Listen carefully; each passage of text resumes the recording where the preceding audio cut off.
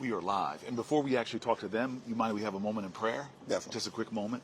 Father God, we humble ourselves before you and before all who may watch today. May you use us, as imperfect as we are, to do your will. May our words come with great strength and spirit. That may it penetrate hearts and open minds.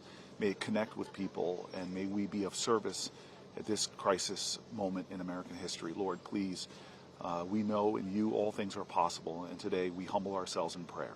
Amen. Amen. So we are here on Sunday morning. My friend and also the minority leader of the House of Representatives, really to have a conversation grounded in our faith traditions, and not just ours, but the nation's as a whole, to talk about what we think is a moment of moral urgency.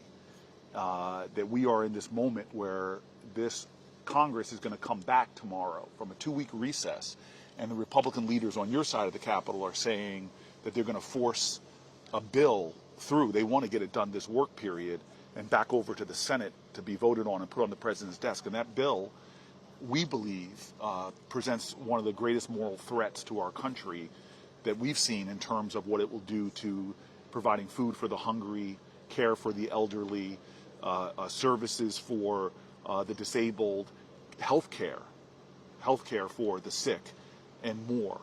And Martin Luther King said budgets are moral documents.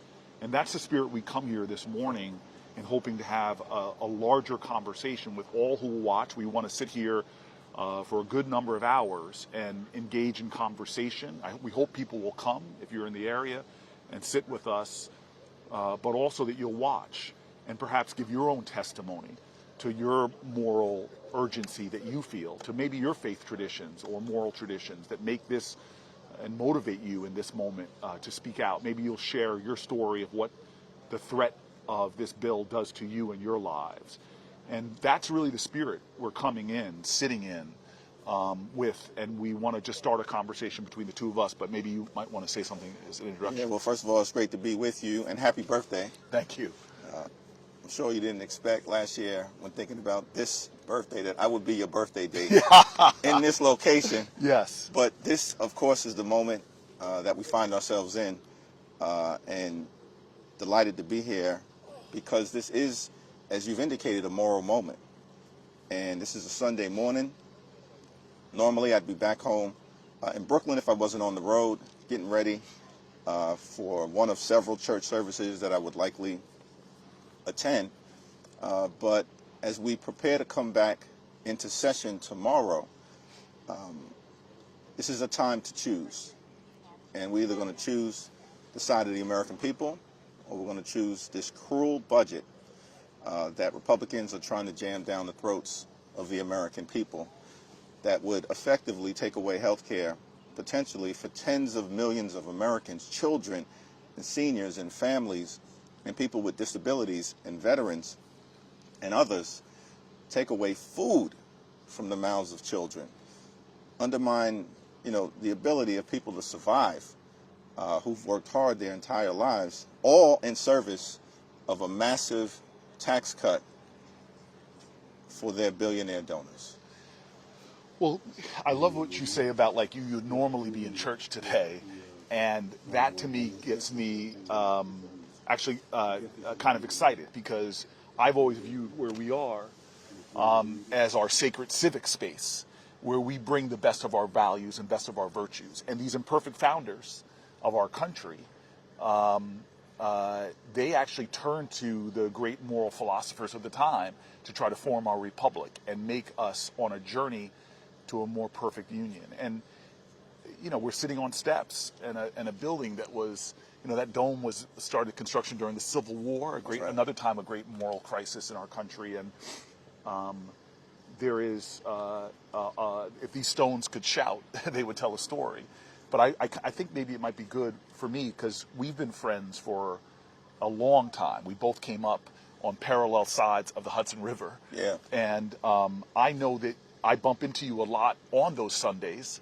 We have been in church many a time, and I know that that's your core motivation. That's what you lean upon. And I'm wondering, maybe, I don't know, Like, I don't know how you were raised in your household. I don't know why faith is probably one of the things that has formed you most after family.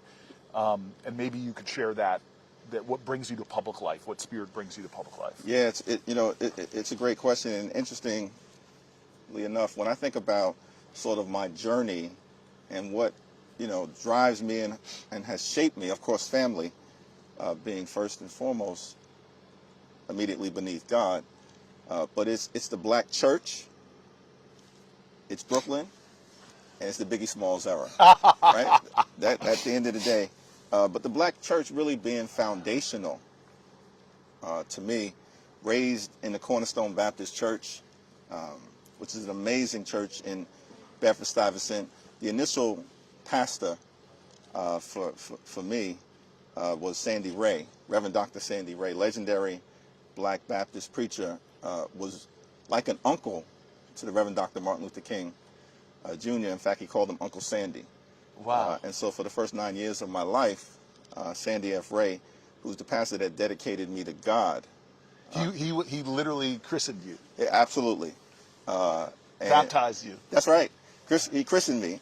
And, in the Baptist tradition, we call it being dedicated back to God. Right. As you know. So that was the Reverend Dr. Sandy Ray. And, it was a mega church. It was in Brooklyn. My mother and my grandmother was actively involved. My grandmother, Nano, who's like the wisest woman probably that I've ever met. They were, big into the church. And so my brother and I grew up Sunday school every week, all the way through to college, getting involved. Got baptized then by the Reverend Dr. Harry S. Wright, who's another legendary black preacher. So I was baptized by Dr. Wright, married by Dr. Wright, and then now I serve under the pastorship of Lawrence Aker, who's a dynamic young preacher. He's an Omega, but other than that, he's a dynamic young preacher. Okay, so you and I both are in that tradition. So I just want to say, I grew up in an interesting way. I grew up with parents who literally had to get a white couple to pose as them in order to buy a house in an all-white community. We integrated this incredible town. It was nurturing ground to grow up in this great town called Harrington Park. But we were, as my father called us, the four raisins in the tub of sweet vanilla ice cream. Yeah.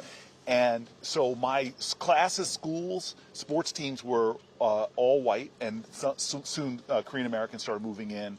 But church on Sunday was a little black church in this place called Closter, New Jersey. It sounds like it wasn't a mega church. It was a small church. But I, like you, from the time I can remember, was taken to this church. My mom taught Sunday school. Yeah. And so much of the... Just like my mom. Did you really? Taught Sunday school. And so much... And some of the first times I spoke in public were the Christmas, the kids would come out and do the resuscitation. Yeah, no doubt. Yeah. But there's something about that black church tradition that immediately connected me to an American history that goes back to slavery. And the songs and the spirituals, it is this deep rooting, not just in faith, but in the story of America as well, that I imagine then shaped your trajectory. Yeah, and the resilience of the songs and the faith that's embedded into it, and the recognition that we're all going to face struggle, right? We're all going to face trials and tribulations, and that's also part of what growing up in the church and in the faith tradition helps to teach you, that it's not all perfect, right? And there's going to be drama, and there's going to be issues that you have to confront, and you're going to get knocked down. But, you've got to have the resilience to power through it with a faith, of course, that God will help see you to the other side. Well, let's explore that. First of all, I just want to say we got here a few minutes before sunrise. The sun is rising, and we started at sun up, or right before the sun rises. We're going to go for a while. People can join. We're going to be checking our DMs. Want to tell some stories. But right now, I really want to explore this a little bit because there was something amazing about my black church experiences in my youth. Then I got older. Then I moved to Newark. There is a lot of pain that's raw and real.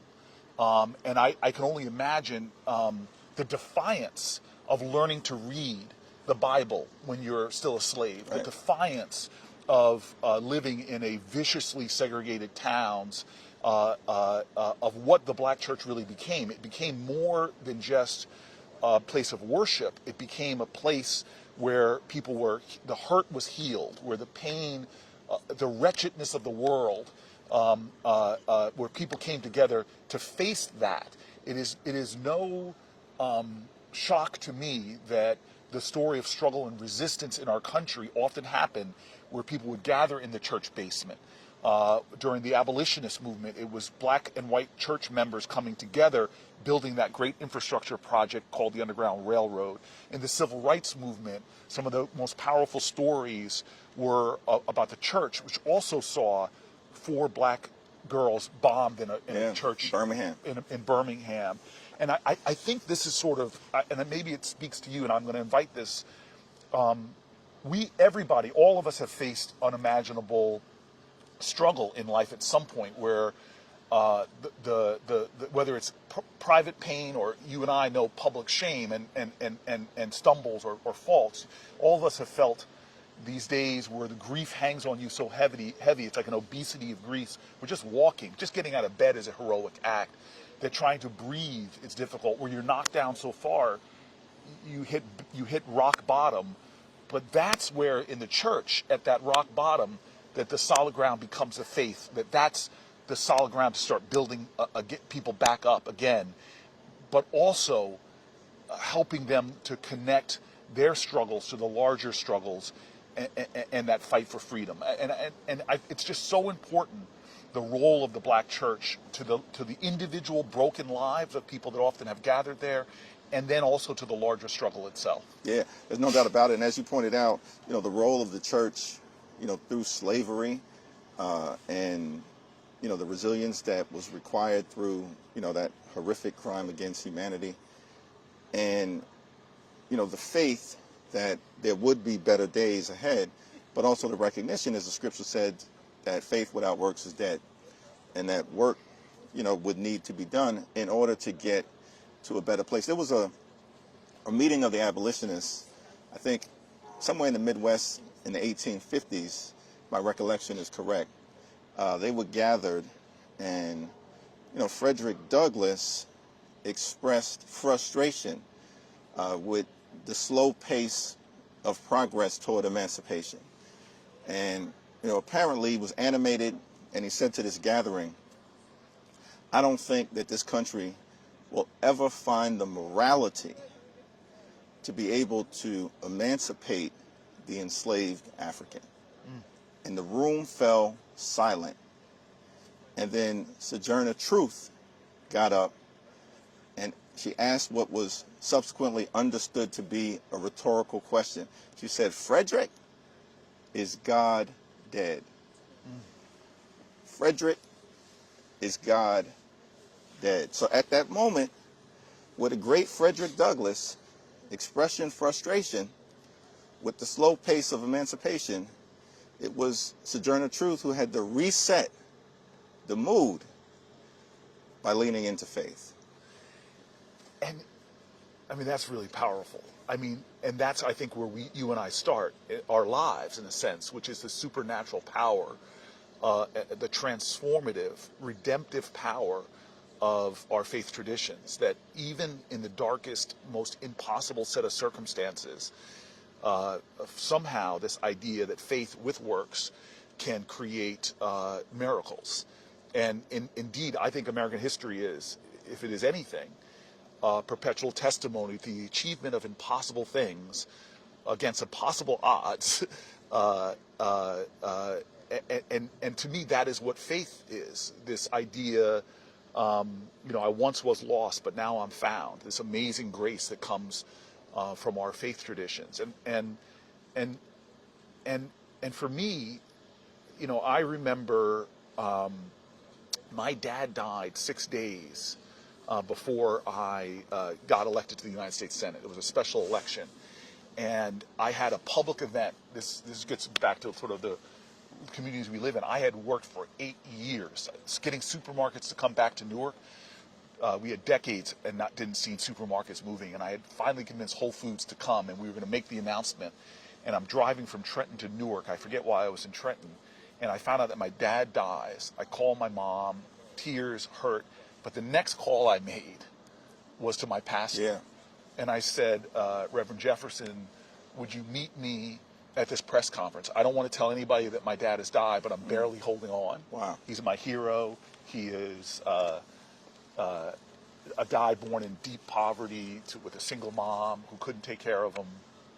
And it's just amazing that in that time where you don't know how you're going to make it, somehow you have faith and faith leaders there to remind you that there is still a God in heaven. Yeah. That reminds you that we still are understanding, as faith says, that weeping may endure through the night, but joy cometh in the morning. That's right. And so, in many ways, this moment in American history right now is anguishing to me, because I'm sure your office is like mine. My office, I keep telling folks that, like, my office, we have tears and circle up and talk about it, because my office starts brokenhearted, but then gets shattered by the end of the week, because coming into our office are people with their American stories, people who are losing their farm because this administration is clawing back the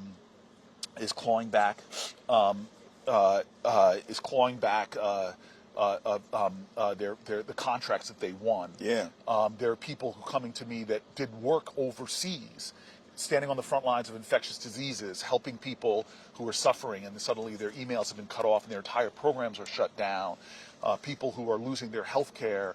The stories that we have of Americans coming through, and I know you have them, and right now, the truth is, and this is why I feel like we're humbling ourselves this morning, is because we actually don't have the numbers. Yeah. I don't know how we're going to stop this bill. In the Congress. In the Congress. Right, because we got the numbers Yes. with the American people. Yes. But, you know, we're just short of the numbers here in the Congress.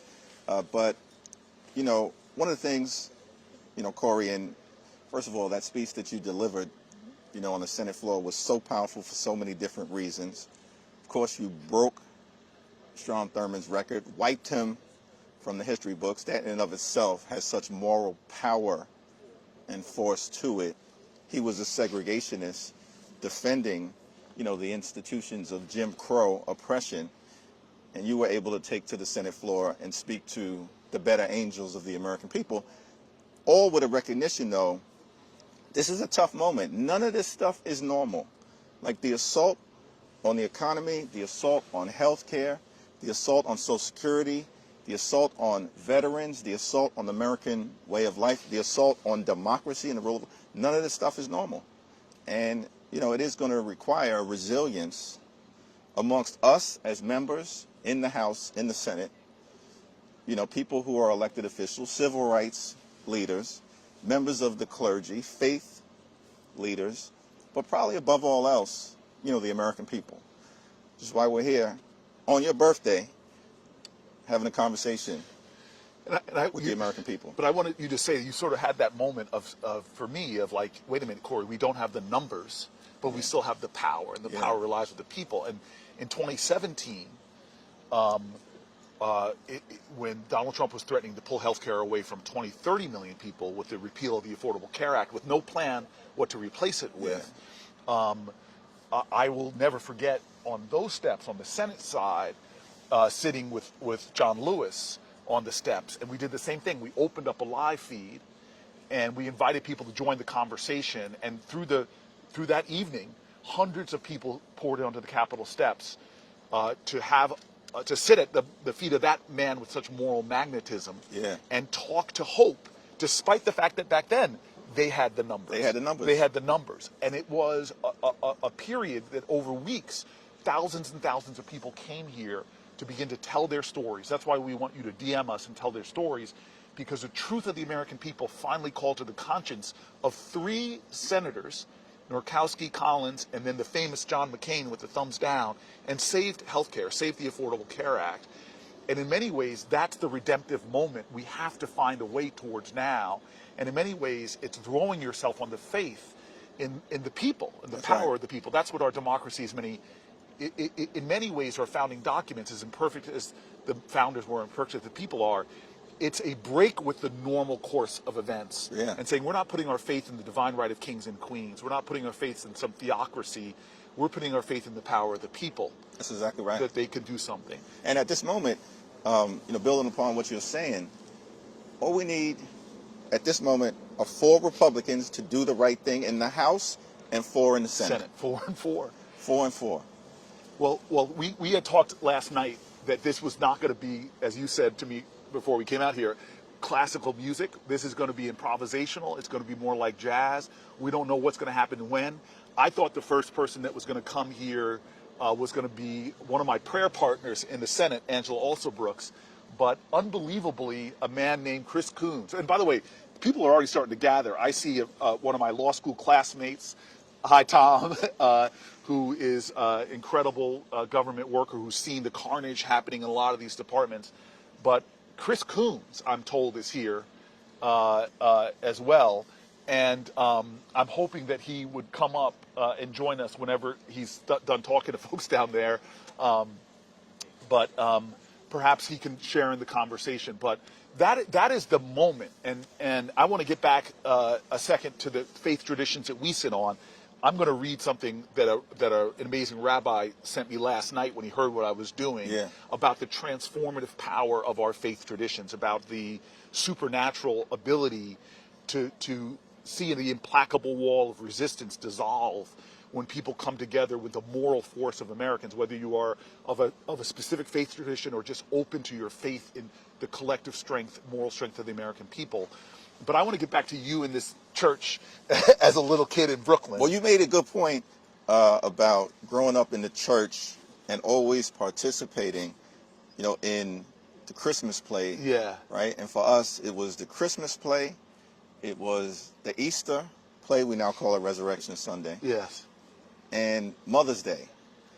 I don't somehow recall a Father's Day play. Maybe we got to do something about that. Yes. But yes. And that really was, I think, at the age of 2, standing up in front of a crowd of hundreds of supportive people and, communicating your part in that play. And from the very beginning, and feeling the warmth and the supportiveness. Yes. Whether you're able to get through it or not, or to help you get through it.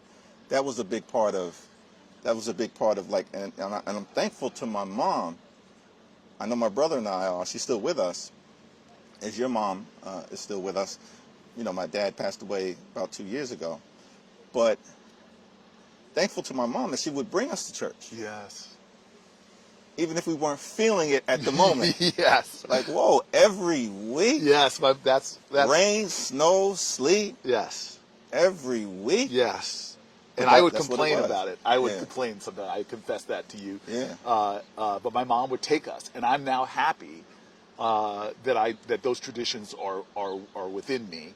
I will tell you that it's generational in my family. My mom's side of the family, faith was at the center. I went to an Des Moines, Iowa church that my great-great-grandmother founded, my grandmother's grandmother. Yeah. After coming from a coal mining town to Des Moines, again, one of the original church mothers. Her name is still up there. But what's powerful for me was my grandparents took me and their 7 grandchildren in this beat-up Winnebago and would drive us across country. And that was when I first saw the nation. And we would stop at all the places you would expect us to stop, from the Grand Canyon and Mount Rushmore. But there was never a time that we would start the journey without reading the 121st Psalm. Yeah. I will lift up mine eyes into the hills, from what cometh my help cometh from the Lord. And they grounded everything they did in their faith traditions, and would tell stories. My grandparents came through the Depression and came through World War II, but how it was the black church that held the community together, that instilled in them their values and their moral compass. Love the neighbor, welcome the stranger, love your enemy, but also this almost liberation theology of this idea that we are going to not wait for heaven pie in the sky when you die, but our calling is to bring justice here. Oh, what, O Lord, do you want from your people of Israel? To do justice. And that's an important point. liberation theology, because sometimes, there are folks who will be critical of, those of us who lean into our faith as part of the resilience necessary to get through the journey. But it's not, we don't lean into faith out of some belief that our actions are not going to be required, as Dr. King would say, with the fierce urgency of now. But it's what gives us the ability to power through difficult times. Yeah. And as I mentioned, faith without works is dead at the end of the day. But that liberation theology, the notion, as you pointed out, and we'll talk about, Matthew 25, Yeah. right? You're a Matthew 25 and 35 Christian. Yes. There's some people who profess to be followers of the gospel, but somehow forget the importance of what the gospel message was all about, standing up for the poor, the sick, the afflicted, the least, the lost, and the left behind. Yeah, we're not going to get out of here unless we read some scripture. So here is Matthew 25. Then the king, verse 34. Then the king will say to those on his right, "Come, you who are blessed by my Father, take your inheritance, the kingdom prepared for you since the creation of the world. For I was hungry, and you gave me something to eat. I was thirsty, and you gave me something to drink. I was a stranger, and you invited me in. I needed clothes, and you clothed me. I was sick, and you looked after me. I was in prison, and you came to visit me." Then the righteous will answer him and say, "Lord, when did we see you hungry and feed you, or thirsty and give you something to eat? When did we see you a stranger and invite you in, or needing clothes and clothe you? When did we see you sick or in prison and go visit you?" And here it is, the verse 40. The king will reply, "Truly I tell you, whatever you did for one of the least of these brothers and sisters of mine, you did for me." That's it. And that is then reflected in the Lazarus poem on the when France gave us this gift, and we the Statue of Liberty, and they wrote the poem. It reflects Matthew 25. Give me your tired, your hungry, your huddled masses. It's this same spirit of generosity that has shaped this nation in profound ways. That moral tradition, and there's always demagoguery, and there was always hate against the Irish, against the Italians, against the Catholics. Right, A whole political party rose up here called the Know Nothing Party to try to stop that. But it was always overcome. Always overcome. The Nazis rallying in Madison Square Garden, again, right by us. Always demagogues. Father Conklin with his anti-Semitic screeds. Always overcome. The Red Scare and McCarthyism, who would go after Jewish immigrants who didn't have citizenship, were here. They were deported by that Red Scare. We always saw those forces coming to challenge this nation. And what has always stopped them, whenever demagogues have risen, whenever our very values were challenged, when they put Japanese Americans in internment camps, we always saw the wretchedness, we always saw the wrongness, but somehow we overcame by the best of who we are, the best of our values. Absolutely. I think there's always been just enough of us, right? Not referring to me or you, but us in the collective, just enough of us at every given point in time in the American journey where there was challenge, there was trials, there was tribulations, there was turbulence, right? That ultimately just enough people came together to lead to triumph. But isn't it weakness? And I see Chris Coons has got it here. Isn't it weakness, though, to be kind to the stranger? And this is a man of God right here. This is such a man of God. You gotta hear him behind the pulpit. All right. I want you to know, on the Senate side. Morning, Hakeem. Thanks for having me. You say come, I come. This is unbelievable. Sit right between us, man. Sit right between us. Get on the higher step. Look down upon us, man on high. So let me, before we invite him to speak, let me say that everybody knows on our side of the Capitol, Reverend Dr. Raphael Warnock. But the man who before Warnock came, who went to theology school, right? Studied theology at Yale, is Chris Coons. Chris was one of the few people I knew before I came to the Senate, and I asked him if I should come to the Senate because I was thinking about running for governor. But since I've been with you for 10 years, we have had more faith conversations that have sourced my soul and my spirit, and some of the most moving stories I've heard. And you have been pastoral in our caucus. And so when I told him I was doing this, I said, there's no way I can make that. He said, no way. His twins there's his twins' birthday today. He has obligations in New York tonight. Wow. And so I wake up this morning and I'm getting ready, and then I see a text from him saying, I have a big mug of coffee and I'm on the road. At 4:15 in the morning, that's when he said it. First of all, I want to know why you found it important to be here, but he drove all the way down. Then I think you're going to try to, in minutes, take a plane back to New York. I'm driving home. Are you going to so drive? I can go to Mass with my son and my wife. Okay. All right. So we can have a birthday, so we can be together. And then tonight I'm going up to New York. Okay, so yesterday we had a town hall in Delaware. Hundreds of people showed up, about 500 people. And Senator Blunt Rochester and Congresswoman Sarah McBride, our governor and our attorney general joined. And it was a remarkable reminder, a witness of just how passionately people feel, how scared and alarmed and concerned they are, how much they are looking for clear and strong leadership, and how important this moment is. What's happening in Congress this coming week, particularly in the House, where there is steady movement towards cutting things that matter to millions of people, whether it's food stamps, Meals on Wheels, whether it's cutting back money for libraries or canceling the National Service Program, AmeriCorps, whether it's cutting counter-violence programs. And can you just slow down for a second? Meals on Wheels. Meals on Wheels. I just think got about a list. that. It just Have you ever done those trips with Meals on Wheels? Absolutely. And seen the seniors who are so shut in? They just love it. It touches their hearts. And I remember the people when I was doing the food delivery would tell me, and I know you know this because we live in both cities, that it's more than the food. It's the company, the connection to people. We do that. It's a program that is a spiritual lifeline to our seniors. And this administration has just gutted. You have to ask yourself, what kind of people would actually gut Meals on Wheels in service of trying to actually deliver massive tax cuts for their billionaire donors like Elon Musk? The cruelty is the point. Cruelty is the point. On some level, the cruelty is the point. But could I just stop for a second and say, you've already said this, I bet, Psalm 118. This is the day the Lord has made. Let us rejoice and be glad in it. Because the stone that was rejected by the builders has been lifted up and made the keystone. Thank you for letting me join you for a few minutes. Yeah, we appreciate Thank you for being people grounded in your faith. Thank you for leading with integrity and care. Thank you for giving millions of people hope. And thank you for recognizing this morning as the sun rises that this is beautiful, the sun rising. It is. And we need the warmth. We can use it. Could you just tell for really quickly, you have gone to great lengths struggling, because I think faith demands immediately humility. If you say everybody's created in the image of God, it almost commands you to be humble before the divinity you see in other people.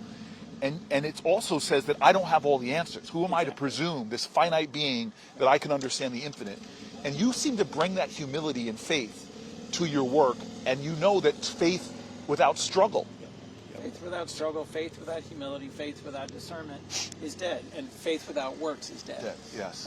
And so the reason we do works is not in order to earn grace, in order to earn God's mercy, but in recognition of and celebration of the grace and the mercy. That even though we are fallen, even though we are broken, even though we fail every day, we're saved and we are redeemed, and we have a chance to then, out of that joy, show through caring for others. Others in particular who are not our neighbor in the world sense. Others who aren't those who live next door to us or speak like us or pray like us or look like us or have our ancestry or our history, but as broad a reach of neighbor as we can possibly do. So can I just, so we're going to be talking, I think, a lot today about the bill, when Congress gets back tomorrow, the bill that they're trying to jam through. But Chris, I joke because I took over the subcommittee on Africa, and I'm sort of, every Congress that I take that committee, I remember you had it first, but this man literally did missions to Africa before you ever got into elected office. You speak Swahili. I was trying to quote some Swahili. I'm the black guy in the caucus standing up, and Chris corrects my Swahili. You invited the correction.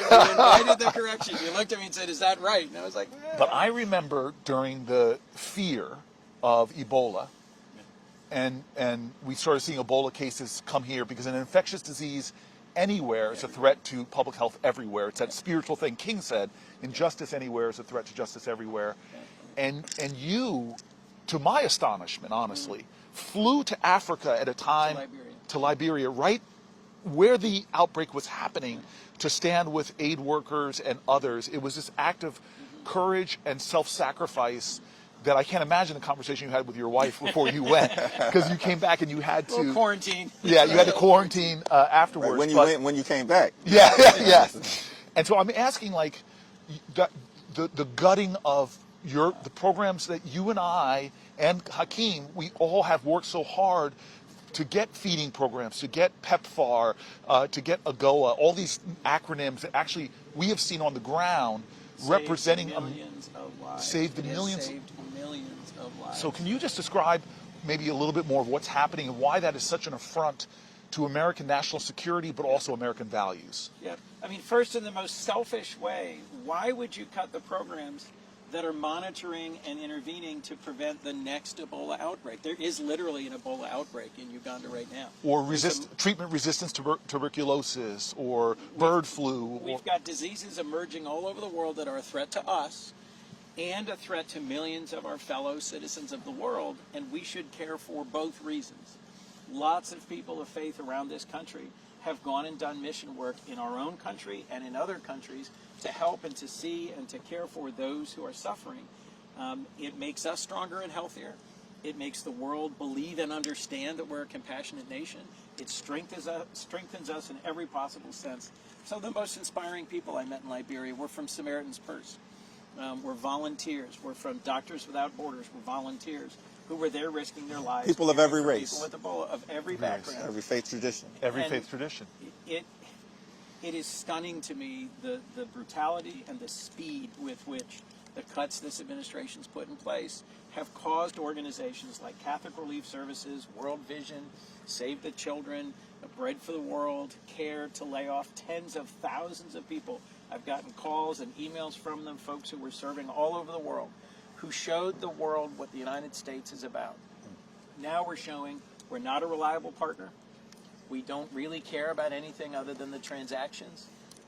I was recently in the Philippines. It is the most natural disaster-prone country on earth, and they are grateful for the way Americans, through nonprofits and through AID and through our military, have responded to earthquakes and volcanoes and tsunamis and typhoons, and now we've cut that. We've completely cut that.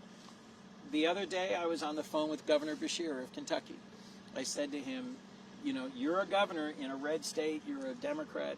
What is the thing that brings people together most in Kentucky? And he said, response to natural disasters.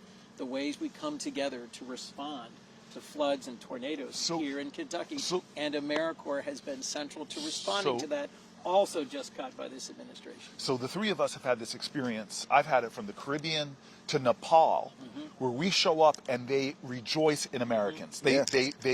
Nepal was like, that was the first place, one of the first places after the earthquakes, but one of the first places we had AmeriCorps going, and the Peace Corps going to Nepal, and the love they have for America at a time that our global competitors are competing trying to get love and loyalty. And now we're not only tearing, and I've heard from the aid workers that are telling that they got their cell phones cut off, their access to their files cut off. But I just want to make this even more human for you. We had a hearing to listen to the aid workers and the leaders of some of these organizations like UNICEF and Catholic Charities, again, faith-based organizations, and they were giving their testimony, and I've never seen this from you before, but I hope you don't mind me putting you on the spot, as they're going over and telling gut-wrenching stories about what they are cutting,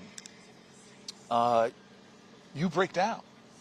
I've never seen that from you before, and start weeping in a hearing that wasn't public, but these people you've known for years that weren't calling you senator, many of them calling you Chris. Chris, remember when I saw you in? Yeah. And you just break down. And then I choke up. I'm a bit of a sympathetic crier. But I just had never seen it, that one of my colleagues who spent their life in the Senate doing so much good work for Delaware, but understanding that Delaware's interests are connected to the world, and now you are so broken. And we were talking about that earlier, about our black church tradition, that the church welcomes so much brokenness, and then somehow this strength forms at the broken places, that where the shattered pieces of lives somehow expand us. And so could you just talk God fills in the breaks. Yeah. Absolutely. The most powerful and the shortest verse in the Bible is Jesus wept. Wow. Jesus wept looking out over Jerusalem. Jesus wept seeing the fallenness of humanity. Jesus wept seeing the suffering of people. And Jesus' heart is broken by what is happening right now. It's so powerful that you mentioned that. It calls for us to act. Reminds me growing up in the church, and there'll be times that you'll be called upon to communicate your favorite scripture. And you're young, you're 4, you're 5, you're 6, and so you're struggling to recall a scripture. And that was easy to remember. they got to one of my boys, and he said, "I got this." He said, "You got this?" He said, "I got this." Jesus wept. Hope is. Faith is the substance of things hoped for, the evidence of things unseen. Faith is. And so He's the one who challenges me to repeat that. That's right. Hebrews 11:1 every time I see it. So, but I want to go to that moment. Like, I feel that. I was telling him in my office and watching these idealistic, hardworking, it's the staffs that do so much of the work, watch them take a meeting. In that meeting, they hold it together, but when that person leaves telling us their story of fear and pain and hurt, and especially what these cuts to Medicaid mean to the mother with a beautiful child with a disability, what this means to a person who's relying on it for health care. There's a brokenness in America right now that I've never experienced in public life. There is an anguish going on right now and a fear. And the promises being made by this president, we won't touch healthcare, we won't touch Medicaid, they ring so hollow, given what he is already doing to Meals on Wheels, already doing to the Affordable Care Act portal, already doing to the work we did to lower the cost of prescription drugs, already doing so much damage. How do you speak to that right now when we face odds? There's only 47 of us in the Senate. We're 4 shy on the Senate side, and as the leader knows, we're 4 shy on the House side. And you have relationships. You're one of the people that I see spending most of the time. If you look at the number of times people physically cross over to sit in conversation. I work hard at relationships with Republicans. I have been texting and calling Republican senators this week who know the good that AmeriCorps has done to promote volunteerism in response to disasters in their I was in an elevator with you. I don't mean to expose too much. I should stop having you with me in this but you're furiously texting the Secretary of State about programs that we did in partnership with him when he was in the Senate, and now he's witnessing what we're witnessing as a president cutting the funding to bipartisan programs that we did. He's doing it. He's doing it. And we've got a bill coming over this week, a rescission bill, that will actually challenge us to vote to endorse the cuts that have been made in some of these critical programs. And Chris, I have not given up hope. Yeah. I have not given up hope. But right now, we are not seeing them standing up in the way they have to. And if you could speak about just this concept, right? Because there's military power, and we've got the most lethal military in the world. That's important, right, in terms of our safety, our national security. We've built the most powerful economy that exists in the world right now, though, of course, the forces at the White House are crashing it in real time and driving us toward a recession. That's problematic, the exact opposite of what was promised. So there's military power, there's economic power, but then there's soft power. And, if you could just speak for a moment about the value of soft power and the bang for the buck that we've gotten by being able to be there for people all across the world. As Cory said earlier, it's the right thing to do from a values standpoint, but it also is, most importantly, perhaps, the right thing to do in the context of keeping the American people safe and secure. Absolutely. Hakeem, I've seen it over and over around the world in countries large and small, in countries developed and countries of opportunity and possibility. And I've heard it directly probably the first time I heard it really forcefully, I was with Senator Isaacson. We were visiting with the president of Ghana. It was my first trip ever to Ghana. And we sit down in the president's office, and before we can say anything, he says, "Stop. I just want to say something to the two of you. When the British were our colonial masters here in Ghana, they took everything. When they left at independence, they took everything with them. And the only reason I'm here today as president of this nation is two young Americans who came to my village as Peace Corps volunteers. They taught English and they taught math and science. And he said, your nation is the nation that has become great, not by what you took, but by what you gave, and we will never forget that." Yeah. That was an incredibly generous statement by the late former president of Ghana.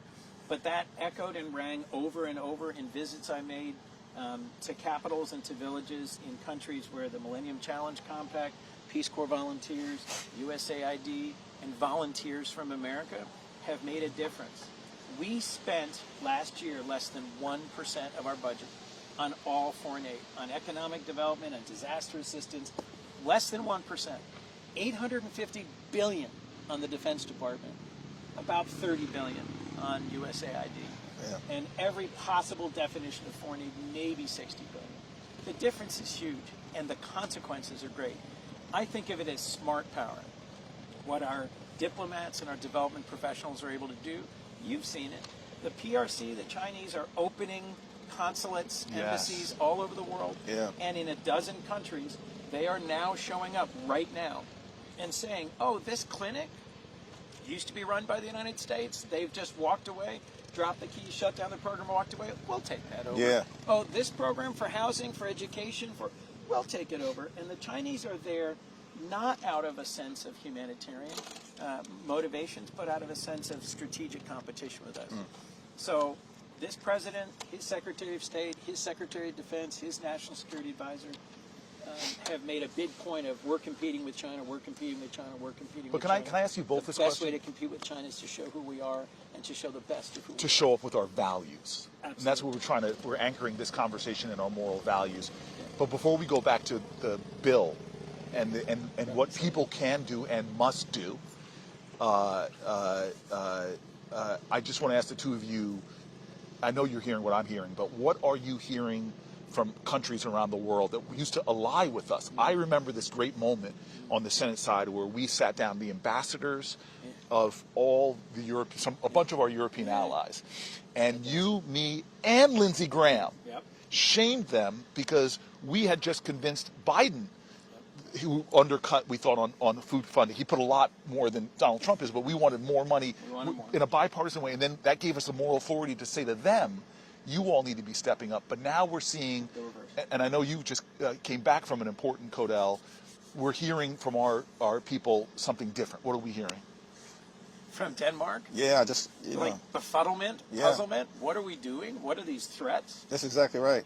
I mean, Denmark has been an ally of the United States, certainly a close ally for the last 80 years, founders of NATO. They're contributing to the Ukrainian war effort per capita, I think more than any other European nation, and perhaps more than the United States. And they just are perplexed as to the claim that the vice president made, for instance, that Denmark is not a good ally, which seemed to have come out of nowhere. And they are the closest of allies and are ready to work with us on a wide variety of issues, including the strategic importance of Greenland.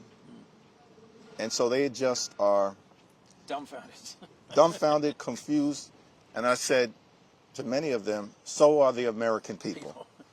So are the American people. And it makes us less safe when we are less believable, reliable, and trustworthy. That's right. And there's no place that this is being seen worse, I would think, than Ukraine right now. It is the defining challenge of this century for Europe.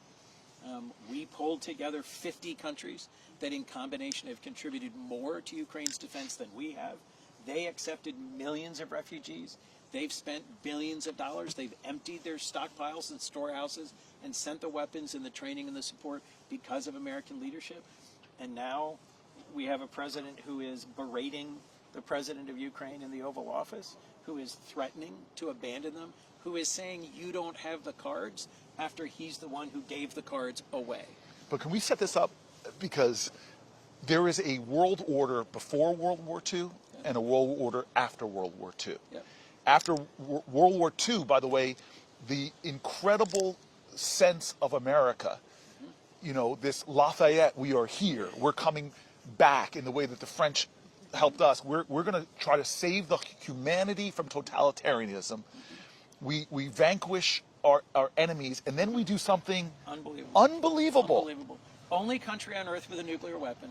The vast majority of the manufacturing capacity of the world in our country, because Japan and Europe have been bombed flat. Right. Tens of millions of refugees, an impoverished world, and we say, we'd like to share all of this.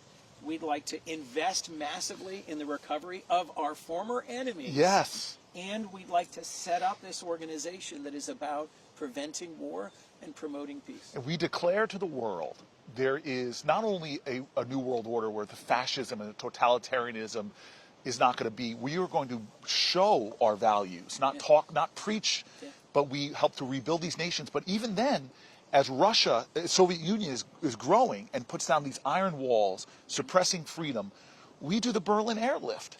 Another great exemplar of American willingness to go to great lengths to preserve free people and to preserve freedom. We establish this new world order. The United Nations comes out of that. Let's create a forum for us to try to prevent these disastrous wars again. I'm not saying there's not dark chapters. I'm not talking about this, but at least setting up a framework of a values, rules-based world order. And now I am hearing from European allies that they think we are plunging us back into a World War I era, imperialist, transactional, spheres of interest, spheres of influence, great power conflict. And the isms of isolationism, of nativism, of nationalism, of us versus them, it's all, what I'm hearing from is that you are turning your back on what you all tried to create. And there are challenges like China, but the way to deal with them is by pulling together amongst your like-minded, shared valued people to show that you're going to insist that you don't steal intellectual property, manipulate currency, violate world orders. And so what Trump is doing in this war, when we've all visited places like Estonia and Latvia and Lithuania, who are terrified right now. Right on the front line. Right on the front lines, upping their percentages of contributions of their GDPs to the military protection, are saying, wait a minute, we can make a stand again. Why is this country not only turning against us, but calling people yearning for freedom, like Zelensky, dictators, and buddying up? I had a foreign minister, I don't want to out him, of a mighty European country come to my office, close the door on the day that United States joined China and Russia in voting against its Western allies on the resolution condemning the invasion of Ukraine, and he just looked at me and gave me the WTF, I think, was the exact mind of it. And so this is what we talk about the moral core. America is an idea. America is a value. And it's always in competition. We were talking before you came up here.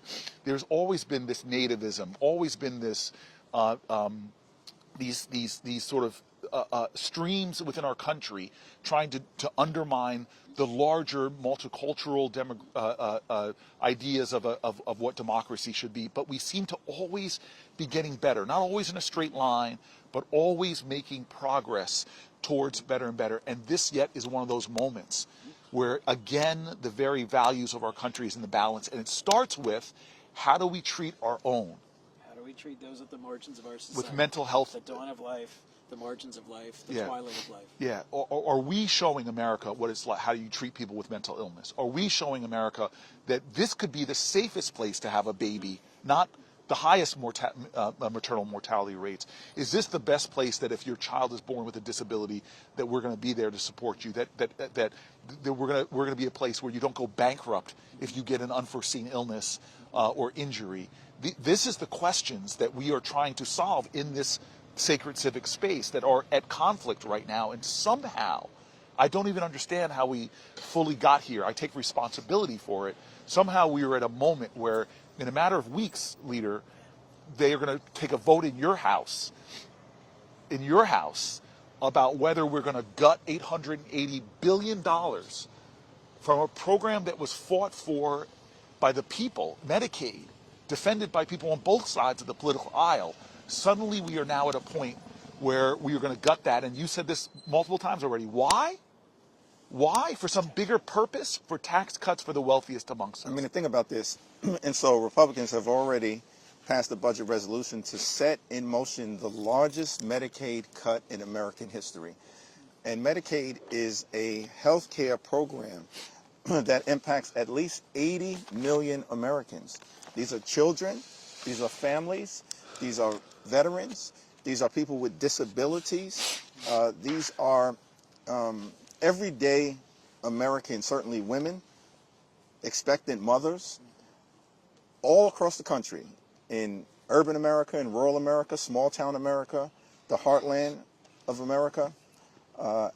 And the Republicans have claimed that they're not going to impact Medicaid benefits. Of course they are. The math doesn't work. The math doesn't can't work. Do what they say they're doing otherwise. Right. That's not just fuzzy math. It's crazy math. And so we have a moment in the same way that the American people rose up to stop Republicans from repealing the Affordable Care Act. And we were talking numbers a little earlier with Cory. But when Trump took office in 2017, he lost the popular vote. But there were 241 Republicans in the House and only 194 Democrats. This time around, he narrowly wins the popular vote. There's no mandate.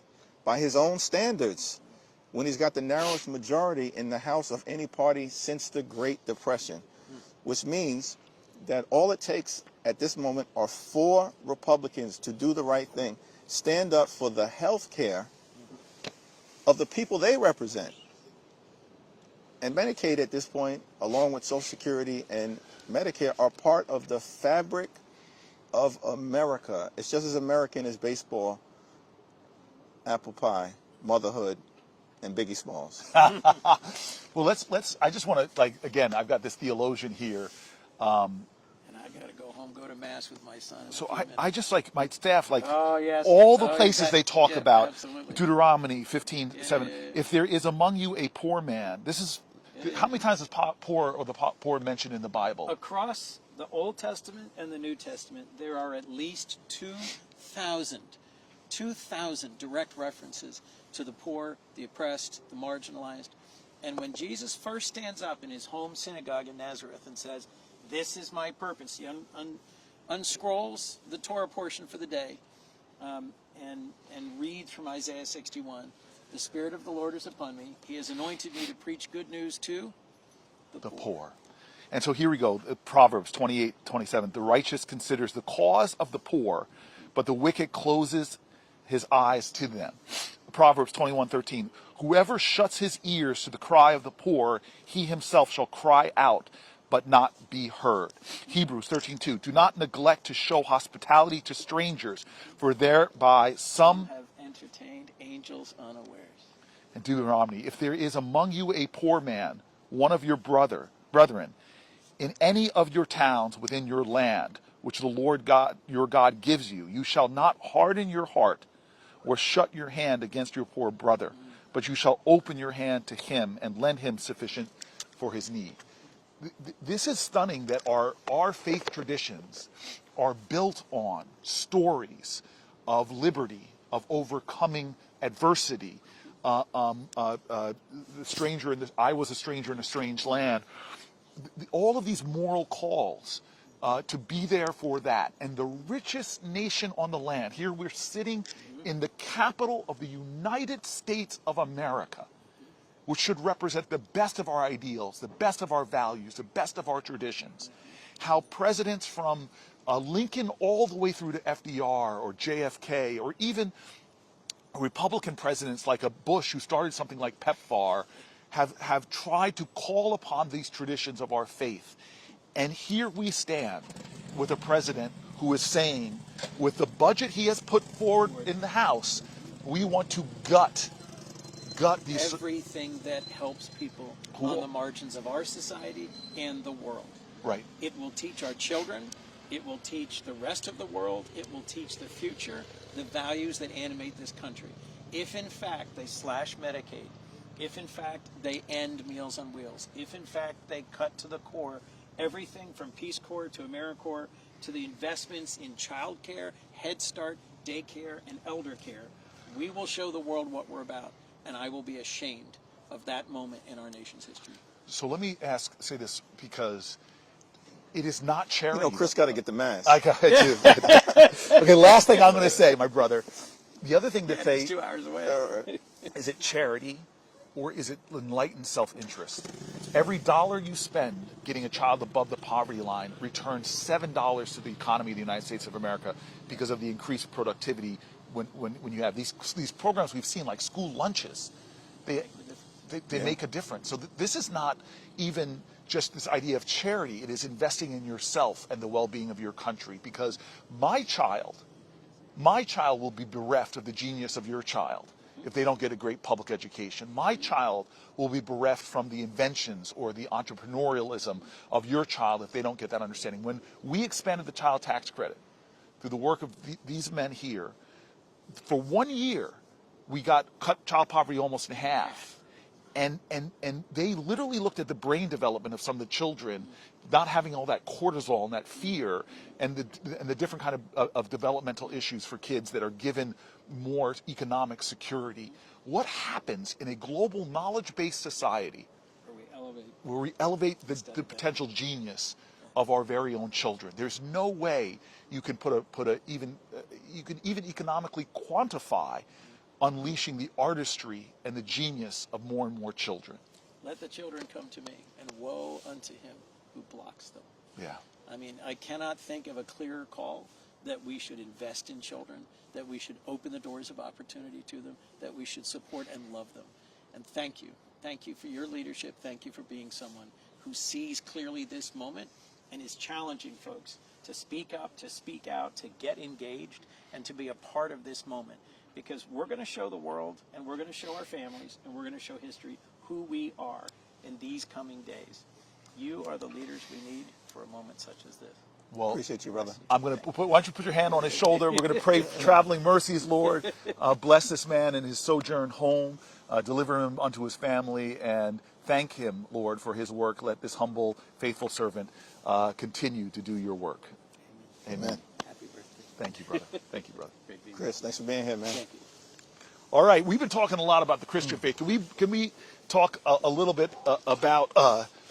I have to say that you and I live in a community where the Muslim tradition and the Jewish tradition thrive. Absolutely. And we see extraordinary people who, I always say, before you tell me about your religion, first show it to me in how you treat other people. Before you tell me how much you love your God, show it to me in how much you love all God's children. Before you profess your passion for your faith, show it to me in how much compassion you have for God's children. And we see faith and the works in our communities of people grounded in faith. And so I do a lot. I'm a guy who grew up in a black church. I'm Baptist, but I actually study Torah. And so I have a number of rabbis that I'm very close to. And I just want to read to you this. His name is Rabbi Matthew Gwartz of Temple B'nai Jeshurun. This is a church that started on what is now Martin Luther King Boulevard in Newark. Yeah. It used to be High Street. And we have a lot of famous rabbis that have come from Newark, actually. In fact, the guy that spoke, Rabbi Yocham Prince, who spoke right before Martin Luther King, was one of the featured speakers who spoke before King. At the March on Washington. The March on Washington. That's right. Was a rabbi from Newark, New Jersey. But he said this, and I think you'll find it really interesting, leader. Faith in the English language can only be used as a noun. There is nothing intrinsically active about it. One can't faith something. In Hebrew, it's both a noun and a verb. Here's where the rubber hits the proverbial road. When one breaks down the root of the word faith in Hebrew, it boils down to a word we use all the time, amen. And what does the root of the word amen mean? It means I believe that it's true with every fiber of my being. At the same time, I doubt that it's possible. Wow. That conflict between believing it but knowing it's also impossible. So faith doesn't connote blind belief, but instead an absolute commitment to believing that anything is possible, even while and perhaps because of the fact that we doubt that it's all possible. That is not about being blind to the challenges, but it's the realism of it all that impels us to take action. Again, the insight here is that faith is absolute belief coupled with a sense of wonder and even doubt that it's all possible. So many reasons for us to doubt today in America. So many reasons for us to doubt right now. But that is all part of what it means to have faith today. It is our doubt that impels us to make our world better. Amen. And why should we chant that word specifically? Because it's simply affirming our humanity and our worries and our anxieties, which are intrinsic to who we are, but not to paralyze, but to be impelled into faithful action. I just love that thought. It's powerful. As we say, from the scripture, faith is the substance of things hoped for, the evidence of things not seen. And it's that conflict between, a unrelenting belief that you can get it done even in the most difficult of circumstances, while at the same time recognizing that you're up against tremendous odds. Yes. And I think the rabbi breaks it down, in such a powerful way in the, Jewish tradition. Right. And it, of course, spans, and I think, as you pointed out, it's an honor. One of the great things about serving in the House is that we view ourselves as the institution, no disrespect to the Senate, that the framers designed to be the closest to the American people. Yeah. Right? To reflect the hopes, the dreams, the aspirations, the fears, the concerns, the anxieties, the passions of the American people, the life experiences of the American people. That's why we have the 2-year terms, and we're constantly in cycle, but constantly in communication, in touch. You do this as a senator incredibly well, but you got the 6-year term. And in the House district that I represent back home in Brooklyn, of course, I have a substantial African-American community, Caribbean-American community is wonderful, but it's also one of the most diverse districts in the country, with a significant Jewish community and a significant Bangladeshi American community, in fact, one of the largest in America, in the Coney Island, South Brooklyn area that I'm privileged to represent. So that faith tradition, is represented in so many wonderful ways. But everyone, I think collectively, whether it's the Muslim faith, the Jewish faith, the Christian faith, sort of anchored in the belief in Almighty God, Right. and the ability to power through difficulty. And this is a difficult moment. Like, that's the reality. And we're going to have to power through it. And it's going to take work, right? Intense work. When we talk as House members, I frequently said, this is going to be the most intense thing that we've ever been professionally called upon to do. With the exception of those of our great colleagues like Jason Crow and Mikey Sherrill and others who have served in combat zones in our uniform. The most difficult thing that we've ever been called upon to do, but we've all got to rise to the occasion, because the challenges that we confront, this budget is an example of it, this reckless Republican budget, it's unrelenting and unprecedented. And can I just want to, so first of all, I want to orient ourselves before I tell this thing. So we've been now out here for an hour.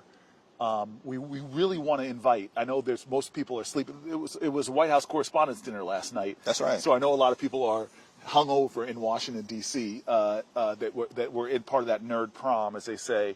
But if you're home watching, it's still early. We think there'll be more people waking up. But send us, direct message us if you're following on this stream, your thoughts, your stories. My team is going to feed it to us. We want to read some of the things that you all write us. So I invite that in. We're finishing our first hour. We came up here before the sun came up. The sun is starting to climb. I'm starting to feel the warmth, which is grateful, thank God. Thank goodness. Yes. Starting to feel the warmth in the early morning chilled air. And we're grounding this in a conversation in the intersection of faith and politics, the moral traditions of our country upon which this sacred civic space stands, and how what we do in here, budgets are moral documents. And that's why it's important for us to center this conversation. We're sitting in here for as long as the Spirit moves us. We're hoping if you are around physically, come out and sit with us. You know, we already had one guest. Who knows who's going to show up next? But I want to next talk to you about the three Abrahamic faiths. So Abraham, I love this idea that when God called upon him, he said something in Hebrew, hineni, behold, here I am.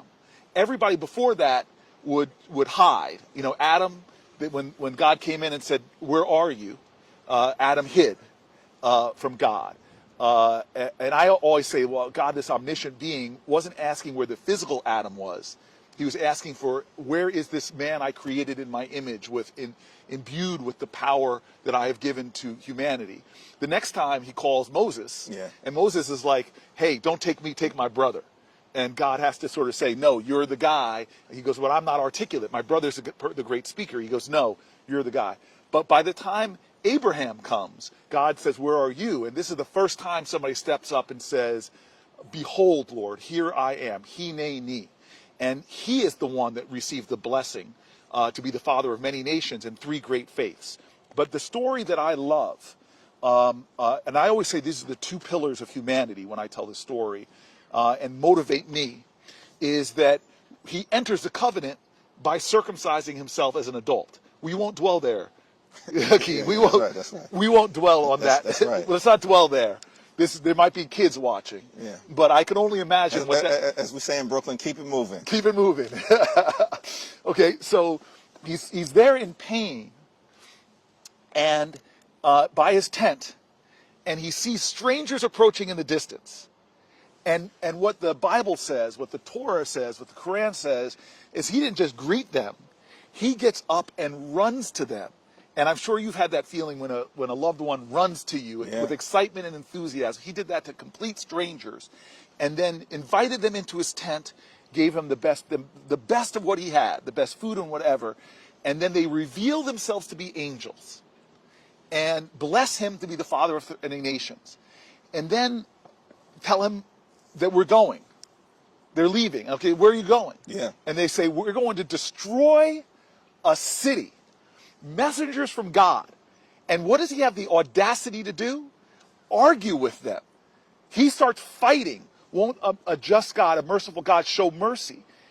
And so these two pillars of what he did right before the blessing and what he did right after the blessing, to me, are the 2 feet of humanity. One is, the Hebrew word is chesed, kindness, decency, loving other people, even if they're strangers, and the other one is justice. In fact, the word is the same in Hebrew as it is in Arabic, pronounced with different emphasis, but tzedakah, this idea of justice. And that's the pillars of humanity. This is one of the reasons I love you. I think you stand on those 2 feet. I've seen you for decades, man. You have this goodness and this decency. It drives your faith, but you have this ferocity of fighting for justice in our country, fighting for people, whether they're the LGBTQ community, whether it's the Muslim community, whether it's the free speech rights of people you disagree with, not to be abducted from campus steps, or whether it's people who don't have healthcare justice. What did Martin Luther King say about healthcare justice? Yeah. He said it was the worst of all injustices. Worst of all injustices. And so that's the faith traditions. And that's the moment that we're in right now. Yes. That's the moment that we're in right now. And you know, it's interesting. The question that I think we all have to ask is, are we serving with people who pray on Sunday, P-R-A-Y, and then come to Washington to pray on the American people the rest of the week, P-R-E-Y? Because it seems to me that this budget that we're dealing with right now, taking away health care, taking away nutritional assistance, going after Meals on Wheels, taking away the ability who are in harm's way to support themselves. That's preying, P-R-E-Y, on the American people. That's inconsistent with whatever faith tradition you purport to hold. And so can we just like let you know this bill? So let's just let people understand. Even minor cuts to Medicaid.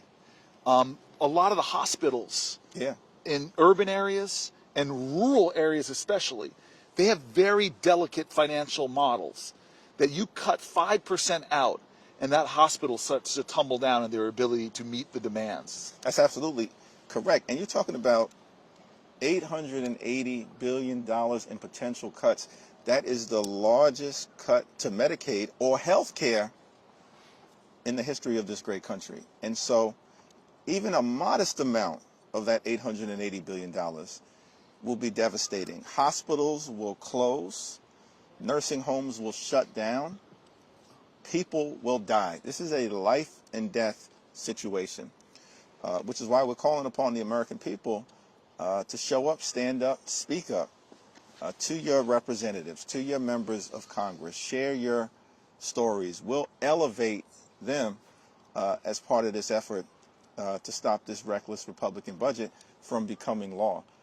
In the same way that we were successfully able to do it in 2017, when Republicans had a much more significant majority in the House, when they went after the Affordable Care Act, and a clear majority in the Senate as well.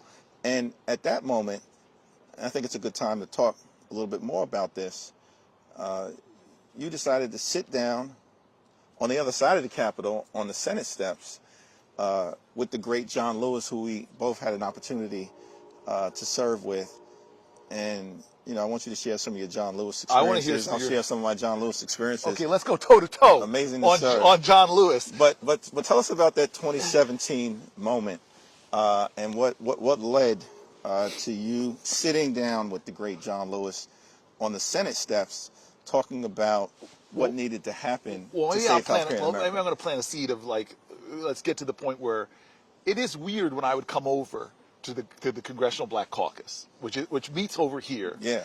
When I came to the Senate, I was the only black person in the Democratic caucus, so I would often come over not just to learn, but to sit in fellowship. And around that table are these lions. Yeah. You know, Sheila Jackson Lee of blessed memory. You know, Brother Clyburn. Like, you could just going around this table, and it gave me chills. Maxine Waters, like people. Yeah, there's no doubt. When I walked into my first CBC meeting, CBC meets, y'all, every Wednesday at noon. I tell the team, block it out in the calendar. Yes, and you are there. Like, I have to be honest with you. Like, I didn't expect to see you at those meetings once you got elevated to lead the whole Democratic caucus. And you have demands on your time that are. Yeah. But you go there like it's a religious service. Block it out. You know, I say block it out. I'm locked in on the CBC's foundation. It's an honor for us to stand on the shoulders of those giants. And I'm sure you had this experience when I first went to my CBC meeting as a first-term member, and I walk in, and there's Charlie Rangel, yes, right? Maxine Waters, Elijah Cummings, yes, Eddie Bernice Johnson, Maxine Waters, Barbara Lee, Benny Thompson, the great Jim Clyburn. I mean, you were former members of the Panthers. You were former Bobby SCLC. Rush. Yeah, Bobby Rush. Yes, I mean, I'm like, how did they let Hakeem Jeffries into the room? Like, really, how does this happen? But that's the foundation, you know, part of the continuing journey. And but yeah, to be able to serve with John Lewis and the other lions and lionesses of the Congress. So let me get that. That sets it up. I mean, so you and I have this. It's almost this humbling. You know, the baby boomer generation, which you and I would call the civil rights generation, this is their sort of last moment on the stage. Like, the baton was passed to you from the great Nancy Pelosi. This is the last baby boomer president. No matter what we say, it's the last baby boomer. There's a chapter being turned. But the great thing about that generation is they're like, as long as there is breath in my body and blood in my veins, you see them fighting the fight and giving us tutelage and tutoring us. And around that table, it's the strangest. I didn't expect to find such fellowship. Yeah. Most of them from the Black church too.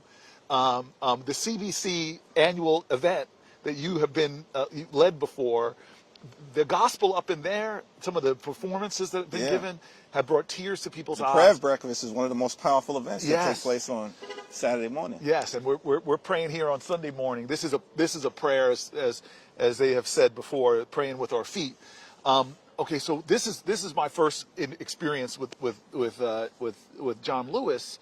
Was the first time I met him was when I get a call from Skip Gates. Yeah. And he says to me, I want you to be on my show, Finding Your Roots. I go, are you serious? He goes, yeah.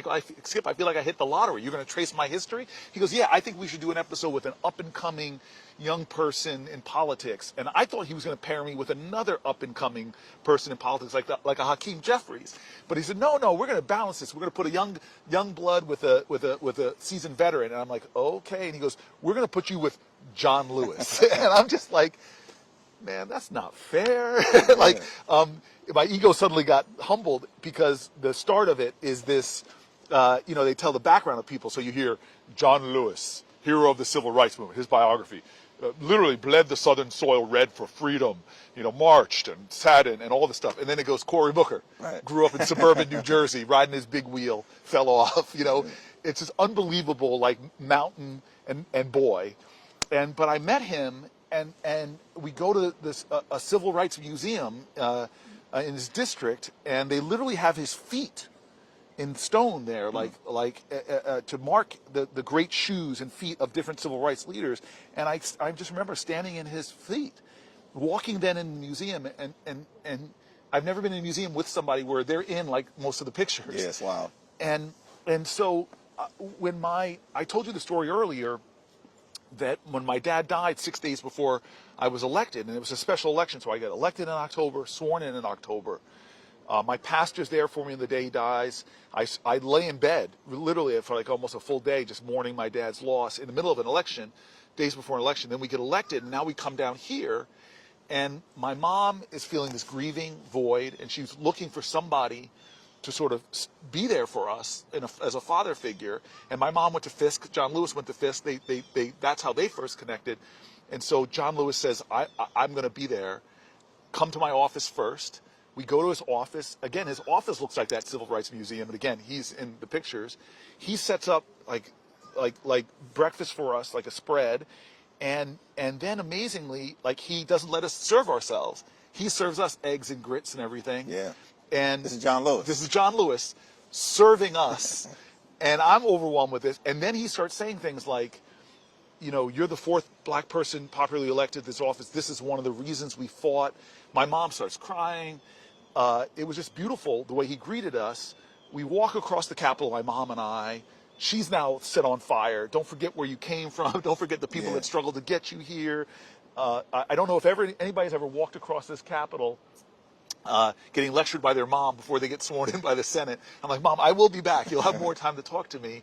And then I go into the chamber, and when senators get sworn in, they walk down the center aisle to the vice president. At this point, it was Joe Biden. But John Lewis is standing right there in the chamber watching me get sworn in. And then I'm serving with him. And then Trump gets elected.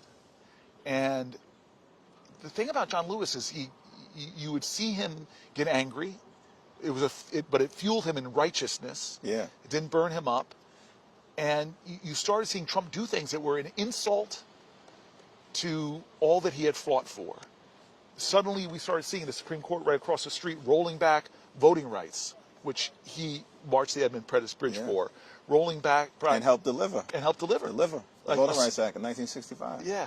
Insulting but he never, ever seemed to succumb to cynicism or despair. And so when Trump is elected, I still remember Cedric Richmond, then the head of the CBC, me and him all sit together to testify against his then first pick for Attorney General. Right. It was Sessions? Yeah, Sessions, Jeff Sessions, who I had to speak out against, breaking a little Senate tradition of testifying against one of my colleagues, because he openly wanted to go back into the drug war days of the things that caused mass incarceration, as opposed to a much more enlightened way to lower crime and elevate human potential. But I still remember I have a picture of Cedric Richmond, head of the CBC, John Lewis, and me that I treasure sitting there together. And I began to realize that for me, as a senator, the CBC was such an empowering force to help me achieve things. And so to get to the point that you asked about, that in many ways was the inspiration for us sitting here today, is when healthcare was in the balance and we didn't have the votes, and we had to find some way to appeal to the conscience of the country to activate them to come out, like we really need to do right now, and appeal to the consciences of his colleagues. Because John Lewis had respect from people on both sides of the aisle. That's right. I called John Lewis up and I said, maybe we could do something different. These are not normal times. It demands something different. Maybe you and I could just go out to the Capitol steps and sit down and see what happens. And we opened up a live stream back then. It was Facebook Live. And just talk to America. Just talk to America. And what was interesting for me is I peppered him to tell more of his stories of struggle, of setback, of vicious beatings where the bus couldn't make it all the way and the bus gets bombed, of vicious beatings where you couldn't get across that Edmund Pettus Bridge and your head gets cracked open. You have to be carried back to a church for help, of vicious beatings sitting there at a sit-in, having hot coffee poured under you. He seemed to be trying to tell everybody, don't give up, don't relent, get in good trouble, That's right. necessary trouble. You can redeem the soul of this country. And it was amazing that sitting down, and I'm hoping this happens today, hoping more people will see this. We're already seeing people coming out, but people just started coming. And the plaza was full of people, and the live stream was getting so many thousands of views as this man held court talking about the moral moment we were in. And those are a few of my John Lewis stories. Yeah, and what John Lewis would always say to us, never give up, never give in, get into good trouble, necessary trouble, right? Over and over and over again, no matter what the challenge was. And of course, he had the great moral authority, who faced tremendous odds. Those civil rights heroes and foot soldiers, they had no reason to believe that they could be successful up against 100 years of Jim Crow and racial oppression. But they had the courage, the character, and the conviction. They knew what was right. They stood up for it. They spoke up. They showed up. And they were able to put America in a much better place. And it's that type of courage, that type of character, that type of conviction that I think is going to be required right now. So many different moments that we all had with John Lewis. I remember when I was a first-term member, and I had been asked by the then chair, Marcia Fudge, to preside over the CBC Special Order Hour, which is, every hour during Mondays when we were in session, the CBC would control the floor for an hour. Really? And we'd be able to I didn't know this. Yeah, we'd be able to speak to America. And, a special order hour, they call it? Yeah, special order hour. So,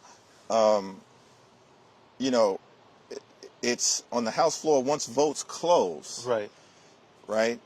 The different caucuses, or sometimes it could be an individual member, can reserve an hour of time. A whole hour? Whole hour of time on the House floor, not 25 hours. Whole hour of time on the House floor to speak to America. So the CBC, we would call it the hour of power. Okay, I like that. And so Marcia Fudge asked Stephen Horsford and I to preside during our first term. Oh, so you actually sit up in the chair and preside? Well, not sit up in the chair, actually anchor it from the floor. Okay. So we can yield to others, right, during the special order hour, but we can carry, it's really pretty much the only time that you can really yield outside of the context of a debate. Okay. So Stephen Horsford and I were presiding over the special order hour, and we have to decide every week what topic we're going to speak to. So you had the situation where Michael Brown is killed right down in Ferguson, and movement rose up to try to address that. And part of the movement, of course, was hands up, don't shoot. Yeah. So that case is working its way through the justice system. And we decide, as it comes to an end, and the officer who was accused of killing Michael Brown is acquitted, that we were going to speak to this issue on the House floor during the CBC hour. And Stephen Horsford and I, would alternate who was actually the lead person presiding. So on this particular occasion, it was me.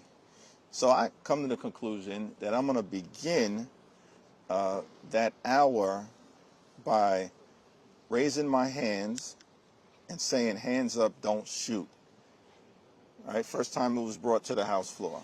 Say, hands up, don't shoot. And I just made the point that it's a rallying cry for people who are fighting for justice down in Missouri and across the country. equal protection under the law, liberty and justice for all. Hands up, don't shoot, and then we go into the debate. So, of course, the right-wing forces react to this. I was even given some criticism on MSNBC and other. How dare this first-term member bring hands up, don't shoot to the House floor, right? So, all night into the next day, there's like this avalanche of criticism. So then I see John Lewis on the House floor, and he says, "Young man, come over here." So I come up to John Lewis, and I was concerned. I didn't know what John Lewis was going to say to me. Yeah. And he said, "I see that you got into a lot of trouble last night with that hands up, don't shoot gesture.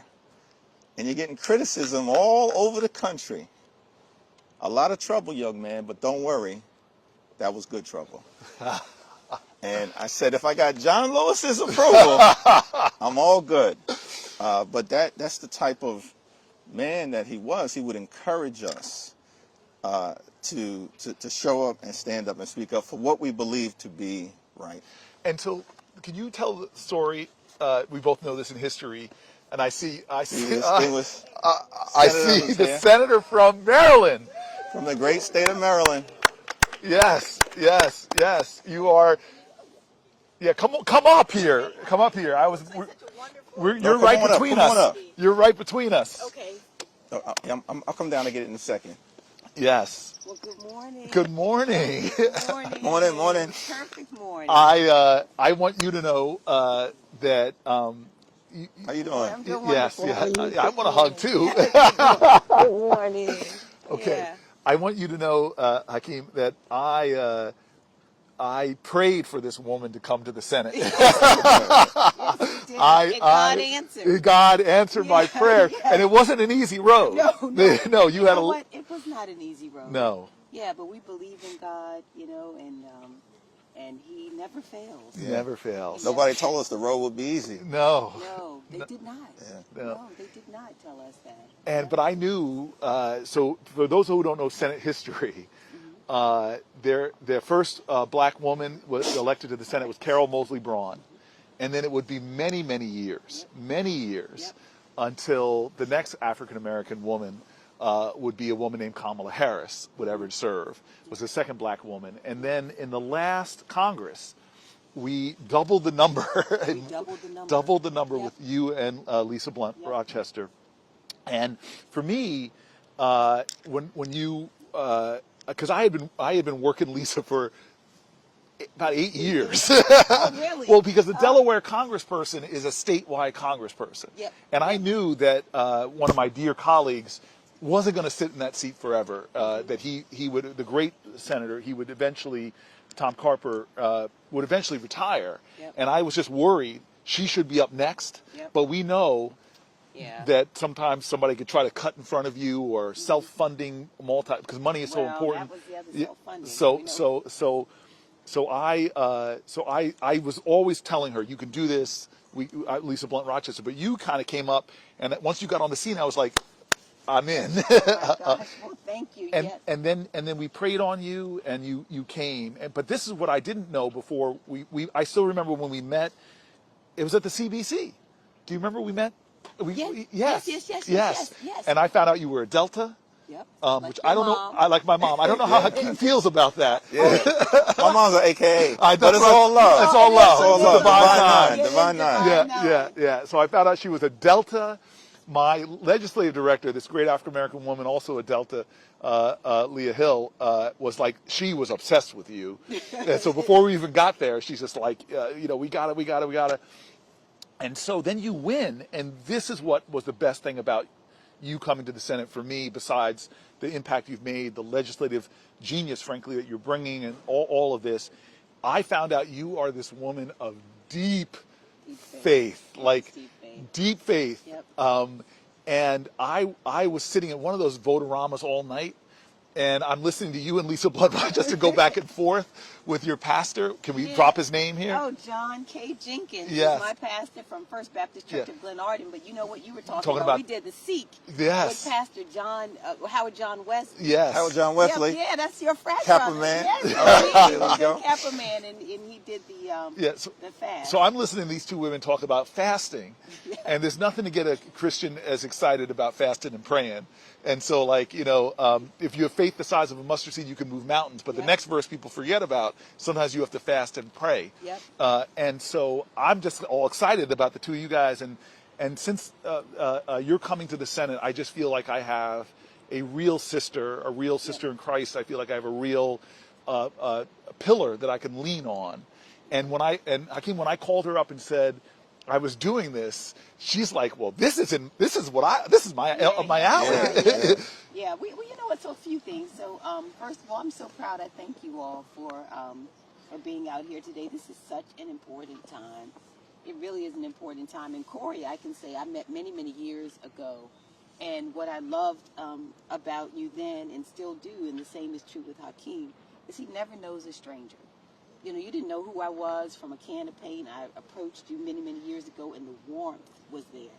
And what's so important about that for me, and there are a few things I want to say about it. You know, the Bible says in the book of John that by this you will know, they will know that you are my disciples, if you have love one for another. And the truth is, the calling card of a person of faith is love. If a person interfaces with you and they don't walk away having felt love, then you have misrepresented yourself as a follower of Jesus Christ. And so I am, you know, that's the thing I think I knew about you from the very beginning. I could see it from the very first moment. I think we feel the same when you interface with Hakeem. If you do not feel love, then you have not had an interaction with a person of faith. And so that I think is so very important. But I also want to mention, you know, you talked about being here. I grew up in a family of faith. It's what I've known my whole life. It really is. In faith, but the real kind of faith. And when I say like real deep, abiding faith, it is a faith. I think about my grandmother. Her name was Leela May. Leela May was 4'11".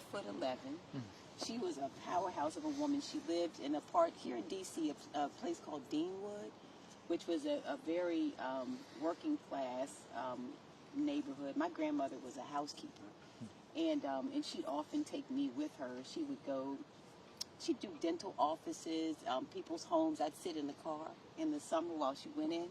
My grandmother was like my homegirl. She would take me to buy candy, and then I'd sit in the car. So, you know, we were homegirls because I loved candy while she went to clean the houses or clean the offices or whatever it was.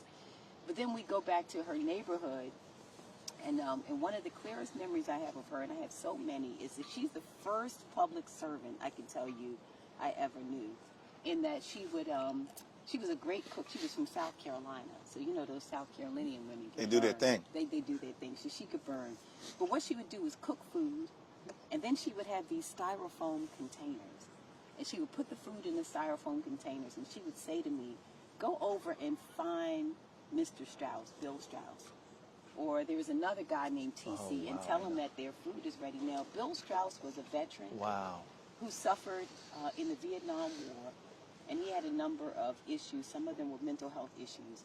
And she would say, but now what stands out is she would refer to him, you know, Mr. Strauss. Yes. Or Mr. TC was a person in our neighborhood who was sick with alcoholism. Yes. And she would say, go tell them that their dinner is ready.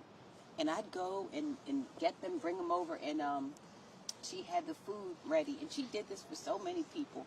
But that she referred to people in her community, and I think especially about TC, who suffered for so long with alcoholism, that it was still, he was a person who was worthy of respect. To be called by his last name has stuck with me forever, is that we respect people, but that she spent whatever resources she had helping the people very quietly. This was not something she announced. From cleaning homes. From cleaning homes.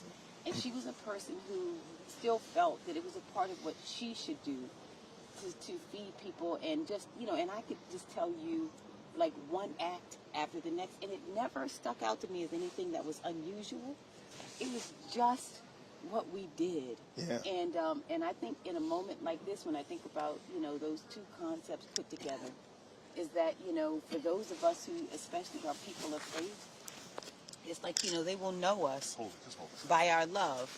They will know us by our love. And it is so especially important at a time like this where people are so angry. They are so angry. We're in a world full of anger right now. And like, how do we stand up?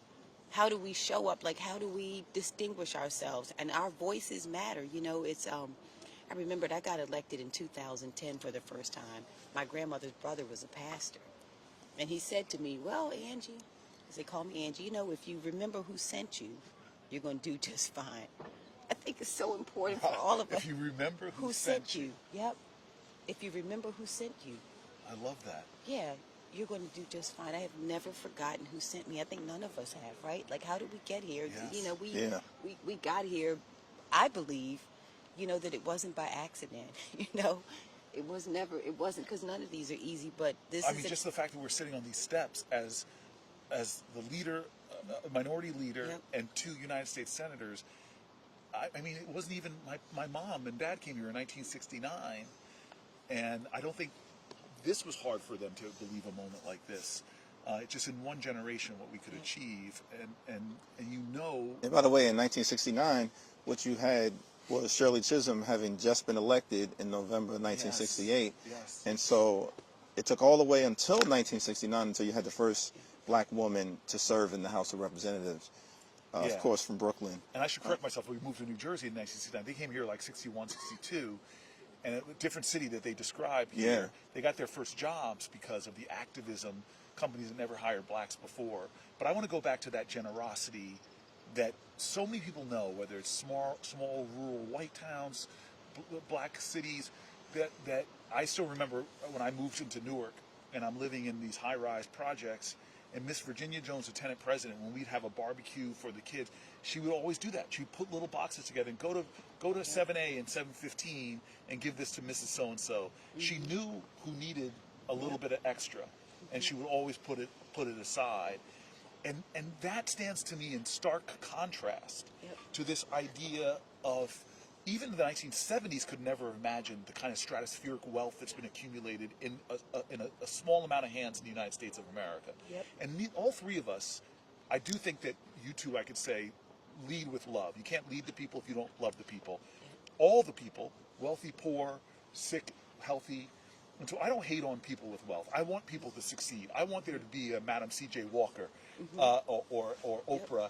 I want there to be an entrepreneur who their invention changes the world. But they don't need us to be gutting money away from the families that you're talking about, the recovering alcoholic, the person with a disability. The idea that we're cutting things that help that generosity of our country. To give greater tax cuts to people that are enjoying this last 25 years, the wealth that has accrued to the top quintile of our country is beyond the imaginations of even a generation, my parents' generation, that there should be that concentrations of wealth. And now we're going to give them the majority of our tax cuts, creating a bigger deficit. And so that's where that incongruency, right? Your faith tradition and what you're seeing now that you are in this body. Well, let me say, so I don't find the two to be incongruent, the idea that someone could be able to aspire to wealth, because like you, I want people to live beyond their wildest dreams. We're not here saying that we don't believe that people should live beyond. I don't want them to live on the margins. I think that all of us want the same things for our families. That's the other truth. Is that all of us want the same things for our families, whether you have it right. My grandmother wanted for me what grandmothers all across America want for their grandchildren, is to live better than the generation that came before them. And I think, and so that I desire that as well for all of the people that we represent. But like you said, the truth of it is that we all want the same things. And the way that people are able to really experience the American dream very often is they start somewhere. For those who, and we don't all come here, but we understand this, is that we don't all start the same leg of the race. That's just a reality. And again, this is not by way of race, it's not by way of gender.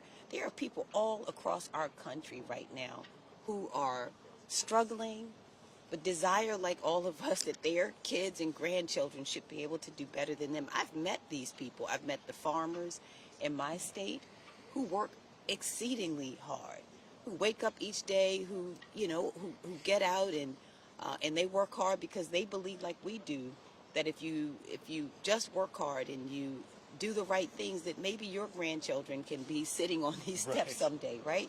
But to, in this moment, to look out and to disregard those who are in need. We think about those who, by the grace of God, how many of us know whether or not you'll need to be in a nursing home at some point in your life? That's what Medicaid does for so many, and about half. About half, yes. Of the people in nursing homes are Medicaid. That's right. And whether you're on Medicaid or not, if you dramatically burn Medicaid to the ground, you're going to shut down that nursing home. That impacts everybody. Or if you shut down that hospital, that impacts everybody. I'm so thankful, Senator, that you made the point about what we all want for the American people, which I think is that, listen, if you work hard and play by the rules, here in America, the wealthiest country in the history of the world, you should be able to live a comfortable life, provide for your family, purchase a home, educate your children, have access to health care, go on vacation every now and then, one day retire with grace and dignity. That's not too much to ask. It's what we want to provide for everyone. But instead of leaning into that vision of bringing the American dream to life, this Republican budget is actually doing the exact opposite. Yeah, it's doing the exact opposite. Can I ask you to stay with us? Yeah. For a little while, because we want to bring up somebody that's just came, Becky Pringle. Oh, there she is, Yes. my Let me sister. say hi to Becky in it. I'm pretty excited, and maybe she could come up. Or we. This is the first time we rose from our sit-in. There she is. Yes. Come on. No, you hold that mic. Okay. You hold that mic. Good to see you. Good to see you. Very good to see you. Come on, we don't break the conversation. We They said we gotta keep. Oh, okay, we keep talking. We're talking. Becky, President. We're walking, we're talking. You're going to hold my hand. I'm gonna hug. There we go. Oh, you're going to hug me, too. I'm going to hug you too. Well, we're all sitting down. You two sit. Don't let me fall. I'm not going to let you fall. My stunt double. Just left. We're going to bring the stunt double in a minute. Okay. We're going to bring the stunt double in a minute. Okay. So we're putting people on the spot here. Okay. We didn't introduce you. You didn't fully. tell me you were going to put me on the spot now. Senator. This is early Sunday morning. 2 senators against an 8th grade science teacher. You know what? Get on the other side of her. We did. We're putting you in a Senate sandwich. Put you in a Senate sandwich. Now, you know I taught middle school students, so that, we knew that you we could misbehaved in the afraid. Senate far worse than in the middle school class. You got that right. Okay, we're going to want to introduce you because you represent the people on the front lines every day of the future. They are the people that are the bridges in many ways building towards what America's going to look like tomorrow, our teachers. And I'm grateful for you. But I want to talk, because this is a faith conversation too, the intersection of faith and politics. And we've been getting a little black church up in here. And so so before we I'm at the talk, right place. I just like, what faith tradition were you raised? How did that shape your own sort of moral core, what you stand and believe in, and maybe even affected what you did with your life? Could you talk to me about that? Absolutely. So you know, I grew up in Philly. Yes. Yeah. Yes. Go Birds. The problem is I'm the northern. I'm world northern champion. Jersey. I know. I'm a Giants guy. I'm the world champion Philadelphia Eagles. Okay. Born and raised, and I went to a small black Baptist church in North Philly. Okay. And in our church, we had a practice where the kids would always have to say pieces. Easter pieces, Christmas pieces. Yes. Hakeem and I were talking about that. I came from a large family. My father had 12 brothers and sisters. All of his sisters So thought you had they a were lot of cousins. Oh, a lot of cousins, a lot of people, yeah. But all of his sisters, 8 of them, thought they were my mother. Oh wow. Yeah. So every time they came in my house, they said, "Becky Sue, get up on the landing and say your piece." Oh wow. My goodness. So I grew up in the church understanding that it was important to know your voice, to find your voice and how powerful your voice was. And if it was steeped in your tradition, in your faith, that there was nothing you could overcome. And as I was coming to join you, you know, it is Sunday morning. It's Sunday, right? Yes. You know, I've been Yes. traveling so much. Day. I thought, Becky, you need to take a text. Yes. So I'm going to take a text with you. Yes. Okay, It's going right. to frame everything I say. Please. Yeah. Please. Yeah. I don't feel no ways tired. Yeah. You know that's from a Negro Yes, spiritual, it and is. you know the background of that spiritual is that even though we were suffering from hard times, and we certainly are suffering from hard times right now, right? Yes. All the hate and the division, Yes. all of the unjust things that are happening, even with that, Yes. we're not going to give up. We're not going to give up. We're going to have hope. We're going to have faith Yes. because we know we've come too far, right? Love it. Yes. We've come too far, and we're not going back. Far from where I started. Uh-oh, come on now. Nobody told me that the road would be easy, but I don't believe he brought me this far to leave me. I love it. Yeah. Yes.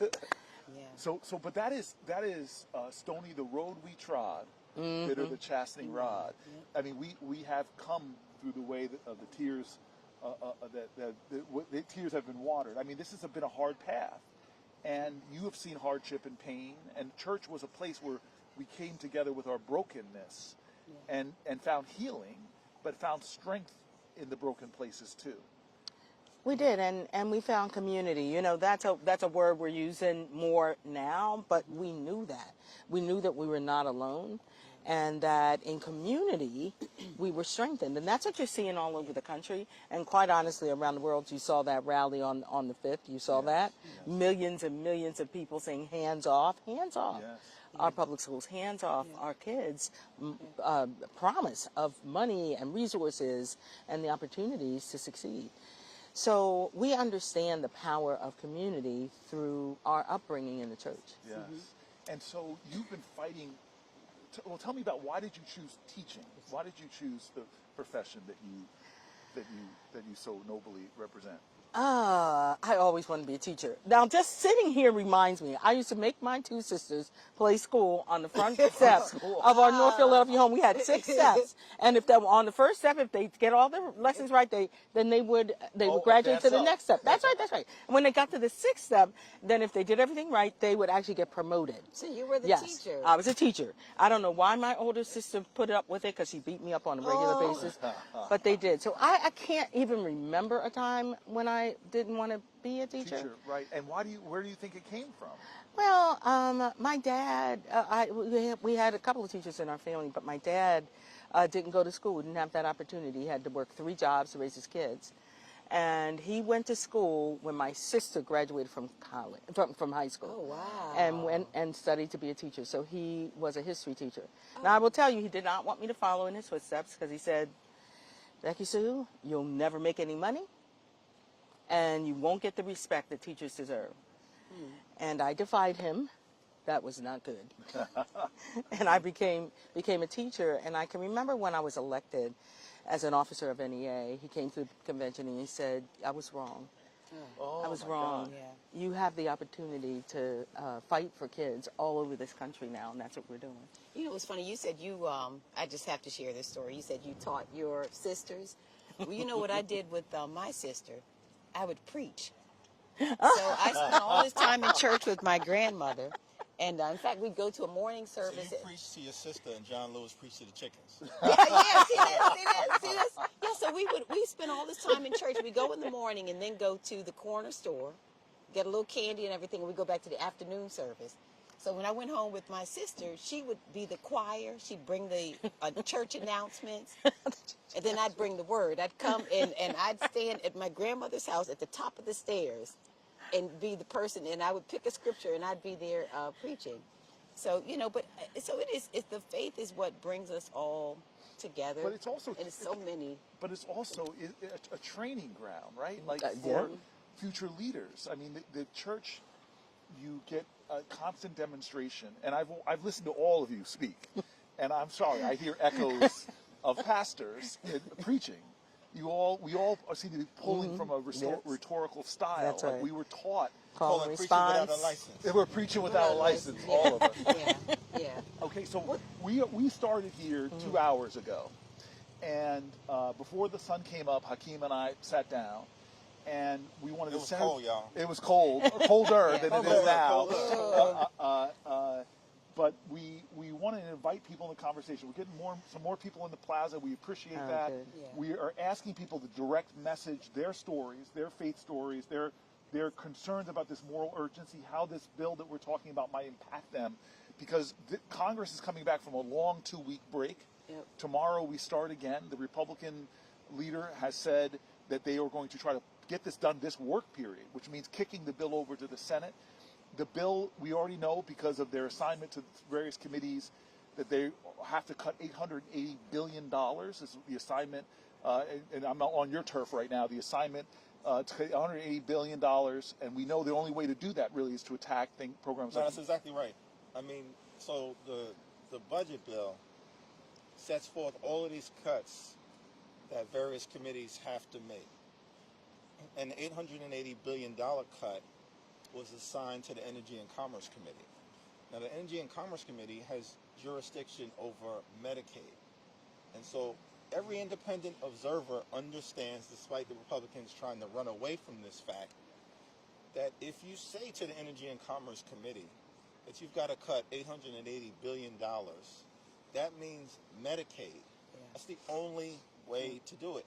And in fact, independent agencies, including the Congressional Budget Office, have affirmed that reality. So now that we're entering into the committee process, it's going to be much harder for House Republicans to run away from this fact that they are trying to visit upon the American people the largest Medicaid cut in American history, which will be devastating.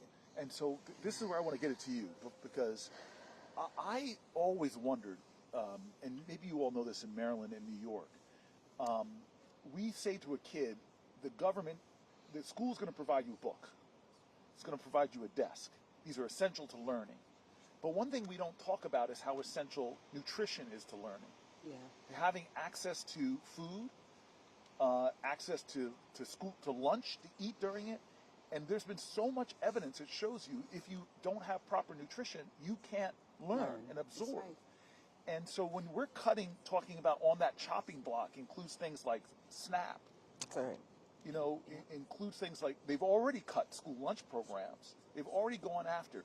And this is what gets me kind of angry as one of the voices in the Senate that's loud about things that sort of overlap a little bit with Robert Kennedy about this idea of healthy foods, access to nutritious foods. Why do we subsidize the highly processed stuff and make it harder to achieve healthy fruits and vegetables?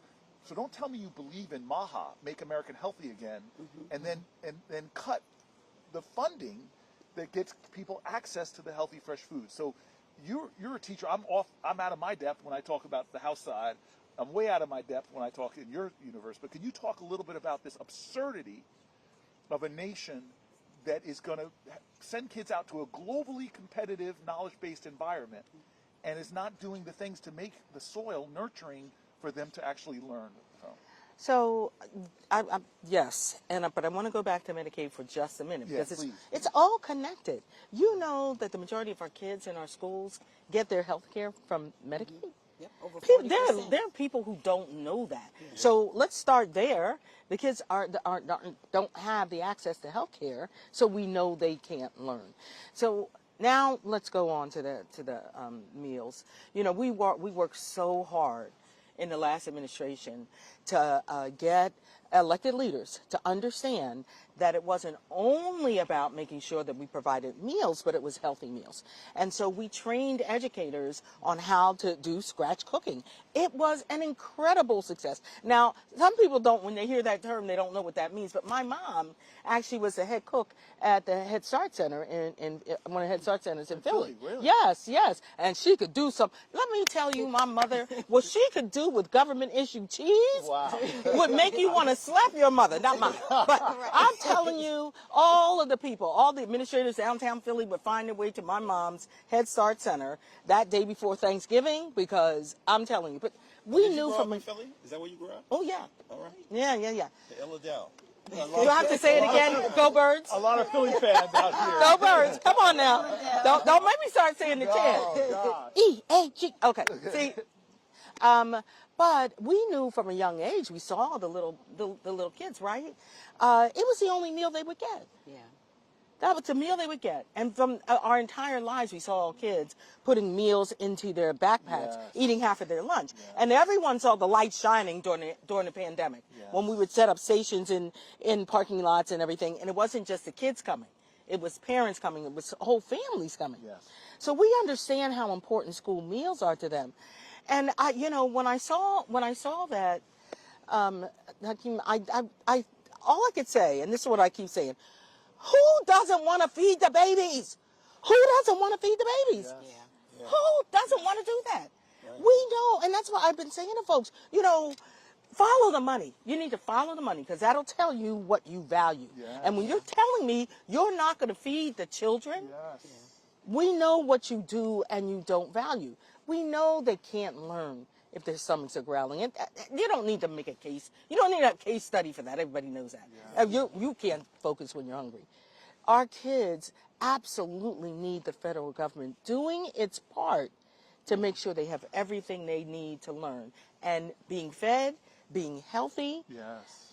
all of that makes a difference in whether or not they are ready to learn every day. And by the way, the why, I just keep wanting to reinforce the why.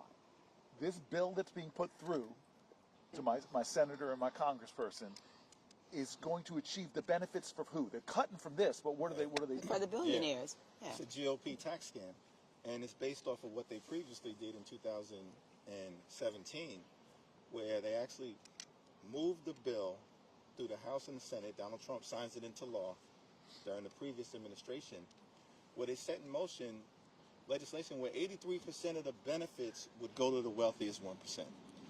And now they're doubling and tripling down on that approach. 83% of the benefits That's right. Yeah. of the last Donald Trump tax plan went to the wealthiest 1%, you said? Set in motion, those benefits going to the wealthiest 1% over that 10-year window of the bill. Right. And that was reckless. It did nothing to actually help everyday Americans.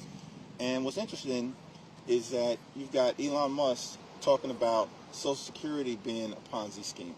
No, Project 2025 was a Ponzi scheme because you spent, President and others on the other side of the aisle, spent all of last year saying that they were going to lower the high cost of living for everyday Yeah, Americans. right. Wasn't that Right? the... Because we do need to build an affordable economy. That's what the four of us are committed to doing. And housing costs and child care costs and grocery costs, they're all too high.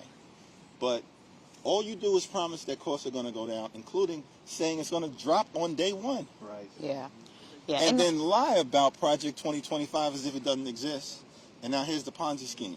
You spent all of this year implementing Project 2025, assaulting the economy, assaulting democracy, assaulting the rule of law, assaulting our veterans, and have done nothing to lower the high cost of living.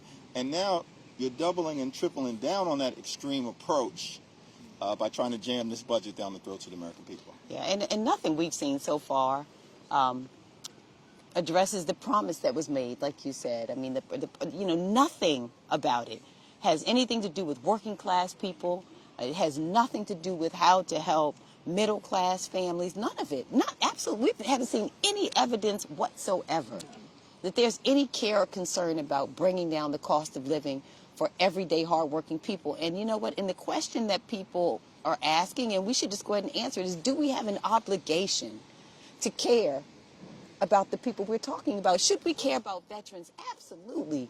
We know that our veterans, when we think about, for example, the people who have been fired in this federal government, a third of them are veterans who work in the federal government. That's right. When we think about whether or not our children can eat, whether or not we have benefits for our seniors who worked for them. Social Security is not a give me. It's something that they worked for. They earned it.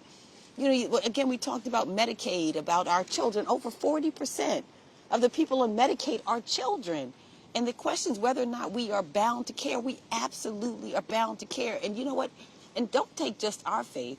Go to almost any faith. Doesn't it teach that? You know, I think about Hakeem Prince. The last voice you heard at the March on Washington before Dr. King spoke at the March on Washington was a rabbi. And he said the most profound thing when he said, you know, God created us as each other's neighbors. But the concept of neighbor is not a geographic term, it's a moral one. And so that you have a moral obligation to care about how other people fare, not just these billionaires, and it's antithetical to everything that we believe as Americans. We believe that all of us have a God-given right to the fruits of this country. But, you know, and so who should we care? We absolutely must care. As Hakeem Prince, who said we're each other's neighbors, but I think about the great Malik Aziz, who is the chief of police here in Prince George's County, who said also that there's no us against them. There's only us, you know, and so in this moment, when we're asking, you know, whether we should care, we absolutely must care. Let me read you from that speech. This is Rabbi Prince. Yes. Who talked about it. He said, when I was a rabbi of the Jewish community in Berlin, under the Hitler regime, I learned many things. The most important thing I learned under those tragic circumstances was that bigotry and hatred are not the most urgent problem. The most urgent problem is silence. Yes. A great people which had created a great civilization had become a nation of silent onlookers. They remained silent in the face of hate, in the face of brutality. America must not remain silent. Not merely black America, but all of America. It must speak up and act for the president down to the humblest of us. For the sake of the black community, but not just for the sake of the black community, but for the sake of the image, the dream, the idea, the aspiration of America itself. Yes. I mean, that is right now, in many ways, we got to talk about the call that we're making. Because right now, the four of us, the leader of the minority in the House, the senator from Maryland, the head of the NEA, the largest group of teachers, public school teachers in America, and public school professionals, and the senator from New Jersey, this is not enough. At the end of the day, we've got to get more people involved and understand the threat to our children and the urgency of the act, because they have power, but the power of the people is greater than the people in power, but we got to use that power, right? We absolutely do. And Angela, we are having a conversation. Yes, Madam Senator. Yeah, no, Angela, yes, we're on first name basis this morning. When you were sharing that, you know, we all can quote scriptures from the Bible, and the one that I thought about, that just the very end, the greatest of these is love. Yep. The greatest of these is love. Dr. King talked a lot about that throughout his entire life, and we understand that if we love, then we will do what's right. And all of us have that opportunity. For us as educators, we understand that in this moment, at this time, our role is not only to teach the children, our role actually is to educate folks on what a democracy is and what you have to do to protect a democracy. You know, this is the greatest assault on public education that we've ever seen in this country. Yeah.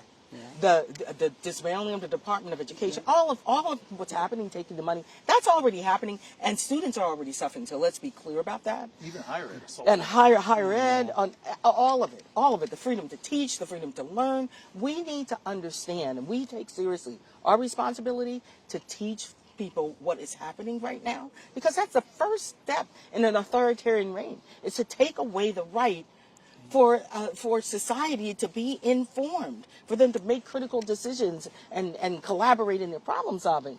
That's what's happening right now as they are taking more and more funds from our public schools. But make no mistake, as educators, we also understand how important it is to tell real stories about real kids in real schools, and that's exactly what we're going to do. We want everyone to join us May 1st. We're going to be here in D.C. and all over this country and around the world. That's May 1st. Lifting up our voice. May 1st, May Day, May Day. May Day. Workers, to your point, workers around the country are going to be standing up and demanding dignity and respect. Okay, before you leave me, I want to say she's got to get a plane. This is the second person coming here that changed their travel plans to come and be here on these steps, to sit in with us for a little while. We hope more people will come actually and sit in or be at home, turn this on, listen to it while you're going about your day, keep checking in. But I just want to ask you one question before you go. Yes. Because we just sang a little bit, but she originated the hymn that we sang a little while ago.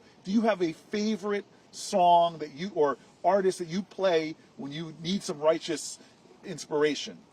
Or at least not your favorite. I don't want to put that, make you name the top. Just somebody that you lean on. Somebody I lean on? Or some song. Song, yeah, what is it? Song, a hymn. Oh my goodness. Blessed Assurance. Yeah, there you go. Insurance, yeah. Yes. Yeah. Blessed What a assurance. foretaste of. Yeah, Yeah. yeah, Well, Blessed Assurance. And, you know, I know we got this. Yes. Together we got this. And I know we have it because our students, our babies, Yeah, are depending on us yeah. to be worthy of them. So I'm opening my wallet because this was given to me years ago. It's all wrinkled. But when you said, feel no ways tired, Yeah. this is one of my favorite Bible verses. But they that That wait wait. upon the Lord shall renew their strength. Yes. They shall mount up with wings as eagles. They shall run and not be weary. And they shall walk and not faint. As you fly off, Isaiah. I'm going to send you, Isaiah. Yes, Isaiah. I want you to mount up with wings and fly safely. May Yeah. God give you traveling mercies. And may you stay strong in the fight. You inspire me. You give me strength. You're one of those voices out in America that every time I see you, I hear you, I get more steel in my resolve. Amen. Oh, thank you. Thank you. you Appreciate all Thank you for so standing up much. for our Right. kids. Yeah, Thank thank you. I know you so won't much. stop We won't. because we won't let you. All right. Yeah, we will Just not. saying. We I will did not say I let was from Philly, right? Well, thank you. Travel Can I keep it up? safely. Did I bring anything? Travel safely. Be careful on these Okay. stairs. Be careful on the stairs. Yes, I will take See your the- hand. You want the Right. microphone? Yeah, I want my mic back. Oh, yeah. Oh, wow. Yeah. Don't I do have that one on other every thing I tell you before I interview. go to church here. All right. You travel safely, my sister. Yeah. Yeah, slide over. All right, we got one last thing I want to just hold one. right there, because we want to bring in somebody into this conversation as you tell us this last thing. We've been joined by a member of the House. We got to even this Yeah, out. we got to. Ah, yeah. He's a good friend, the congressman from the great state of Indiana. My man. All Andre right. Dawson. Good morning. Happy birthday, Doppelganger. Thank you. Yes, indeed. I'm his stunt double, folks. That's right. When things get rough in Indiana, Yeah. he taps me in. Absolutely. I go, Good said, call morning. me Andre. I know you have I'm to going to go on to church. church. Before I do, can I just share one other thing? I don't know. Have you all ever read something that I thought about when we think about like why we are even in this moment and the greatest threat I think we face right now? There is a poem called "The Cold Within." The cold. The within. Cold Within. I don't know that. It is so profound and so relevant in this moment. And it essentially talks about these 6 people who are around a fire. And they're in a perilous condition. Okay. Really threatened, really their lives are at risk because they're all going to freeze outside. And they each have something that is critical to the other's survival. They have an ember that they can throw in this fire. But they look around, they're so skeptical of each other in the moment. Yeah. There's a degree of selfishness there. And in the end, if you have a chance to go and read it, it is something that will really stir you right now. And what it says is in the end, they each have this log, and it says essentially they don't die because of the cold without. They die because of the cold within. Wow. That's good. And the Wow. hardening of the heart right now. And it is the most profound They message. don't die because of the cold outside, So good. but the cold they have in their hearts that they're Yes. not sharing and building the fire. Yeah, and it is, and it's. I wish I could remember it, but if you have the chance to go look at it, I think it's what we have to remind people in this moment. That is what our country cannot risk. That's right. I think of everything we discuss right now, it is the cold that is developing within, and indifference to the suffering of others, and indifference to the condition of others, no matter what that condition is. Because remember, we're talking now about these tax breaks and talking about taking away from the poor. But it is still, if we allow ourselves as a country to become so hardened to each other, Yes. I think that's what we cannot survive. So, but I want to say thank you so much to our leader and Senator and Mr. Congressman. Thank you all so much for being out here. We're going to pray our way. Well, what would you lead us in a prayer before you leave? Oh, I would love to. Oh, Heavenly Father, we thank you, God. We thank you, Lord. We trust you, God. You are our resurrected and reigning Redeemer, God. And we just thank you, God, for your power. We thank you for your grace. We thank you, Lord, for just opening up another day to all of us. We ask, God, right now that you would be with us in our country. God, that you would not only bless every person in our country, but you bless those who lead. God, that you would just turn the hearts, God, of every leader right now and incline us toward you. Incline us, Lord, to the message that you gave us so many years ago, God, that you remind us, Lord, that they will know us, God, by our love. We believe it, Lord. We believe, God, that we are called to care not just for those who are around us, but to care for those who we don't yet know. God, the Macedonia call for justice that you spoke about, God, that talked about caring not only for those who love you, but for those who hate you, God. We call upon you, God, we just ask you to give us that kind of courage right now. And so we ask, God, that you would bless us as we continue to move forward, to give us the wisdom and the courage, Lord, to make the right decisions, to care for those who are poor and suffering, to care, God, for those who are rich and lonely. God, that you would just help us, Lord, as a country, to be all that you have called us to be, Lord, to stand, Lord, as the leader across the world, God, as an example of your love, God. And so we just pray, Lord, for all of our leaders right now, God. We believe in you. We know, God, that there is nothing too hard for you, that you, God, can do anything but fail. And so we just put it all in your hands, all in your hands. We know, Lord, that you have the final say, God, and we believe, Lord, that in all of these circumstances, God, that you are going to win, that you will prevail, Lord. If not in this moment, we know, God, that it is coming.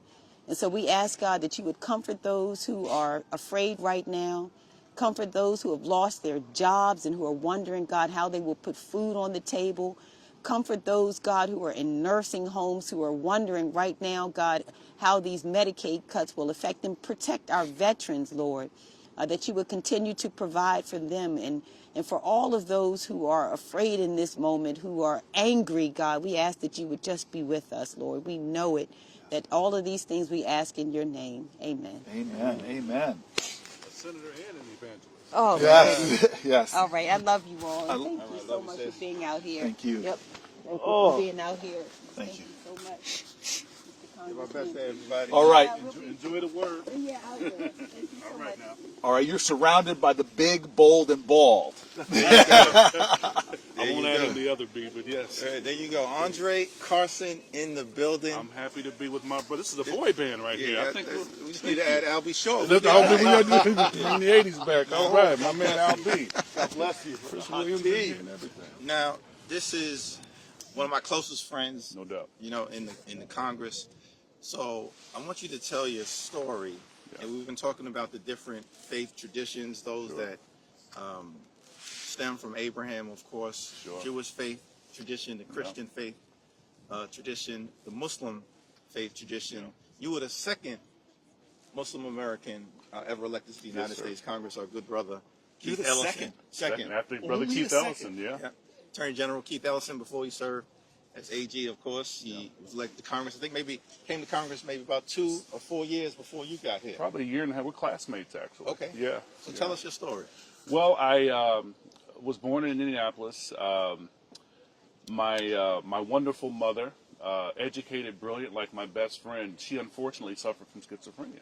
And can you guys hold on? If people want to sit on the steps here, Yeah. I feel like don't be shy if you It's a can't hear. neighborhood. Andre Carson's got a great story. I just don't know how the wind is I don't affecting know. people's ability to hear this. Yeah, Yeah, we're going to come turn on the speakers Come soon. closer. Come closer. But come closer That's if okay. you want to hear. I see Maya Wireless. Oh, hey, Professor, come on in here. No, that's okay. Come Come on. sit with us and listen closer. Come on. You can get up on these steps. Come on, stand Yeah. lord over us, Maya. That's right. That's right. We know you believe in hierarchy. Except I didn't get the memo on the plan. No, Spice it up. Spice it up. All right. Brooke All right. was And desperate come red. on up. got another We gotta Delta. we're gonna have all faiths represented now. I love that. I love it. I Come love sit, it. Good to come see sit you. on the top tier. Hey, Randy. You have a real job. Get up here on the hierarchy. How are you? I'm good now. How Good to are see you. you, my dear? I'll get up for the hug. Oh, how are you? Good, thank God. Good. Come on, sit next to Maya. We're This here is at good. Andre. This Andre, is good. bring it in. This is good. My dear. Yes. I love it. Mint. Yeah. I see more people showing up. This is great. This Come, is great. Feel free to come Yeah. closer, everybody. Come If you want to closer. hear. Come closer. Yeah, come closer. Okay. Yeah. So, God, Andre, go ahead. Born- I did not know you were the second. I'm the second. Yeah. You know, I didn't know this until I got to Congress. We never had a Muslim judge until I nominated one to the President of the United States That's or right. the district court You sure From New did. Jersey, right? from New Jersey. Yeah, absolutely. Yeah, Sure did. Yeah. yes. Pioneer. Yes. I remember Keith and I coming to visit you as mayor with some of your fellow Muslim donors and Yes. friends. And we had a great time. And I think you had just finished coming from the gym, but you took time out in your office. And at that time, we left you to go to a home. And Imran Khan was in that home. I didn't know who he was. I thought he looked like a Pakistani Richard Gere. He would later be the Imran Khan who is now incarcerated, who became the head of Pakistan. But it was during that same day. Wow. But so I was raised in Indianapolis. My wonderful mother, who was brilliant, held a doctorate. She suffered from schizophrenia, unfortunately. And she had an episode, so she and I wound up in a shelter. How old were you? I was 7 at the time, 6 or 7 at the time. And I was placed in a guardian home, and my grandmother got wind, so she raised me. And through that, she was a locally elected official. She lived in a very rough neighborhood, and she introduced me to community. So I was raised by the village. You know about that. And it was through that experience, I went to church with her, a Baptist church. Shout out to Tabernacle Missionary Baptist Church, the great Reverend Jonathan Bailey. Wonderful speaking style, service, very extemporaneous. But for a minute, I was in Catholic school. I was an altar boy. I was headed toward priesthood, and then puberty hit, and I said, "Well, let's rethink this thing." So, but I served under great folks like Father Kelly, Father Fitzgibbon, Father Ramos, and at a very young age, I have Muslims in my family. My great uncle's an imam. I saw the impact that Muslims had on our community, along with some of my theological queries. It really spoke to me at a very young age. And to the chagrin of my grandmother, at the age of 17, I was arrested at a mosque. The mosque was being surveilled, and they would kind of harass the Muslims. And at that time, as a juvenile... I'm sorry, like you surveilled by who? Local law enforcement, local police department, shout out to IMP. I later became a cop, which is interesting. But I was arrested along with another young man who was... what crime? What charges? Well, they tried to charge us with battery on a police officer, resisting arrest, and fleeing. And at that time, as a juvenile, you couldn't get released on the weekends. I woke up the next morning in the juvenile facility, and I saw some guys I went to school, I played football with, and I said, "Hey, your sister told me you had moved." He said, "No, I've been here." I said, "Oh, let me get out of here, you know." And so the head of the facility said, "These folks want to make sure you're okay. They won't leave until you're okay." And so I looked out of a window, and the whole parking lot was filled up with folks from the community. You had pastors, you had Muslims, you had artists. And so they released me, and I was popular in school, even though the press wouldn't release my name because I was a juvenile. And that kind of sent me on a trajectory. I was watching my grandmother, but she was still my grandmother, involved in politics and food banks. But it was through that I became involved in community and activism. You know, you can be a revolutionary when you don't have a mortgage, you know. When you don't have a mortgage. And so through that and throughout high school and college, I as a young Muslim, I helped with local ministries. Dr. William Hanna, who was a pastor in town, who had the man-to-man program. But it was through that small experience as a child of having been in a shelter that I felt this sense of commitment to giving back to the people.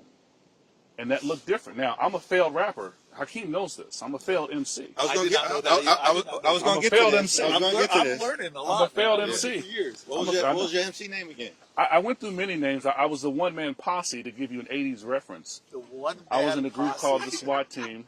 I was MC Delight, but my man from Stetsasonic had that name, so I had to retract that. I was ADC. I used to be a breakdancer. But I'm most known for being the Juggernaut. I was in a group called XN, and then Foothill Cypher. Met Tupac, opened up for Ice Cube, Too Short. Are you serious? With a group Catch 22. That's how we get down in the house. That's right, man. It's my love for words.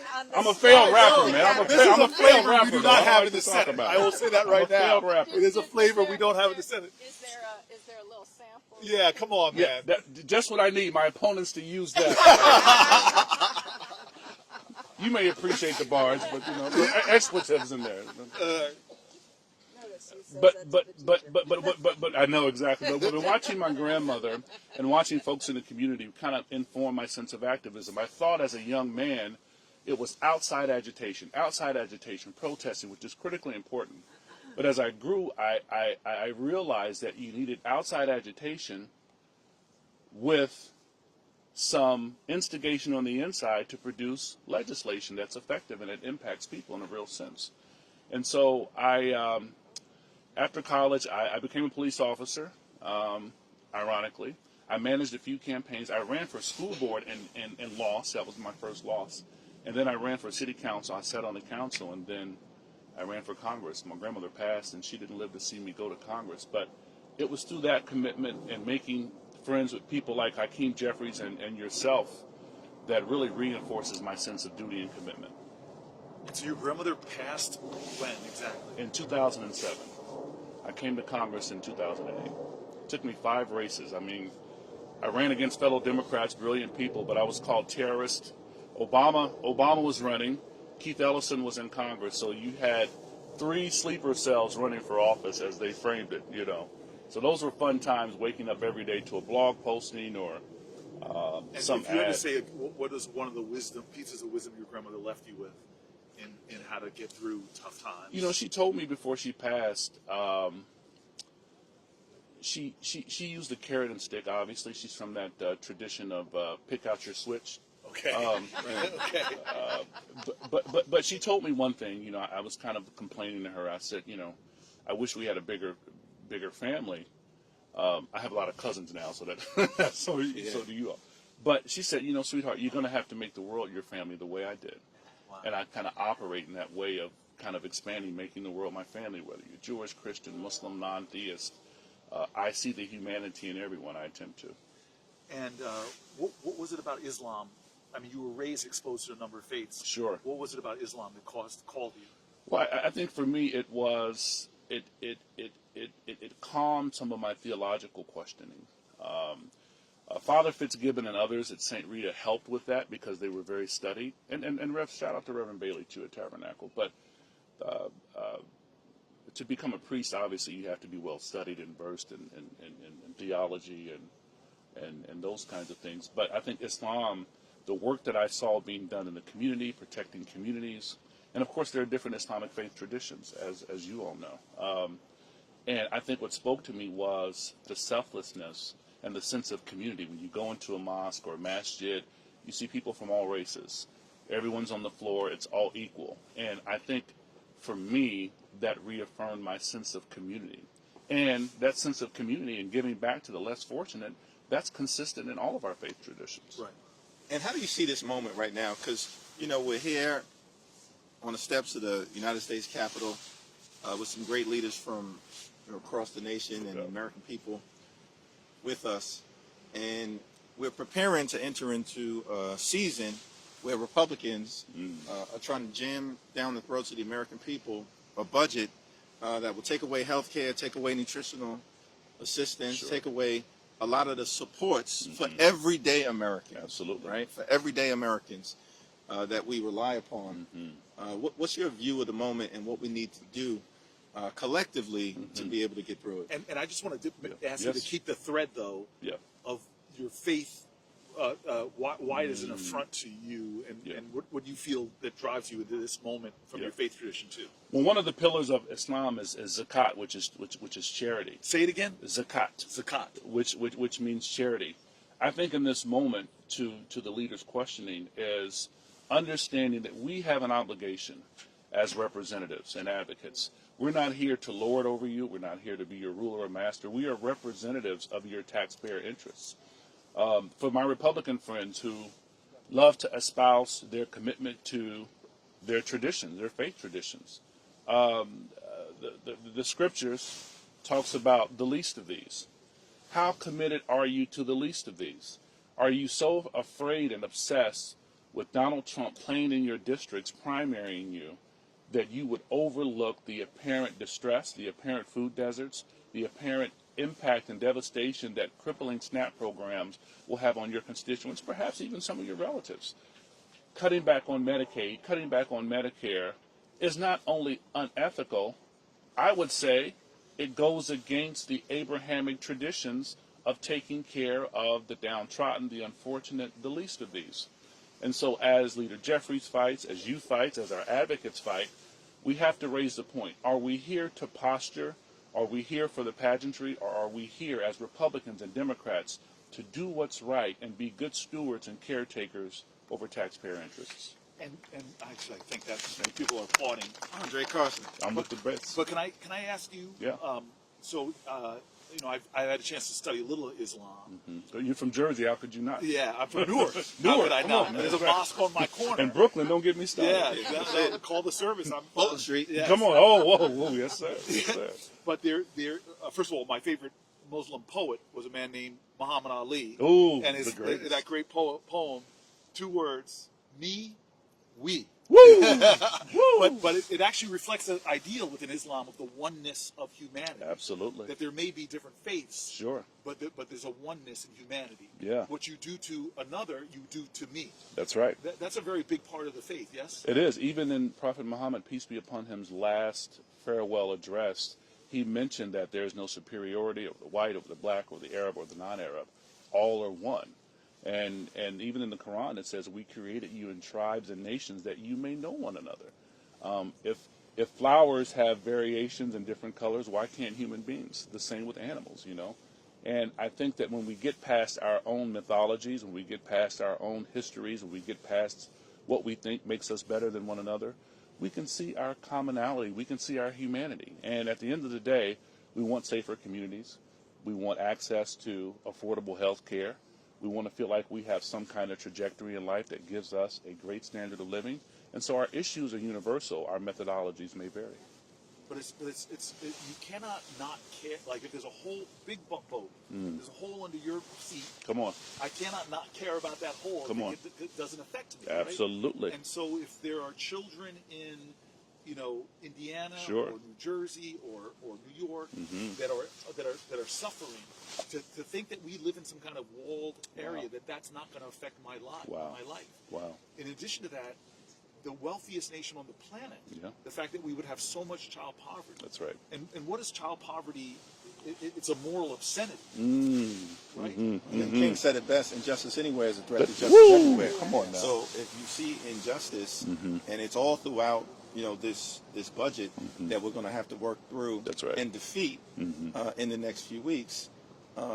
It's important for everybody to rise up Amen. in defense of their constituents, Come on whether you now. have a D or an R behind your name.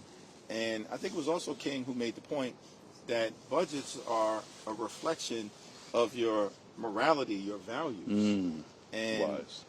and the decisions that you make to lift people up or to tear people down. Ooh, that's so And good. the reality is of this budget that decisions are being made in what has been presented and outlined to tear people down.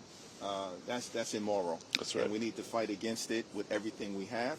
And it's great to have a champion like Andre Carson, otherwise known as Juggernaut, in the United States Thank House, you, the sir. People's House, Thank you. Can I to ask battle you- with us. Thank Can I you. ask Thank you, Leader Jeffries. A question though. Yes, sir. Is there, I lean on history often when I think about the present. Yes, sir. And moments that somehow we got through.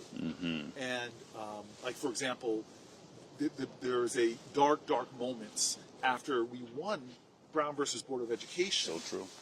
There was this massive backlash educationally all throughout the South, where they were literally, entire towns were getting rid of their public schools. Yes. And sending kids to private schools. Yeah. It was the start of the so-called choice. The Yes. choice. That's right. And so you had this backlash that took generations to do something about. And I think about that period where even though Donald Trump is being stopped in the courts by by even 9-0 decisions. Yes. He's acting like a defiant George Wallace Ooh, that is ooh, that's saying, good. I don't care what the Supreme Court says. Yeah. I'm still going to be doing these things and these practices. Wow. He's taking back money. He's in court now, but once he destroys a program like Meals on Wheels, Yeah. that we, in both houses, both chambers, Republicans and Democrats, had funded, That's he's right. clawing that money back. That's a violation of separate powers. It reminds me again of other people that have tried to undermine. So I'm wondering if you have a moment in history that you look at and what the people did there as to inform what we should do now. Well, there are many moments. That's a great question. I mean, I even look at ending slavery, and it wasn't just legislators who did it. You had movements on the ground. You had the abolitionist movement on the ground. You had Frederick Douglass. You had the feminist movement on the ground. You had women's lib on the ground. Even the desegregation of the military. It took movements on the ground to force Harry Truman to do the right thing. Movements on the ground to allow President Johnson to do what he had to do in terms of the Voting Rights Act and the Civil Rights Act. It even took movements on the ground for us to elect the first black president. Who knows? We may be sitting with the next black president. But it takes movements on the ground, and it takes a collective of people to get the job done. And so you said Frederick Douglass, I got to quote it. Come on, let's go. Okay, if there is no struggle, Woo! There's no There's progress. no progress. Talk to me those now. who profess to favor freedom yet deprecate agitation Yes, sir. are like those who want the waters without the awful roar of the ocean, That's the right. rain without the thunder and the lightning. That's right. And so Duality. this understanding that you have to fight, Yes. you have to stand up. Yes. That apathy is the danger here. Absolutely. Indifference is the poison here. Absolutely. That leaders will get away with everything they can. You know, what did Frederick Douglass said, that the limits of tyranny are prescribed by the endurance of those who they want to impress. And it's important for the American people to understand that this flood the zone strategy, the parade of horribles that is being unleashed on the American people daily, sometimes hourly, is all part of an intentional strategy to try to convince the American people that it's all inevitable. That's right. And that nothing can stop it. But that's the furthest thing from the truth. That's right. And we're seeing in the Congress, we're seeing in the courts, we're seeing in communities all across the country, people rise up in principled opposition. Absolutely. And that's important. We got to break through this notion that it's all inevitable, because it's not. And in fact, as you talked about, Cory, that what we've seen almost immediately, and we have Maya Wiley with us, and we look forward to talking about some of the efforts by the legal community to push back. I think at this point, and we're not even at the 100-day mark, there have been more than 200 lawsuits filed against over 100 different unlawful and unconstitutional executive orders. That's right. And there have been at least 100 different judicial decisions freezing in place That's right. the actions that Trump is trying to take through preliminary injunctions, temporary restraining orders, or decisions that get closer to finality. So the principled opposition is real, and it's happening in many different places. And this notion of inevitability is something that people who tend toward authoritarianism try to project across the society. Nothing can be further from the truth. So can I ask, some brave people to come sit on these two Yeah. steps? Oh, that's good. Come on up. That's good. A fellow bald-headed black man. That's right. Come on now. Come on, brother. now. Tribesman. Make Yeah. me feel- make Tribe me- member. Make me That's not good. look so bad. You're a little too Salam, skinny. rahmatullah. Good to see you, my brother. You're a little How you too doing, shaky. sister? Good to see But you. I think, come on in. see you. Pull it in a little close. Come on. You've been giving me the best smiles out there. What's your name? My name's Charles. Charles, where are you from? I'm from upstate New York. All right. I went Right. to school here in D.C. at American University. Are you guys all American University? All right. All right. All right. I'm from Jersey. You're from Jersey's in the house. Where in Jersey? Jackson Township in Ocean County. Listen, who doesn't know Jackson Township? Great adventure, right? Come on. Yes. Yeah, okay. And where are you from? California. All I mean, that's right. like saying I'm from like Eastern Canada. Where in California? I'm from San Diego. From San Diego. Okay, very Diego. beautiful. And what part of upstate New York you from? I'm from the Catskills area, Okay, Congressman Josh Riley's district. Okay, I got you. All right. All right. Okay. Good new member. Right. Sullivan? And there's a lot of people that are not as courageous and have not come up. There's some spots here if there's anybody that wants to come a little closer.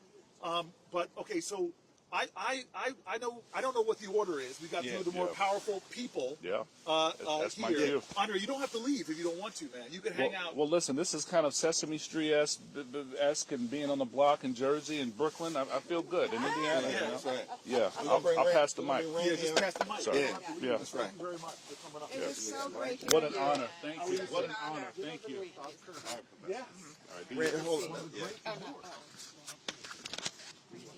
You want us? Yeah, come in the middle. I love this.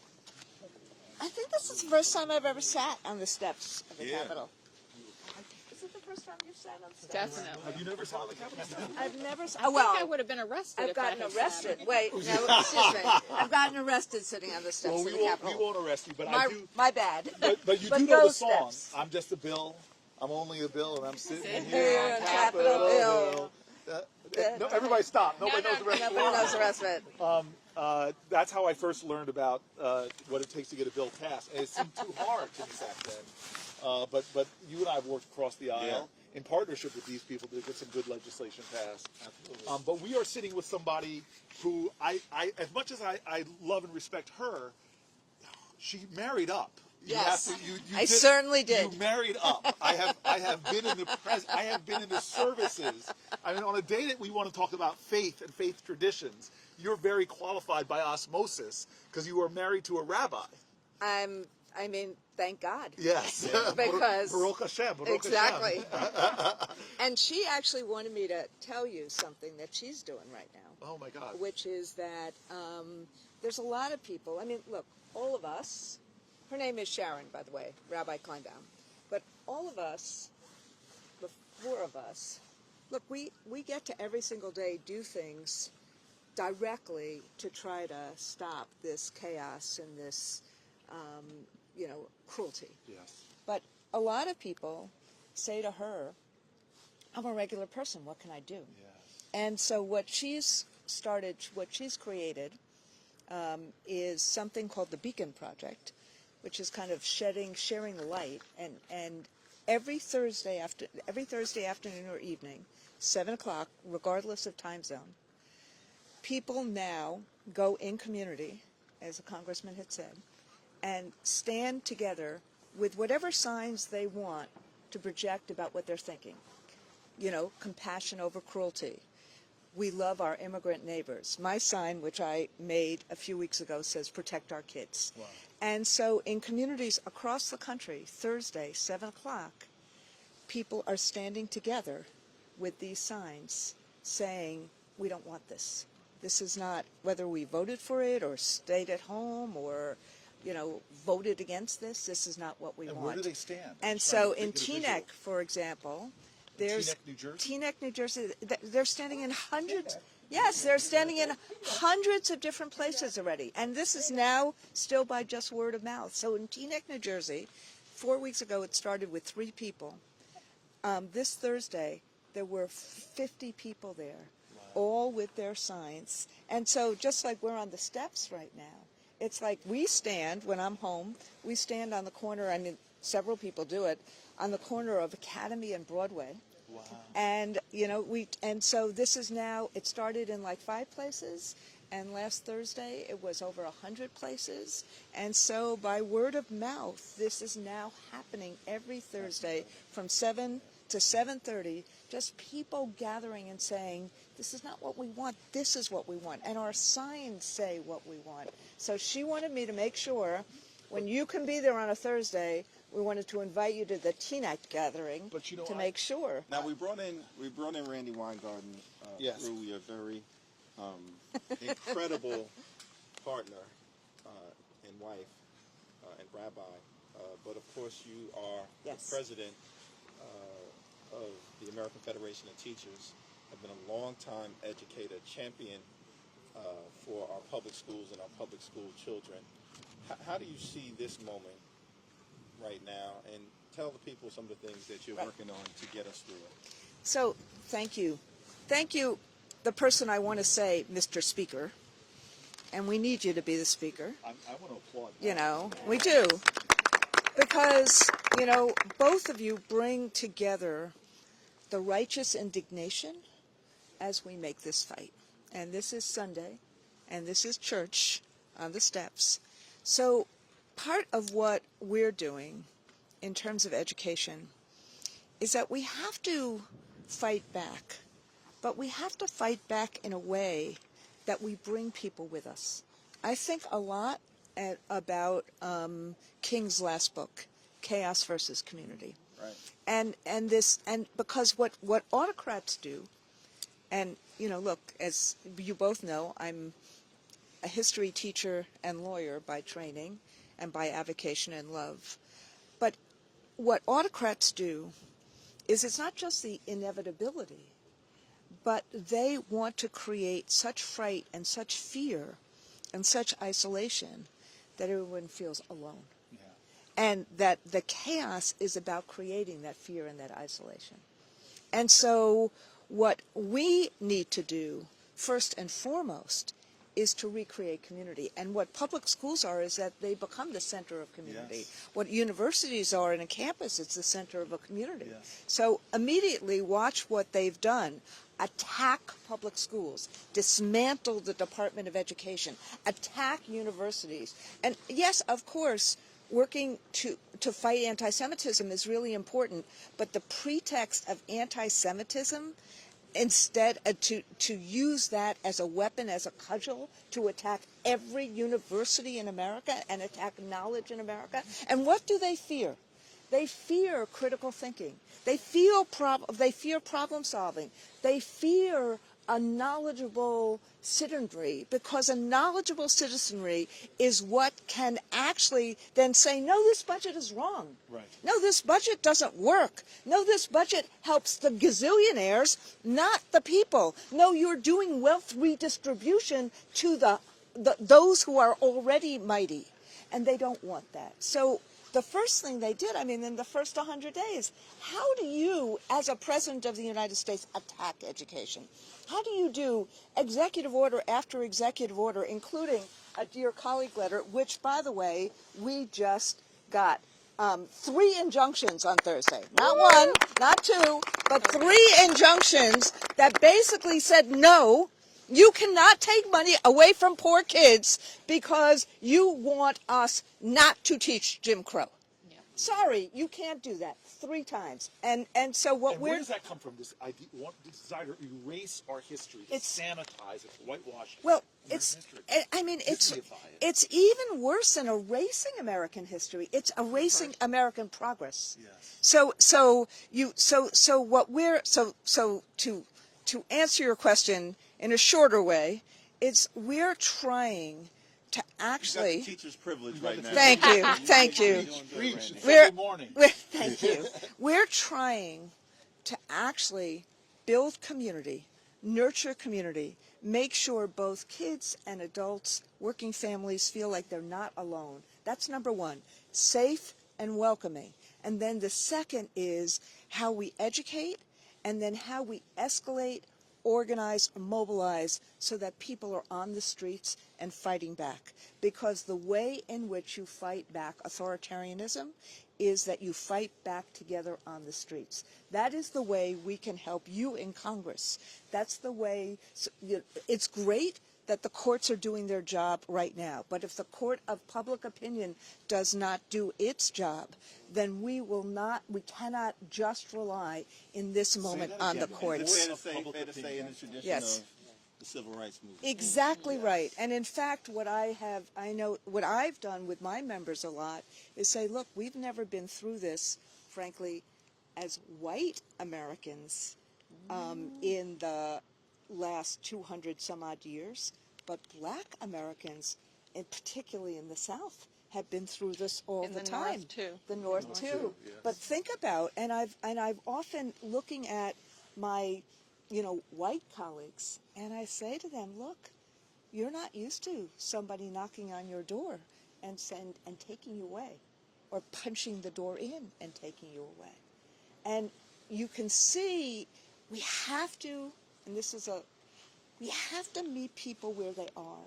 We have to make sure they understand what's going on, but with that knowledge, also create that hope And that's why I go back to the Beacon Project that Sharon is doing, because it has to be a combination of fighting, being part of community, fighting in the courts and the court of public opinion.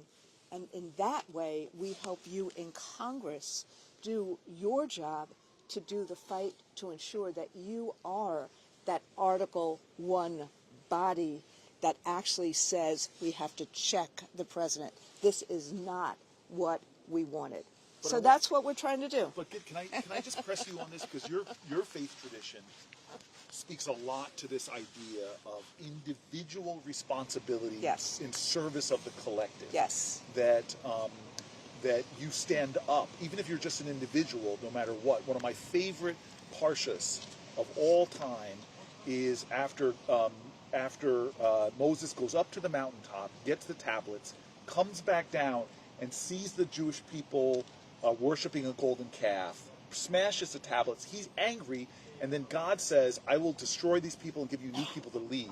And then he snaps back to it and says in Hebrew, Ma cheni na mi sifreka. If you destroy these people, erase me from your book. Yeah. God, I want no part of you. And it was so shook me that here is the Torah celebrating somebody that told off God in defense of the people. And it's almost like saying that no matter if it's an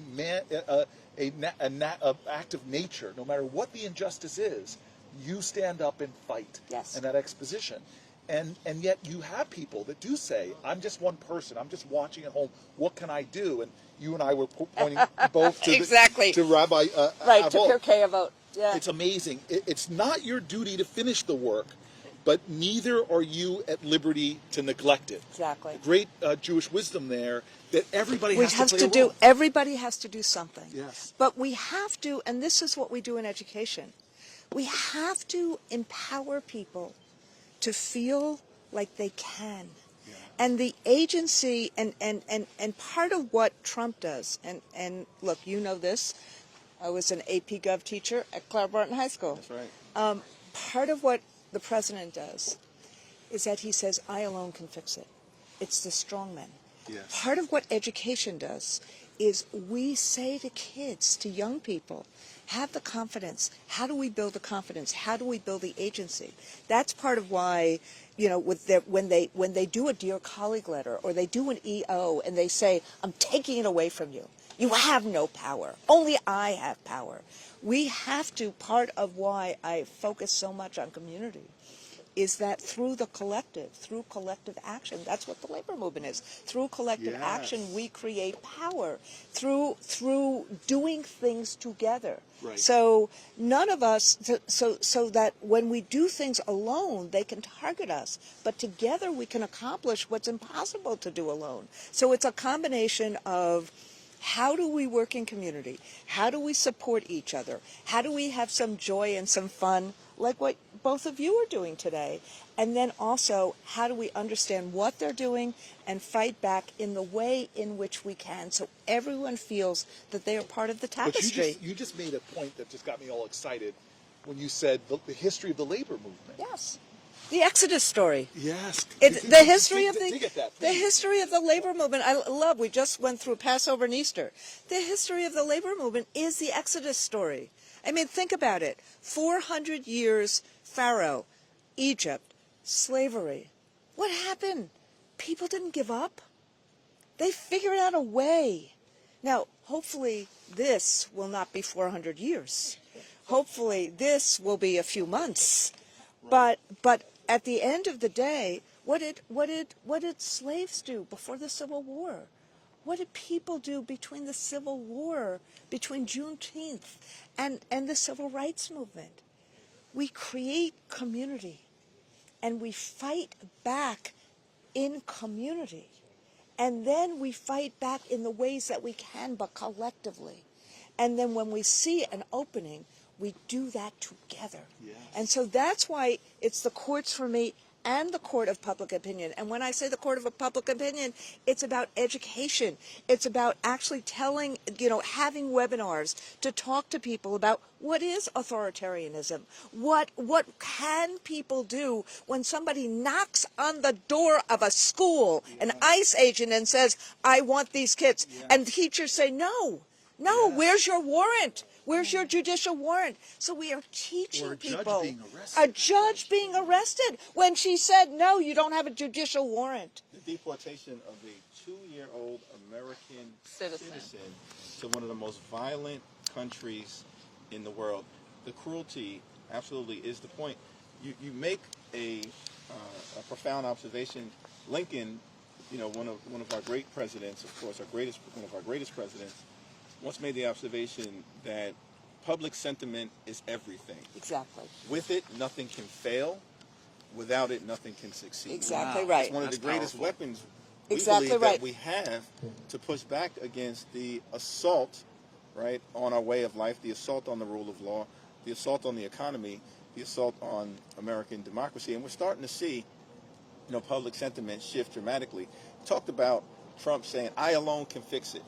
And he lied to the American people, particularly about his intentions related to the economy. I'm going to fix the economy. We all agree, we were talking about this earlier, that the cost of living in America is far too high, and we want to do something about it. We want to make life more affordable for everyday Americans. We've got to do it.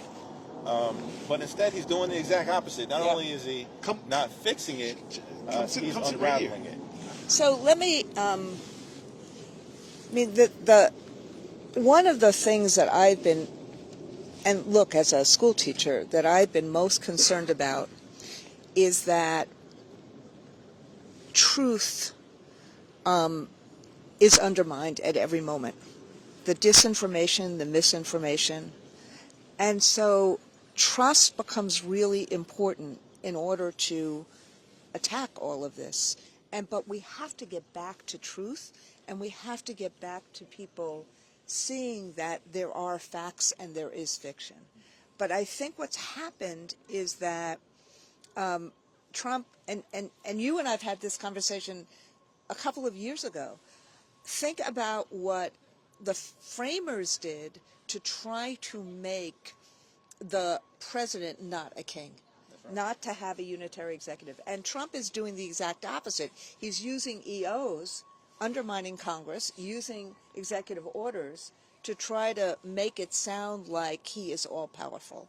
But what is now happening is the facts on the ground are showing something completely opposite. When shelves are empty in Walmart or in Costco, when the ports don't have goods, when all of a sudden you still see during Easter that eggs are $12, $14, $15, so you can't do what you would like to do with eggs. You're seeing that kind of shift when you see that we have a unit in Highland Falls, New Mexico, a hospital where someone died because of poor storage of infectious agents.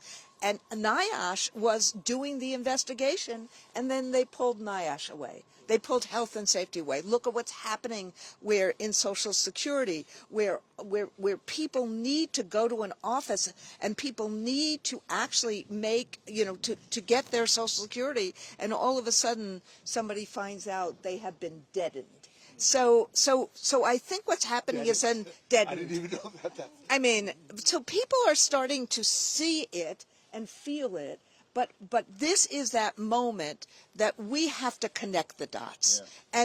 And you connect the dots, I think, not simply, I think people understand that this is Trump's economy, and he has taken what was a strong economy, not one that helped everyone, but a strong economy that needed to be strengthened, and put it into a ditch.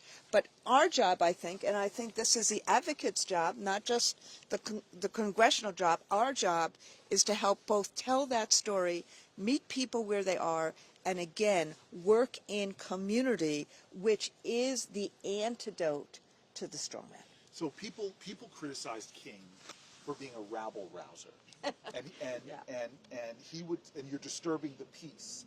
And he used to say that the absence of violence is not the presence of justice, and that sometimes you have to comfort the disturbed, but disturb the comfortable using creative tension, creative nonviolent protests. I mean, look at both King and Gandhi. Look at the Salt March.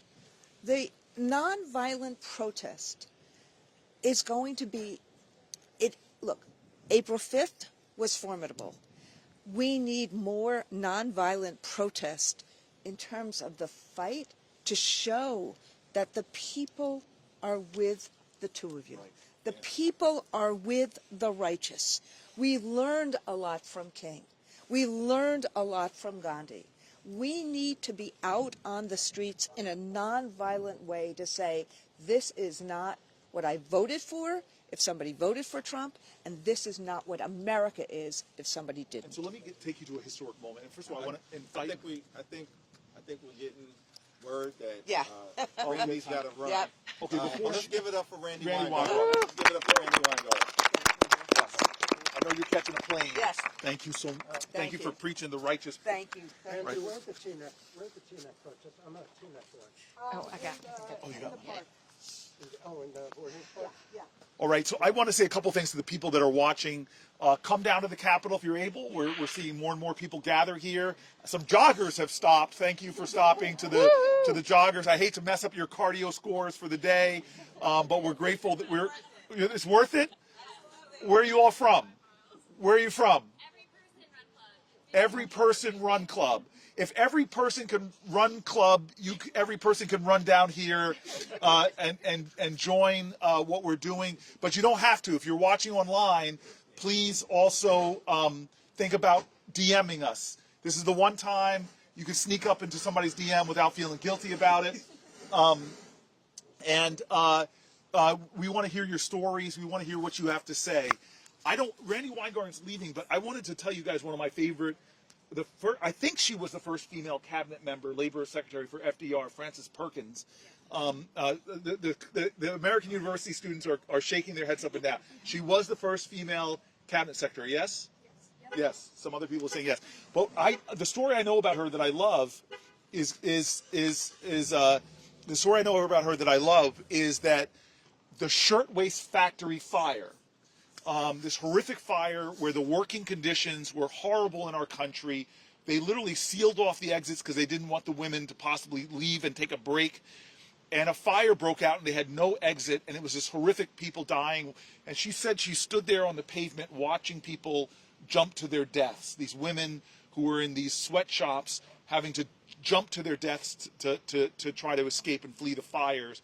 And it so shook her that she saw that my not speaking up about the working conditions, about what people were suffering, my silence was complicit in the injustices that were going on, and that I had to figure out ways to step forward. Even though I was just an individual, I had to get more active.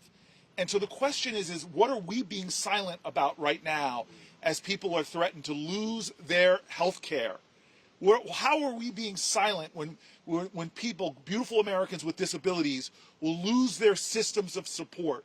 How can we remain silent at a time that women who are giving birth, so many of them who rely on Medicaid, are going to lose their support and yet again threaten to drive up our maternal mortality rates? Already shamefully in this country, we have the worst of any developed nations.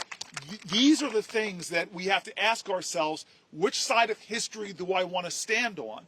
Am I standing on the side of silence and complicity and apathy? Or am I going to say that this is a moral moment when the very character of my country is in the breach? I'm going to stand in that breach. I'm going to speak up. This is not normal, so I'm not going to act like this is normal. I'm going to do something different, leave my comfort zone, sit on the Capitol steps, speak up, join a march, join a demonstration. Because could you repeat that powerful quote by Lincoln? I think we should repeat it every hour on the hour. Hakeem, we have now been out here. For 3 hours since sunup. We've now been out here. What's the Lincoln quote? So Lincoln was very clear at the end of the day that public sentiment is everything.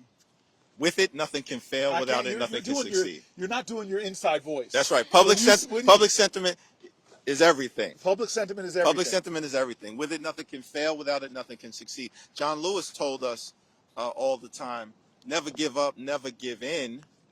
Show up, stand up, speak up, right? Get into necessary trouble, good trouble. That was all in service of shaping the hearts and minds of the American people. And that's what we have to continue to do, right? Because it's an all hands on deck effort. It's an all hands on deck effort in the Congress, an all hands on deck effort in the courts, which we're going to talk about with Maya. But I'm going to quote, you're going to quote Lincoln, I'm quoting Ella Baker. Come on, let me take a little Ella Baker for you. We are the leaders that we've been looking for. That this is a moment where we need more people to recognize not who's going to stop this, but I'm going to stand up and do something to stop it. At the end of the day, right, it's the American people, above all else, who will rise up, make it clear this is not normal, this is not acceptable, and together we're going to end this national nightmare.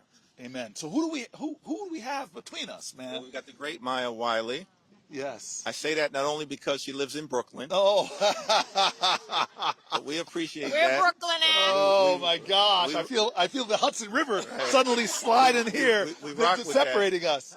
But Maya, tell us about yourself. You're one of the great civil rights leaders in the nation. Truly. Tell us your story. And you have a very powerful story. You know, your parents, the journey that you were on, and what's led you to this moment. And what is your faith traditions of your parents? What gave you your moral kind of upbringings? How much time do we have? All right. Y'all just said a lot, and I'm not going to do all that you just said because we'll be here all day. But I do want to start by saying, one, I'm very proud to be president and CEO of the Leadership Conference on Civil and Human Rights, which is the nation's oldest and largest civil rights coalition, 75 years old today. And I'm saying that proudly because several of the leaders you've just heard from are our members. Randy Weingarten, Becky Pringle, I think Minnie was here earlier, yes. Minnie Timaraju, and Rabbi Jonah Pesner told me, shout out my rabbis I sent down there from the rack. So do I have our rabbis? Did not hear yet. They're not here yet. Okay, Jonah, I did shout them out, Jonah. Yes, but the rabbinical crew is coming. Send all the rabbis, right. Please. But I share that because the civil rights tradition that I'm so proud to play a small part in is a majority of this country. It does look like America. And that is the tradition I was raised in. I mean, I grew up with parents who were active in the civil rights movement. My mother was a white woman from West Texas who was raised in the Southern Baptist Church and went to Union Theological Seminary as soon as she could because she recognized that the teachings of the leaders were not consistent with the teachings of Jesus Christ, her Lord. Wow. And that she realized she had to follow the teachings and not the people who were professing to be the teachers. Wow, I do want to stop for that. And I say that because I believe that's a moment that we still find ourselves in. But meeting my father, who was a professor of chemistry at Syracuse as a black man in the 1950s, who... when you say meeting your father, help me understand that. They met. Oh, they met, the two of them met. At Syracuse, At sorry. Syracuse. Okay, it wasn't that deep a statement. Okay. What was deep was that it was not lawful for them to get married in many states in the Union at the time they got married because he was black and she was white. And that they started organizing in Syracuse because they wanted to show that civil rights violations were as dire in the North as they were in the South, that the struggle for civil rights was not something that existed only in one part of the country, but was necessary in all parts of the country. And they very much believed and understood that if we were to end poverty, that we could not do it without rights, but that our rights must lead to the end of poverty. And I say, right? Amen.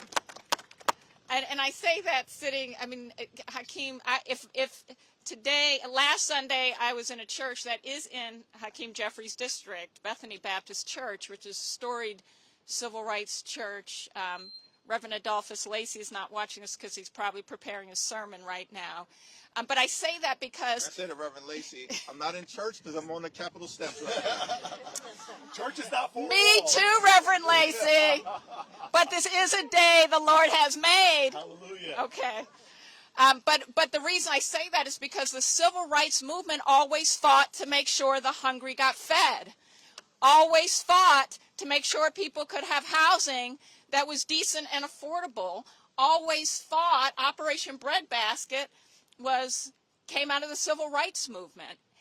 In fact, if Randy Weingarten, who was just here, would be able to say this as well, the reason we have federal dollars to support schools with high levels of kids who need more support to learn, to get the things they deserve, is because the civil rights movement demanded it. It led to Title I. The very things we are sitting on these steps today in order to be united around, to tell this building and our leaders, no, you can't. Take from us what we fought for every single child. And no one in the civil rights movement asked what the color of the child would be. We didn't. Nobody in the civil rights movement asked what the religion of the recipient would be. Nobody asked what zip code it would benefit. The fight has always been for everyone, and that was the tradition of my parents. That was their belief, not just only in their marriage, but in their views of faith, but also in the faith they had that if we fought, we would win. Amen. I'm sorry, what was your question? Let the church say amen at this point. Okay, but can we just stick with your parents for a second? Because it's a fascinating story. I do. I want to know, so they raised you to be this strident, unapologetic activist. Like by the time you were, Yes, they did. Okay, but like, what were you like going into high school? Like, was this? I was a nightmare because they raised me to be strident, and then they regretted it a little bit. and where'd you go to college? So, first of all, let me just say this, because I grew up here in D.C., because while I was born in Syracuse, I do have two homes, but they moved here because my father felt like we had to do more for people who are poor in this country, which, by the way, the majority of white people who are poor were white. We forget these things, right? And this will go back to a little bit of that chaos that you were talking about, Hakeem. But the reality is they came here because my father thought we actually have to figure out how to fight for people here, where people who make decisions are, and connect the people who are in communities, who are organizing in communities, to here, to the power here. Right. So they came, and my mother went to work to pay the bills, so my father could found the National Welfare Rights Organization. Wow. Who said, you know who's going to save us? Well, okay, he said black women. Did he really say that? Basically. Because he made the board of directors the women who themselves were on welfare, right, who were black. And he also believed that these were also the women who would bridge the divides the country was intentionally driving, to drive wedges between white women and black women, between black women and Latinas, between everybody who all needed the same things, but have long been told that we are not in this together. And so that's what he did, and that's why I grew up here. I mean, but part of what my parents did that was so important is because they believed in public schools. They put me in the neighborhood public school, which was a segregated public school. It was a public school where I was one of the only students who was not getting a free lunch. It was a school where my classroom was overcrowded and where I was 2 years behind grade level by the second grade with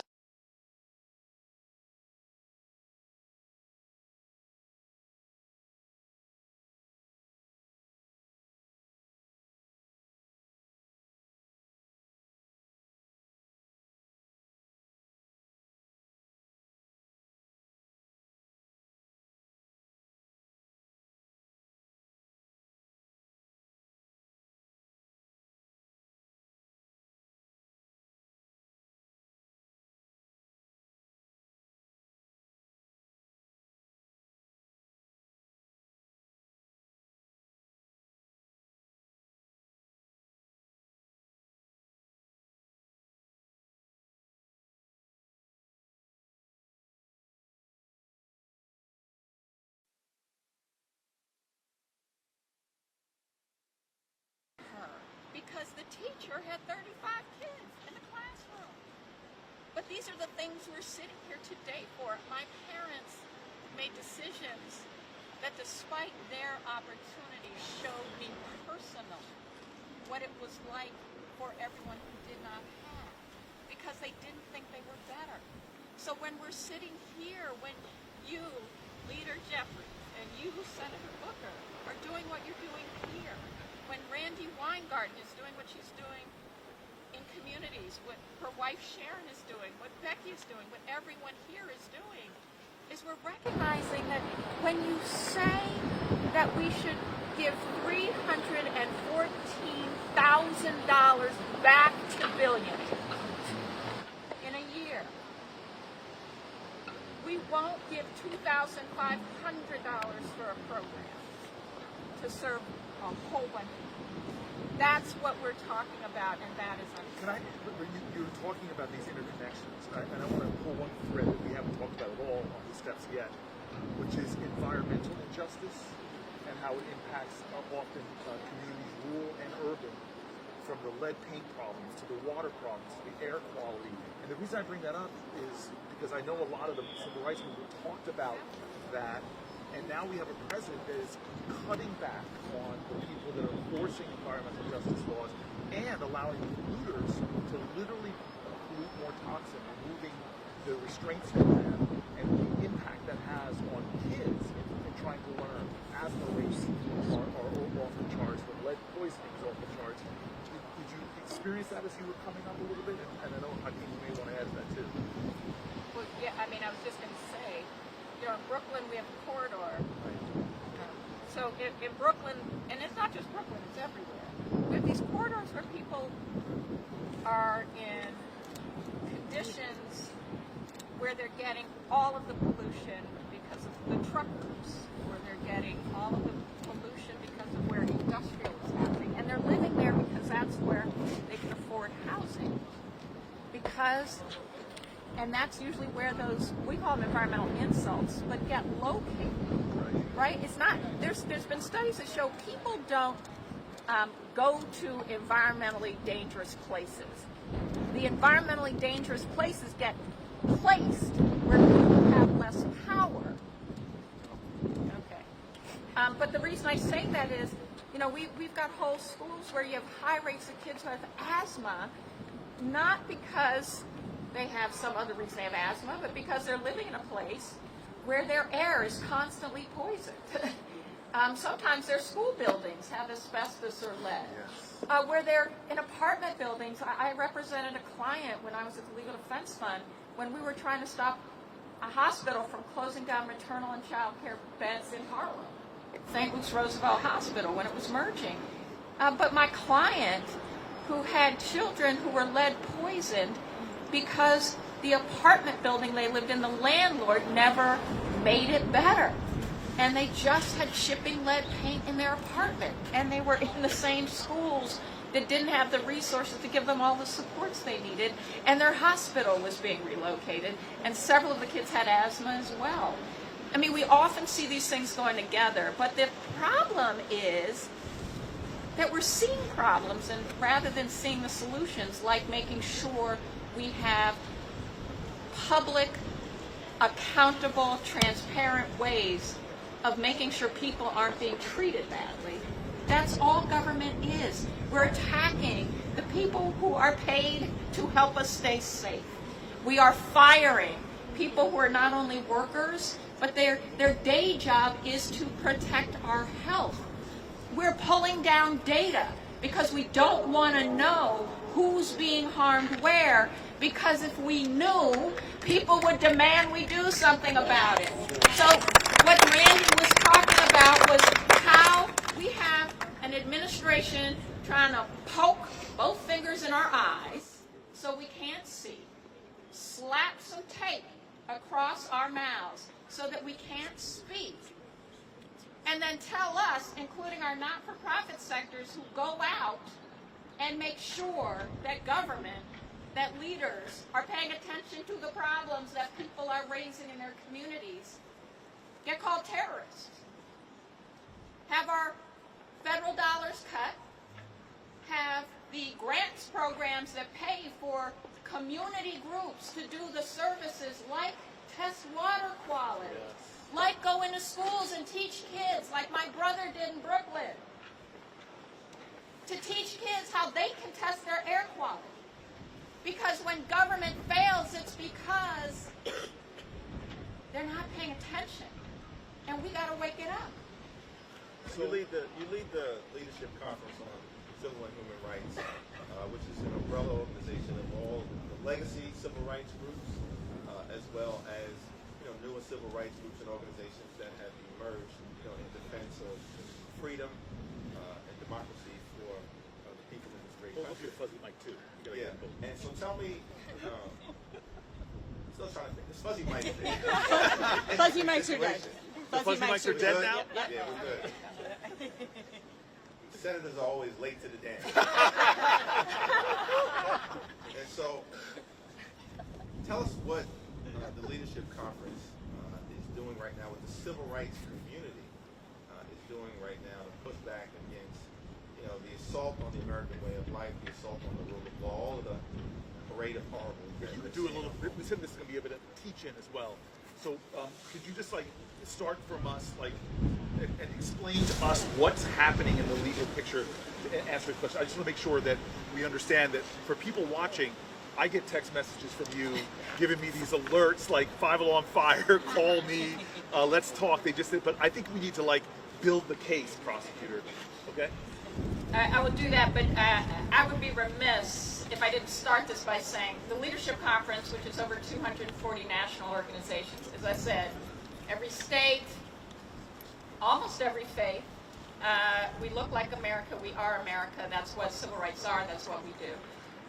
But we do it well because we have allies here on the Hill. And one, Leader Jeffries, you've been such an important voice, but I don't know if you all know this, Leader Jeffries, have you been in 4 countries in 5 days? Yes. Okay. Just flew in yesterday. I don't think you slept in 5 days. No. Was in Copenhagen yesterday. Yeah, that's right. And he's sitting here today. On his 4th hour. On his 4th hour, because this is a leader who leads and shows up. And Senator Booker,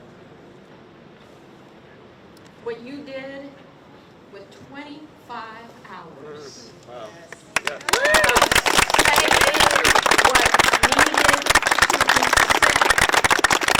And not only saying it, saying Strom Thurmond's record of segregation, of racial hate, of denial will not stand as the record that is going to stand as long as we have allies. I just want to get, first of all, you are the best, and we're going to give it back to you, but I just want to ask some of the folks over here, especially that bald brother over there, if you guys want to come sit up here, you got the youngest person here. He is too cute not to be in the camera. The future leader that he is. If he doesn't want to come up, he doesn't have to. I don't know what your sweatshirt says to the young leader. William and Mary. Come on up and sit behind us. My law school classmate, who I haven't seen in so long, Tom, come on the steps, man. I know you worked for the federal government at one point, and so come on up. Sit right here, brother. They haven't laid me off yet, but it's coming. Yeah, the statute of limitations is up. I copied your notes in class. I love you. I'm just going to give you a hug. Birthday hug. Birthday. Okay. And anybody else who wants to come up? Sir, what's your name? I'm Emmanuel. I'm good friends of your cousin Pam. Emmanuel is friends with my cousin Pam, who sat there for the whole 25 hours. Wow. Whole 25 hours. Pam, why don't you sit behind me now? Why are you sitting so far away? Now you're suddenly shy? Dr. Pamela Bailey, he's an emergency room doctor. Yeah. And who's the young man? The young man. Introduce him. Moises. Give it up for Moises. Wife Sarah, thank you, Sarah, for being here. We both work at the State Department. You work in the State Department. Thank you for being out here today. Right, thank you for your service. Okay, now we can get back to our teach-in. So, the way they try to take our power is they start with a pen. And on January 20th, the pen started writing that we didn't have the right to citizenship even if we were born here. That we didn't have the right to learn our history if it said race, if it said diversity. That government should not function if we care about inclusion. These were all executive orders. I won't even go through all of them because there were too many to go through. Because chaos is not a cause, but chaos had a cause. And it started with these executive orders. But the lawsuits started immediately. This is what you have to understand, and I think people know. The lawsuits started immediately because our first tool in the toolbox, in addition to our voice, is our ability to have lawyers who go to court and say, this is unconstitutional. And actually, Mr. President, you don't have the power of the pen, Congress does. Because the founders gave the pen to these people. These people. The only reason these people have the pen is because we gave it to them as the people. So that litigation started winning, by the way. We won. There have been lawsuits that have won temporary orders. Temporary, they're ongoing. From Trump appointees. This is the other thing. It is not about a court system that has an ideology when we have the right judges on the bench. Another thing we fight for is making sure we have the right judges on the bench. The right judges aren't about what party they're affiliated with. The right judges are about whether their positions are principled on the law and on the facts. And so we have had Trump-appointed judges saying, oh, you can't do that. But we've had that because we've had lawyers that went into court. So then what happens? There are executive lawyers, orders attacking lawyers for even representing clients and going to court and saying, we'll use our pen to say, oh, Perkins Coie and others, you can't go in these buildings, which means you can't represent your clients, which means we're telling your clients not to hire you as law firms. By the way, these are private businesses. Yes.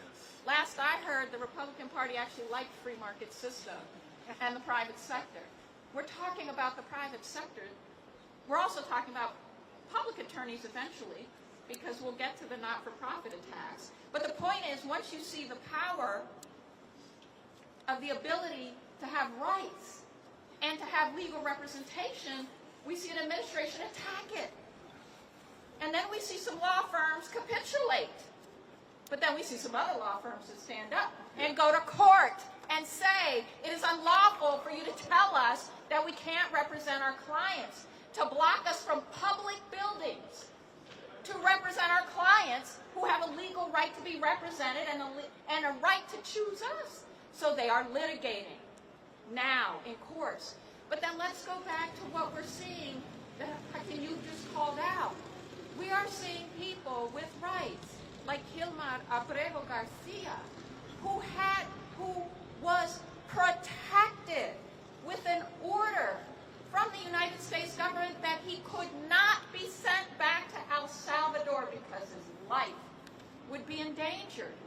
And this case, let's be clear, is not just about Hilmar. It's about the fact that even when the government said, oh, we were wrong, that was an error. Oops. Literally, oops. And no, we won't go back and ask a dictator to return a person we should have never sent. And we know about all the other people, young men, Venezuelan, sent to El Salvador. First of all, Venezuelan, sent to El Salvador. That is not normal, people. Sent to El Salvador intentionally because it is a rights-abusing prison. And so we are seeing our American Civil Liberties Union as a member organization litigating to say, no, you can't. And many of these cases, there are restraining orders being entered against the government, and this administration saying, what order? What order? Again, not normal. Not normal that this Supreme Court, which many of us would call a captured court, a court that has sadly lost a lot of public trust for ignoring its own case precedents. Even this court said, wait, no, we don't think you are abiding sufficiently to protect the rights of Hilmar Abrego Garcia. So the courts, so this is the next line of attack, and we're seeing this moving now, is taking power away from the courts to be able to issue those orders that say, yeah, no, you can't do this. That if it's a nationwide injunction, that just means that a judge can say, you're going to hurt people everywhere.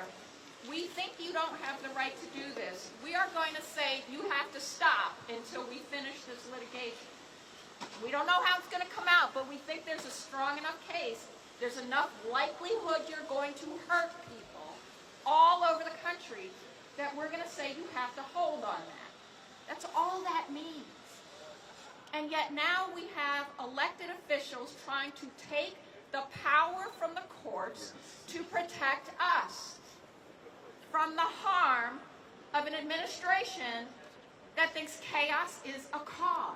Explain that, what's going on. Yeah, and well, I think to go back to the foundational point, which then leads us to this moment, is that, you know, this in many ways, what we are navigating through right now was the worst nightmare of the framers of the Constitution. We've talked about the fact they were not perfect.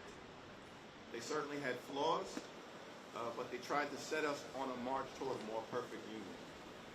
And at that Constitutional Convention that took place in Philadelphia, 1787, historians have assessed that the word that was used the most during the Constitutional Convention certainly wasn't what I may have thought that word would be. My first guess probably would have been democracy.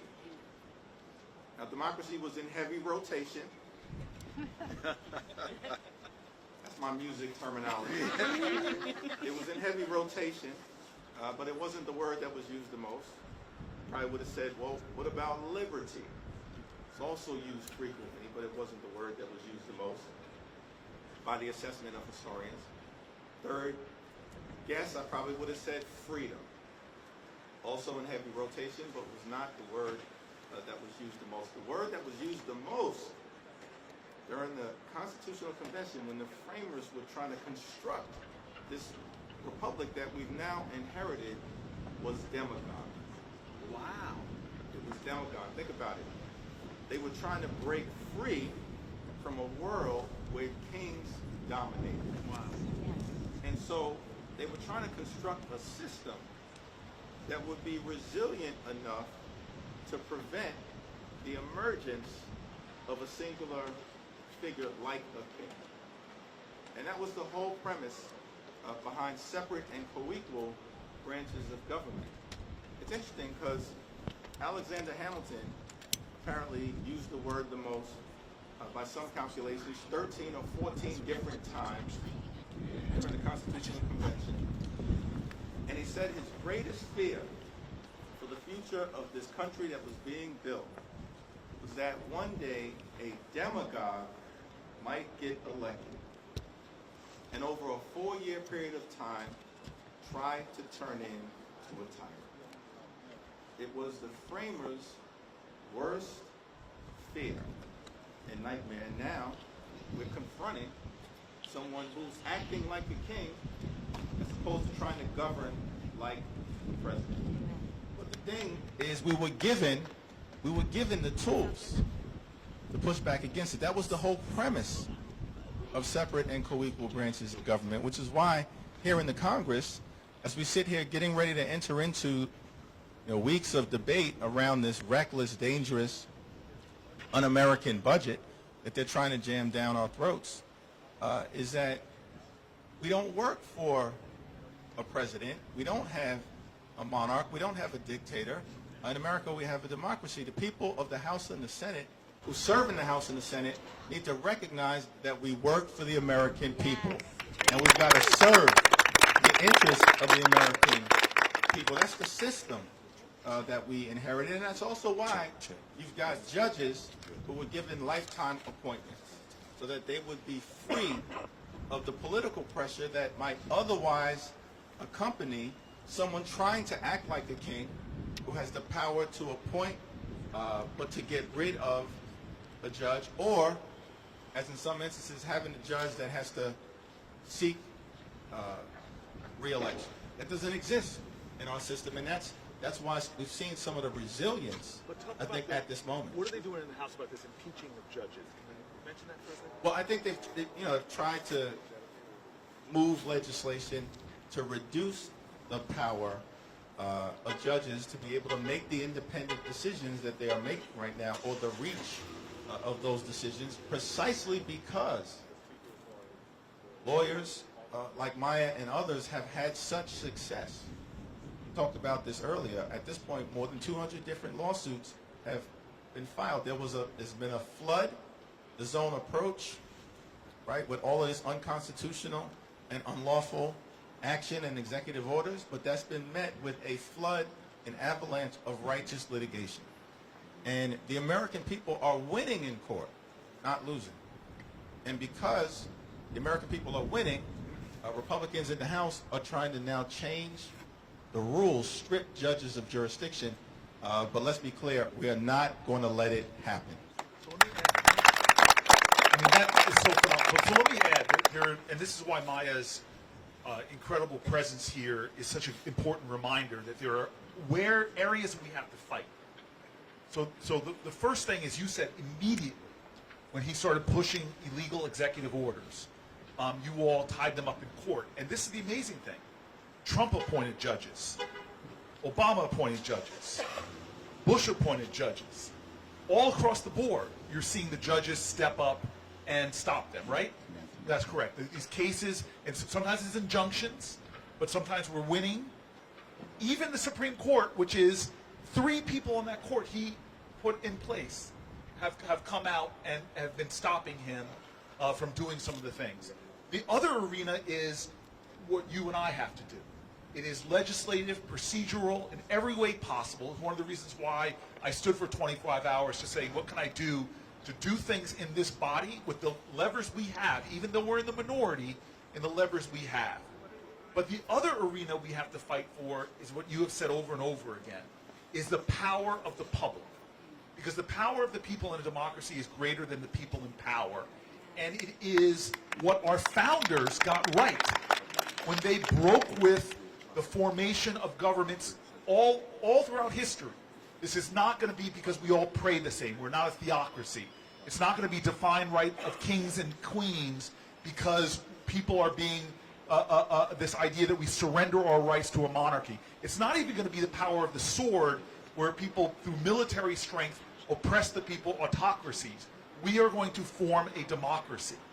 And the debates at the time, powerfully written in the Federalist Papers, the arguments were that we were not going to concentrate power in any individual, but we were going to have 3 branches of co-equal branches of government. And what you see from President Trump so far is his willingness to immediately try to attack the powers of the other 2 branches.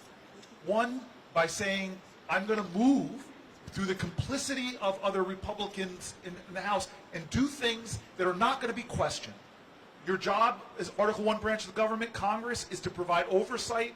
There's going to be no hearings. Do not have a hearing about Elon Musk scraping data from people's personal data, their Social Security data, their tax data. Not one hearing about this unelected billionaire that's causing all this havoc.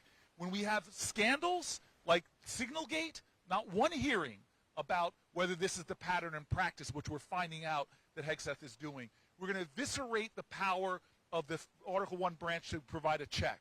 And then, God forbid, if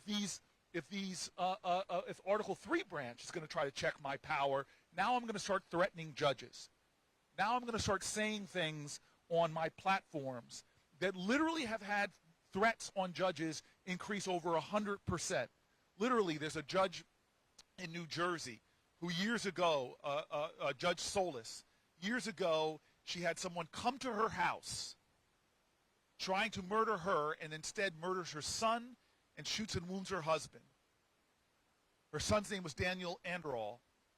And then what he does, what's happening now through this whipping up of hate against people, judges, Republican-appointed judges, who are standing against the Trump administration, what's happening to now is now they are getting threatened as well. Literally, they're getting pizza sent to their private homes in the name of the murdered son of Judge Solis. That Daniel Anderol just sent you a pizza to show, as if to threaten them, we know where you live. And so we're creating a context where democracies erode, is when our norms and traditions begin to reduce and threats of violence rise.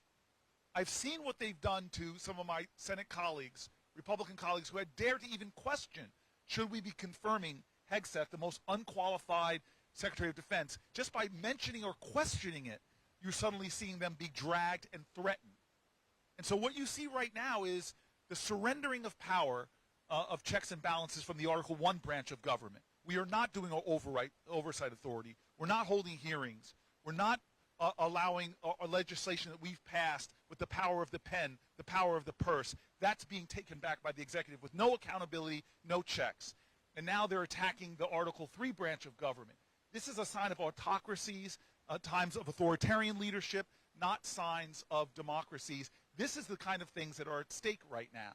And the reason why we're asking people to come down here if you have the time, the day's gotten warm now, it's not as freezing as it was 6 o'clock in the morning when you and I were shaking trying to look tough. We're not shaking anymore. The sun is climbing to its apex. It's almost midday. We've been out here. We're in our 4th hour of sitting here. We're thankful for the joggers have come and sat with us. Just running through the plaza, they've decided to stop and stay. I'm so grateful for the runners making me feel guilty. Run home at the end of this, whatever time we stop. There are a lot of people out here on the plaza stopping. If you want to come down, come and join us in this conversation. Come and join us. We're grounding ourselves in who are we? That question, the moral underpinnings. I saw a man with a collar. Hello, sir. Father, how are you? Pastor, it's good to see you. What's your name? Reverend, then come sit behind us, Rev. Come on, sit behind us, because you're going to bring us back to the faith traditions. We're talking about the moral underpinnings of this country. The founders were all about public virtue. They pulled from the great philosophers of the day about what it takes to build a good society. That's what's under assault.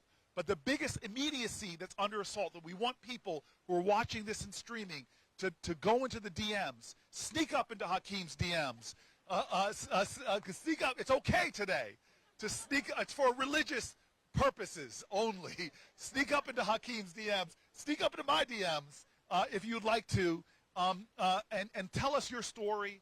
Tell us what motivates you. What's urgency? What are you afraid of? I see these women with these beautiful babies. Thank you for being here. Come on up here and sit there. We need more cuteness with Hakeem and I here. We need more cuteness. Come on, sit right here in front of me. This is how politicians look good. Is put babies in the picture. But we want to hear from you today.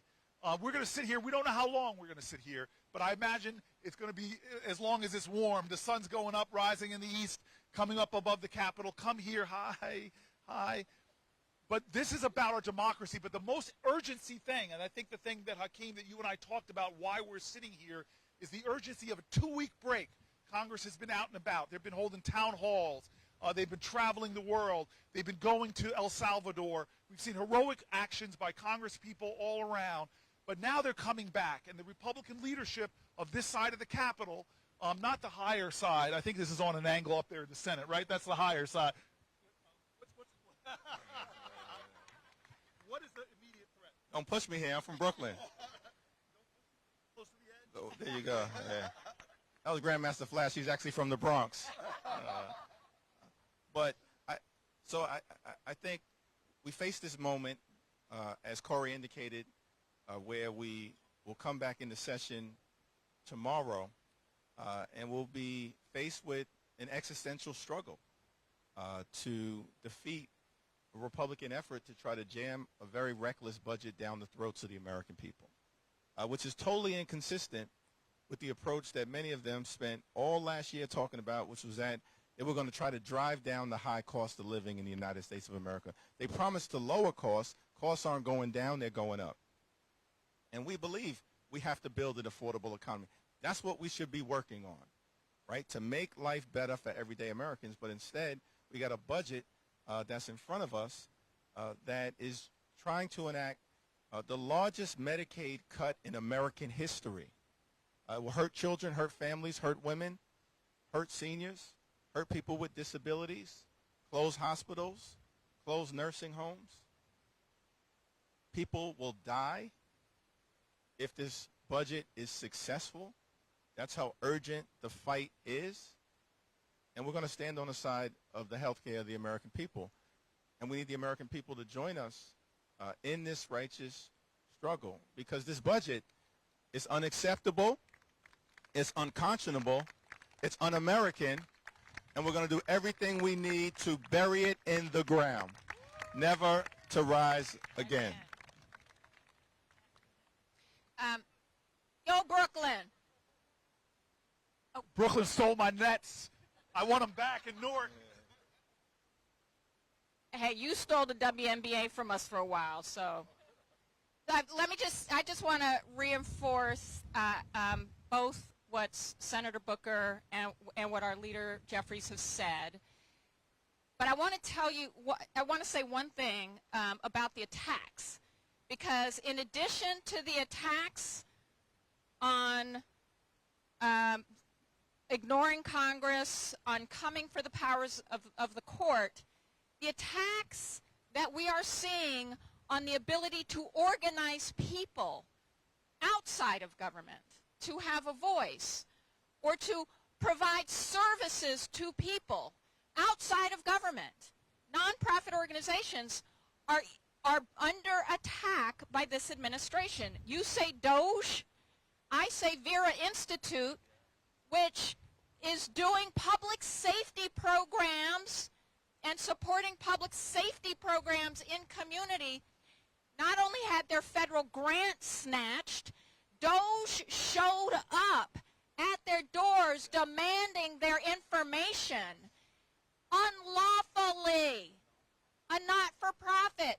They are not going to stop with Vera Institute. They are using and abusing the positions they are in to threaten the very people who are not even in government, just trying to help somebody. And that is what's happening. And the cuts, when we're talking about cuts, people bleed. And we should put names behind them. You know, Sarah in South Dakota had a son who has seizures 1 to 5 times a day. Had to quit her job to try to save her son. It is Medicaid that helps pay for her health care to do that. Or Jasmine in Alabama, in Tuscaloosa, with 2 kids, who was taking care of other people's children when she fell and became disabled, and it's Medicaid that was taking care of her. And by the way, farm country, when our leader says we can't let this hurt people, farmers are eligible for Medicaid. The people delivering our food are eligible. The same with hunger. We have farmers who are hungry, and they get food stamps. We have teachers. We have public servants. We have people who do all kinds of work. So this is who we're talking about. But it is the civil rights community has a pact, because they are trying to make us all fearful. They're trying to make judges afraid. They're trying to make legislators afraid. They're also trying to make us afraid. And we have signed not only a letter to the American public that says we will not be silent. You cannot threaten us into silence when it comes to people like Sarah or Jasmine or anybody else. But we also ask you to sign that pledge, because the only way they win is when they try to take our voice and our power. Go to civilrights.org and please sign the pledge. But when you are there at civilrights.org, you will see a link where you can send a message to your senator or your member of Congress saying, do not cut our health care. Do not cut food for the hungry. Do not take dollars out of our classrooms and away from our kids to put that money in the pockets of billionaires who don't need it. Their kids in private school, y'all, they don't need it. The people who need it, that's our money, by the way. You paid for that. So you should get it back. So please do that. And the other thing I will say is we will not be silent. We will be at the National Press Club on Wednesday with Vera Institute, with Planned Parenthood, with representatives. They're even trying to threaten our funders. People have the power to decide they want to give us money. Our funders will be there, and universities and colleges, because they're trying to tell us we can't learn. They're trying to tell us our children can't stand up and have a voice if they don't want to be attacked. So all I am saying to you is we will not be silent. We have leaders who will not be silent. And we are all leaders. So we ask you, do not be silent. Use your voice because you have power. Let's give it up for Maya Wiley.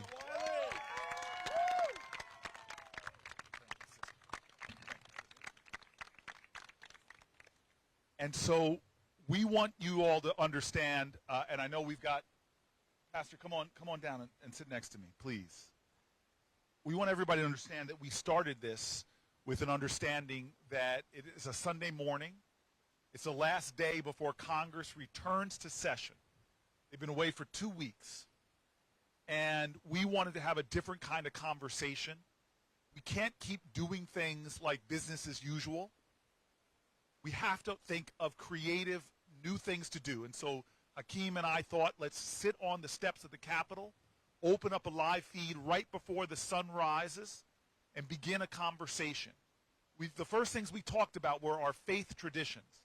This nation is undergirded by people who were imperfect like us all, but sought to create here on this soil a grand experiment, an experiment that has influenced the world over, as more and more people have looked towards our constitutional principles and tried to instill them.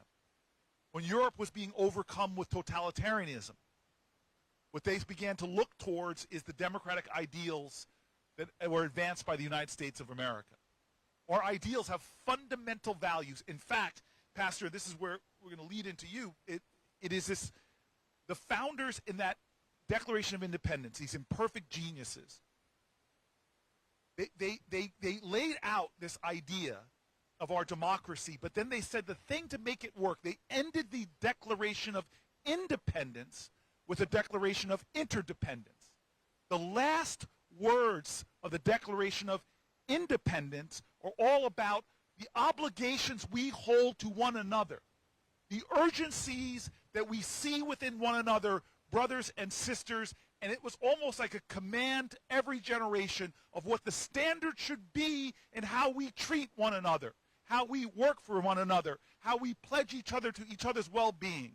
They basically said after the Declaration of Independence, which they literally knew that signing that Declaration of Independence put their necks in a guillotine. They were breaking, they were rebellious, they were breaking with the course of human events and declaring independence from an authoritarian government, at that time, England. And they said, in order to make this work, to thrive, to survive, as if a message to future generations, they said, we must mutually pledge to one another, we must mutually pledge our lives, our fortunes, and our sacred honor. That's what we owe each other. That's the kind of commitment it takes to make this experiment happen. We must mutually pledge our lives, our fortunes, and our sacred honor. We, today in America, how often are we living up to that idea of sacred honor? That word sacred speaks to something that is deeper, that is not material, that's not in a bank account. It is something deeper than that. Calling to this idea of sacred honor is calling to something spiritual. The Constitution is a piece of paper with ink. If it does not live, the spirit of the Constitution, the spirit of our founding ideals, do not live on our hearts, they can't exist other places. And undergirding all of that was philosophy, was faith traditions about what it takes to create a more beloved community. And so today we're talking about that. Hakeem and I wanted to sit here and talk about those traditions that undergird in the shadow of this building here, where they are going to be pushing in a matter of hours a bill that will cut food from the hungry, medicine from the sick, care for the elderly, support for the disabled. Is that pledging lives and fortunes and sacred honor? No. It is all to cut money out of that and give tax cuts that will disproportionately accrue to the wealthiest in America, who are the wealthiest in the world. That is a violation of the very words that were put onto the paper of our founders that mean nothing if they're not living in our hearts. And so I love what Martin Luther did at a time where he saw the corruption of the church in violating its values. He walked up to the wall of the church and he pounded in a statement of honor, and he said, "Here I stand. I can do no other. So help me God." That put his neck in the noose, his defiance. We're not asking people to give their lives. We're not called to get on freedom rides knowing that our buses will be bombed. We're not called to march over the Edmund Pettus Bridge, a bridge named for an arch leader of the KKK. We're not called to storm beaches in Normandy or to stand in front of bullets for our nation. But in this moral moment, when people's health care is at stake, when people's lives are at stake, when the food for our children is at stake, the question is what will you do? And so I want you to introduce yourself, Pastor. I want you to speak to this moral moment. I want you to tell us from your faith tradition why it is so important, as we learn from our faith, our shared faith, that faith without works is dead. Thank you very much, Senator. Let's really applaud what he has just said. I'm Reverend Jimmy Hawkins. I'm with the Presbyterian Church, and I am the advocacy director for our Washington office right across the street. I love that building. You guys caused some good trouble yes, over in that building. Exactly, in right the United Methodist building. Court. And also for our ministry at the United Nations. Also, I'm the tri-chair for the Washington Interfaith Religious Committee. So I'm here to talk about how this is a spiritual moment. And this has to be a spiritual movement that we are embarking upon. Because this budget, any budget that hurts people is against who we are as people of faith. Any budget that cuts food stamps, SNAP benefits, any budget that cuts health care, any budget that takes away from those who are the neediest in society, this has nothing to do with a faith movement. And one of the things that really hurts my heart is that many of the individuals who are supporting and endorsing this budget will say things like, well, I'm going to pray for you. You're in my thoughts and prayers. And yet we'll vote for budgets that will injure those who need help the most. So I've got a few statements that I want to read. This proposed budget would impact the communities that I serve in the Presbyterian Church. While many of them are not directly impoverished, we have ministries in the church that feed hungry people. We endorse advocacy for health care benefits and to see that they are increased. And we also have food pantries like churches all around this country, and it's going to really challenge the resources that we have. But also, this budget does not reflect the needs of the nation. And currently there are there are millions of people living in poverty in this nation. The federal poverty level for a family of four is only $32,000. Family of four. In what state, in what city can a family of four live in under $32,000? And for a single individual, $15,000. I can. When you say the poverty level, we have one of the highest child poverty levels of any developed nation. We were able to cut that in half under Biden for the 1 year when we expanded the child tax credit, but we were one vote shy for making it permanent. So what it basically has said is that child poverty is not an inevitable conclusion in our country, but a policy choice. Who are we giving tax breaks to? Struggling families that can get more back from their tax dollars, more back, a refundable tax credit, or the billionaires? And the wealth of our country is not in the bank accounts of millionaires and billionaires. The wealth of any nation, especially in a global knowledge-based economy, is the genius and well-being of the children. Okay, go ahead. Exactly right. Exactly right. And mostly this budget does not reflect the heart of the American people, and especially people of faith. We do not want to see anyone hungry, especially a child, an elderly person, someone with disability, someone in need.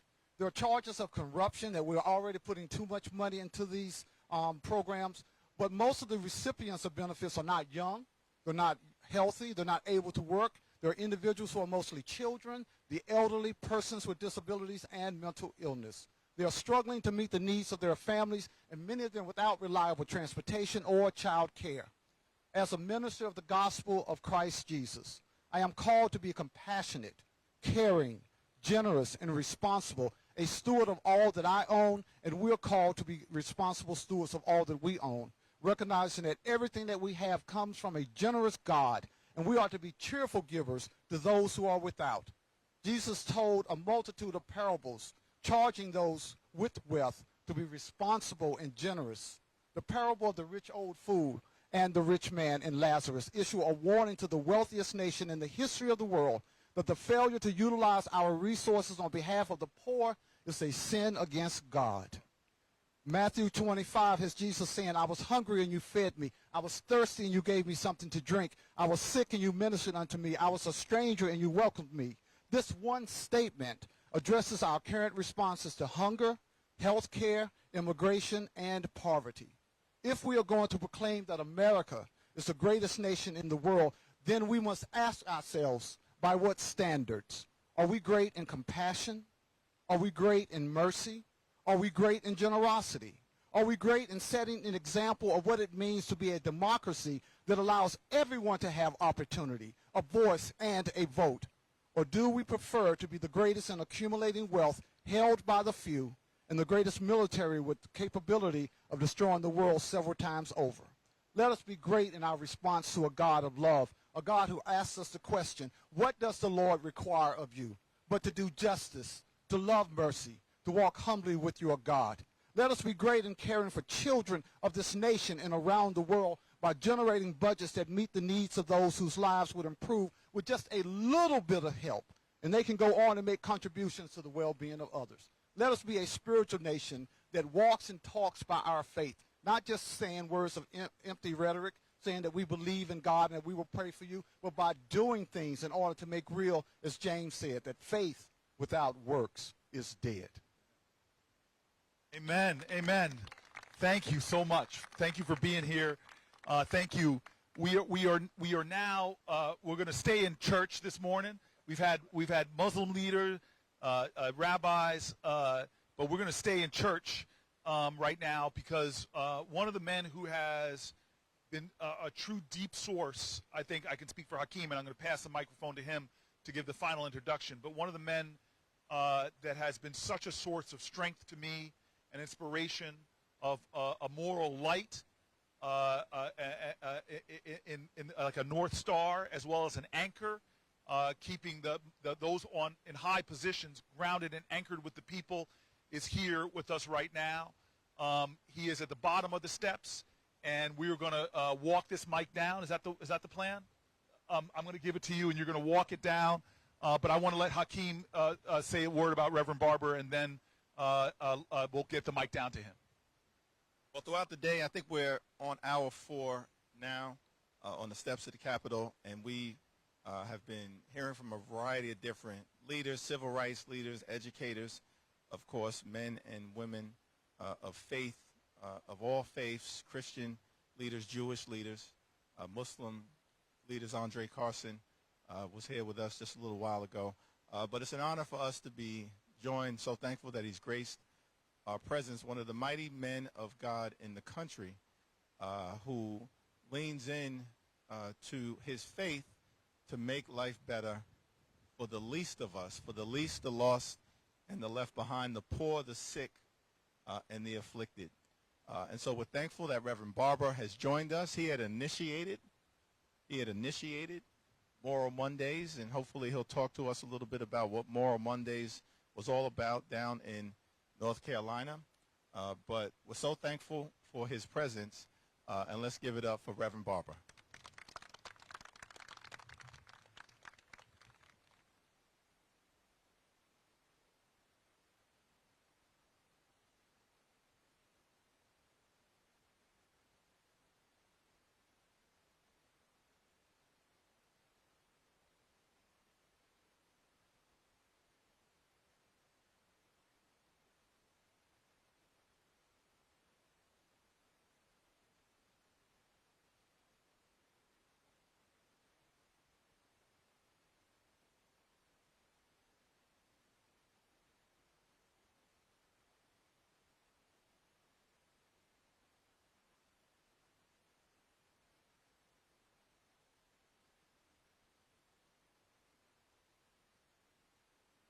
They can come that way.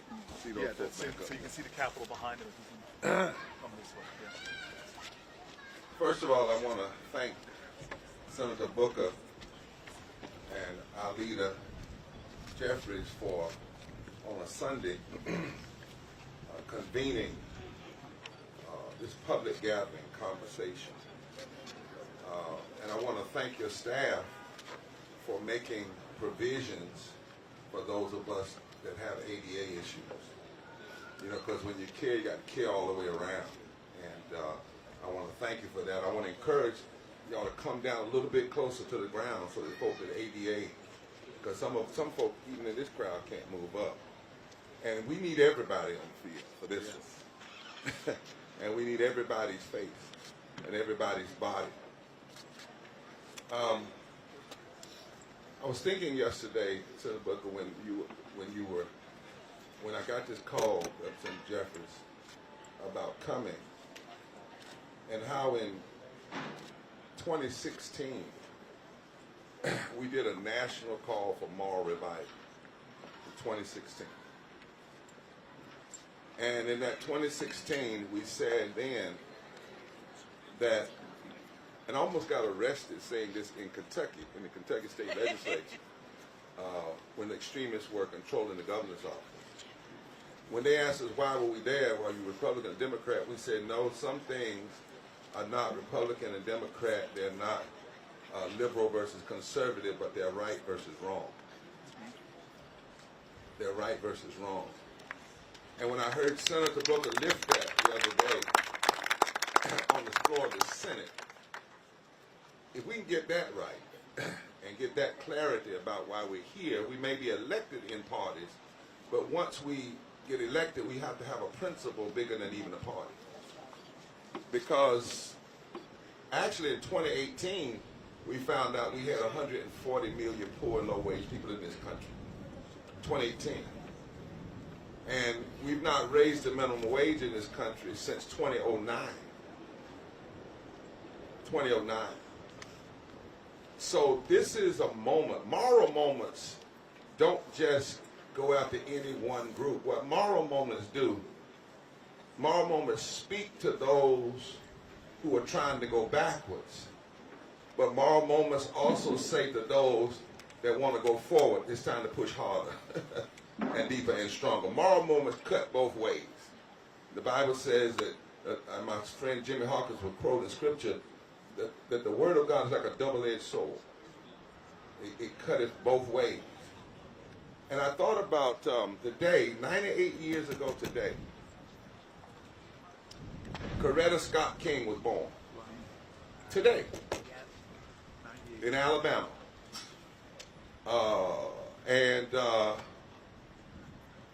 When she spoke on the other side of this building, at Solidarity Day, June 19, 1968, her husband had been murdered, and yet she gathered the strength to do 3 speeches, one about Vietnam, and then she came to Solidarity Day when poor people and others came, over 50,000 of them. And Coretta Scott King first sung a song on that when she came. And you know what the song was? And I think all of the representatives and senators need to learn it and go sing it on the floor of the Senate. Come by here, my Lord. Come by here. Come by here, my Lord. Come by here. Somebody needs you, Lord. Come by here. Oh Lord, come by. She called out because she recognized something was wrong. And then she said these words. I'm giving them to Son Jeffries and say them to the folk in the Congress. She said, in this society, violence against poor people and minority groups is routine. I remind you that starving a child is violence. Suppressing a culture and taking people's history is violence. Neglecting school children and undermining their education, violence. Punishing a mother and her child, violence. Discrimination against a working man or woman and not making sure that they have a wage that's out of poverty, violence. Ghetto housing, violence. Ignoring medical needs and health care, violence. A contempt for poverty as though poor people are somehow on a glorified vacation and not being affected by structural reality, violence. But listen to this last line. Even the lack of willpower to help humanity is a sick and sinister form of violence, especially when you have the power to make a difference. That's correct.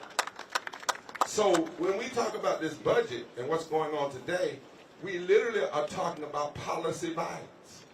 57 years ago, the night before he died, Dr. King said, nothing would be more tragic than for us to turn back now. And they were reaching into their faith when they were talking. Jesus said before he was crucified, he knew he was going to die. You're going to listen to people when they know they're going to die, because they get real truthful. Yes. And he said, I was hungry, and you gave me something to eat. I was thirsty. You gave me something to drink. Watch this. I was an immigrant, and you invited me in. Yes. I needed clothes, and you clothed me. I was sick, and you looked after me.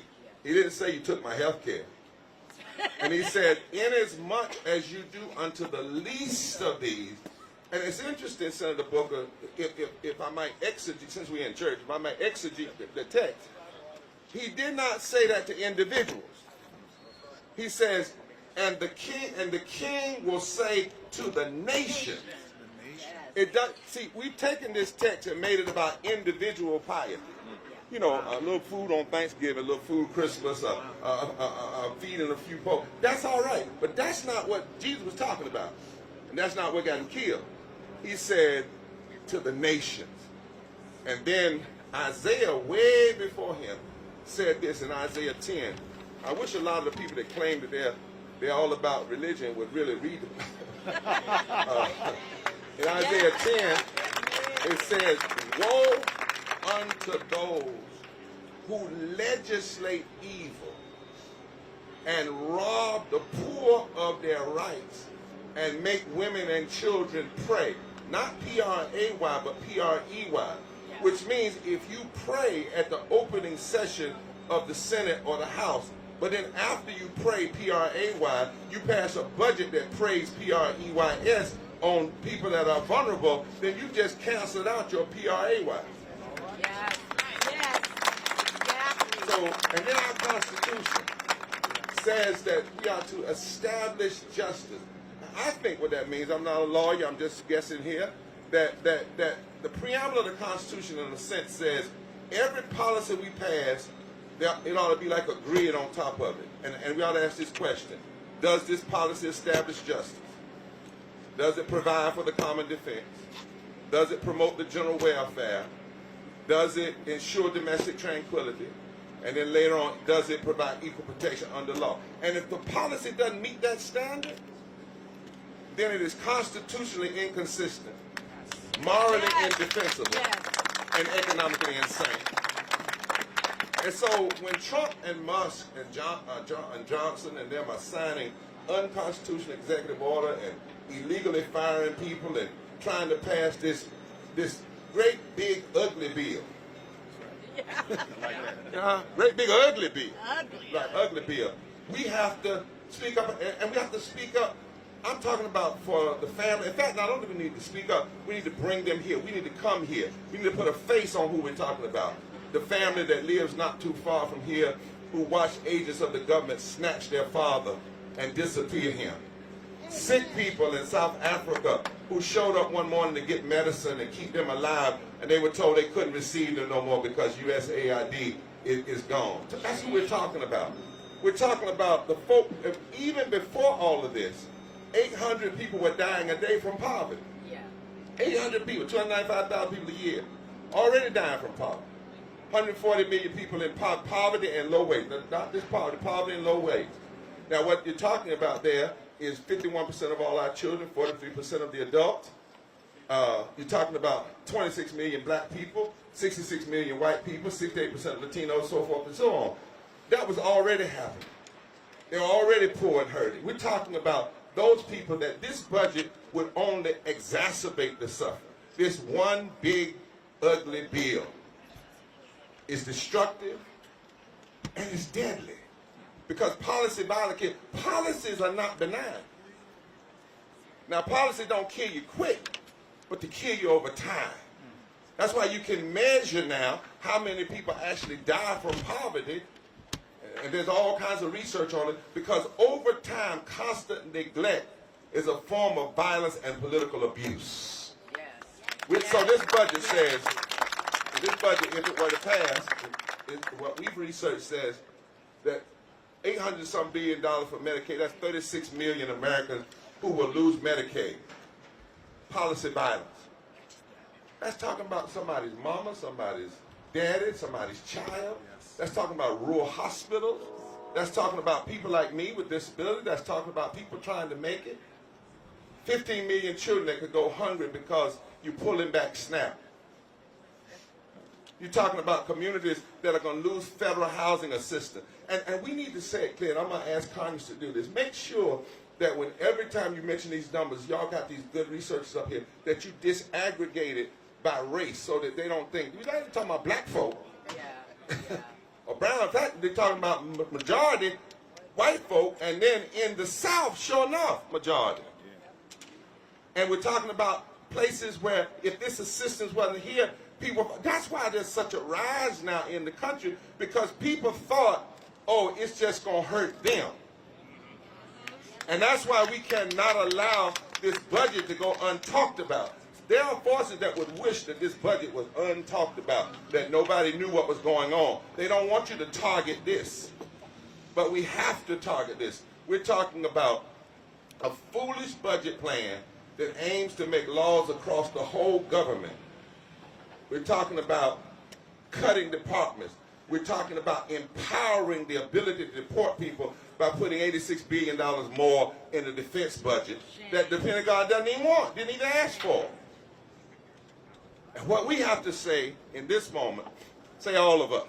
All of us, take your hands off our Medicaid, take your hands off our Medicare, take your hands off our voting rights, take your hands off our living wages, take your hands off our public education, and take your hands off of our lives and let us live. Because in this country, life, liberty, and the pursuit of happiness is supposed to be what not only is thought about, but policies allow it to actually happen. To actually happen.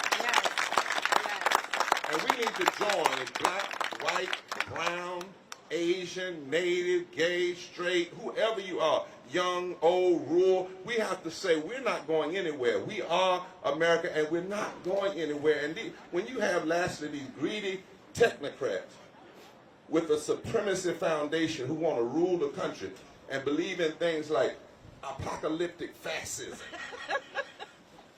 and technocratic feudalism, you know, where you want to destroy something and then say, I told you it was going to fall apart. Well, you made it fall apart. That's what apocalyptic is. And they want to get it by quick, move it. We cannot allow that. We have to come by time. That's why tomorrow, in the nation's capital, well, actually this evening, we're doing a sermon right over at the Supreme Court. But tomorrow, hundreds and hundreds of clergy are coming, and Senator, we're coming in full vestments. Yes. And bringing impact to people. And we've done research. We've got a research, and we're going to give it to every member of Congress, showing the high moral stakes and negative reality of this budget. And we're going to talk about, we're bringing impact to people, and we're coming in to deliver it. and we're coming to the rotunda, and we're coming in full vestments. The reason why we put on full vestments is because there's a story that says in South Africa one time, Bishop Tutu and some other clergy got together and they put on full vestments and went into a courtroom. And one of the courts told that one of the judges said, "Why are they here like that?" And the other one said, "I don't know, but I know apartheid is over now." And he said, "No, it's not. We're in power." He said, "Yeah, but the clergy have decided that this is a part of their ministry now. That means that they've decided that this is holy work, that this is not something they can choose not to do. So tomorrow, we're coming to say this is something we cannot choose not to do. That we, every pulpit, we've been talking to over 9,000 clergy and growing across this country, that we have to have pulpits that are on fire and people of all different faiths that will come and say, in this moment, the only way a wannabe king gets to be king, or wannabe dictators, or wannabe people that want to just control everything get to do that, is if we bow. And somebody has to come and say, our DNA won't let us bow. We bow only to God. We bow only to that which we see as ultimate reality. But we cannot and we will not bow. This is bigger than a party issue. This is an outright battle for civilization itself. It is an outright battle for democracy itself. And we must declare that we will not bow. And every now and then you need to look at a neighbor and say, "Neighbor, I just can't do it. I just can't bow. I cannot bow when I see people hurting sick people. I cannot bow when I see people taking people's wages. I cannot bow when I see people who ought to be lifted up being torn down. I cannot bow when I see billionaires wanting to hurt the poor. I cannot bow when people in this building raise their salary but keep everybody else's salary at poverty wages. I can't bow. I can't bow. I just can't. They may not change right now. I may not have the vote, but I can't bow. Moral dissent means you have to have a moral dissent until such time as you have the political power. But the moral thing. And so maybe it's time to stand tall. And maybe it's time to mobilize our rights. No, not maybe. It is time. Yes. Yes. It's time, I think, to have mass pray-ins. It's time, when election comes, to have a labor strike day so that everybody on election can surely go and vote. It's time to mobilize the biggest potential voting bloc in this country, which is poor and low-wage infrequent voters. It's over 30 million of them, and there's not a state in this country, that poor people don't make up at least 30% of the electorate, and in so-called battleground states, over 43% of the electorate. And the number one reason they don't vote is they say nobody talks to us anymore. Nobody. Well, we have to stop that. We have to talk to them. So Linda Lake has said that is the place in most of the battleground states. If you just registered 10%, well, no, you don't even have to register because many of them are already registered. If just 10% of poor and low-wage people were mobilized around an agenda, not even around a party, around an agenda, they could fundamentally shift. And we can no longer have people say, well, these infrequent voters, we don't have time to mobilize them. If you don't have time to mobilize them, you don't have time to save this democracy. Because God makes it so. Every now and then,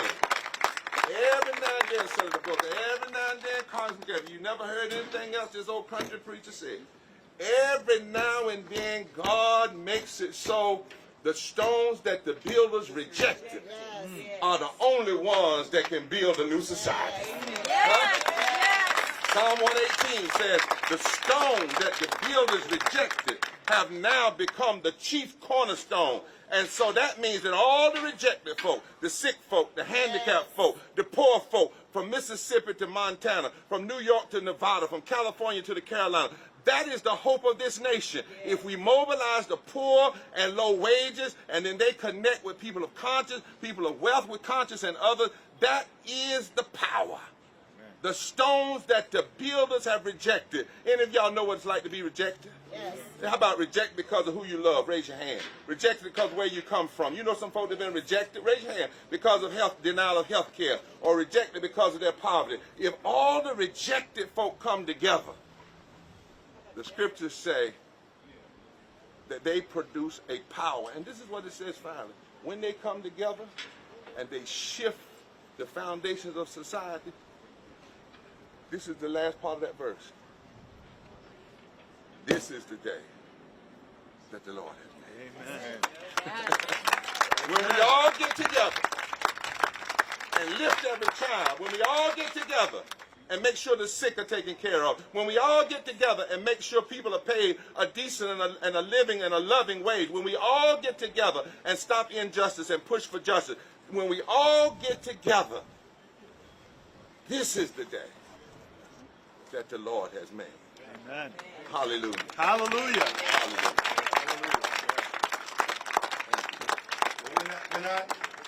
We're not sitting in the congregation right now, but Reverend Barber just took us to church. Yeah. And we're thankful. Let's give it up for Reverend Barber. For his moral, principled, powerful, prophetic leadership.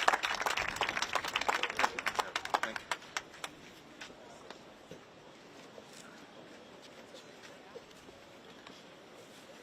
All right, we're going back to our seats. Anybody can come up to the steps, join us.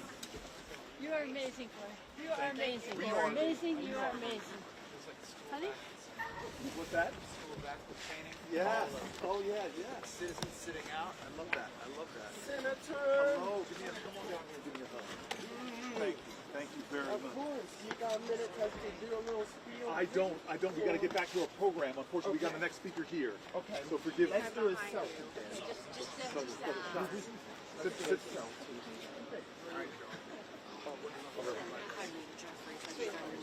Yes. Hi, I got my kids. We're going to join you. That one. You guys want to say hi? This is Leader Jeffries. All right, people, we're getting back to the steps. We thank Reverend Barber. One more round of applause for the Reverend.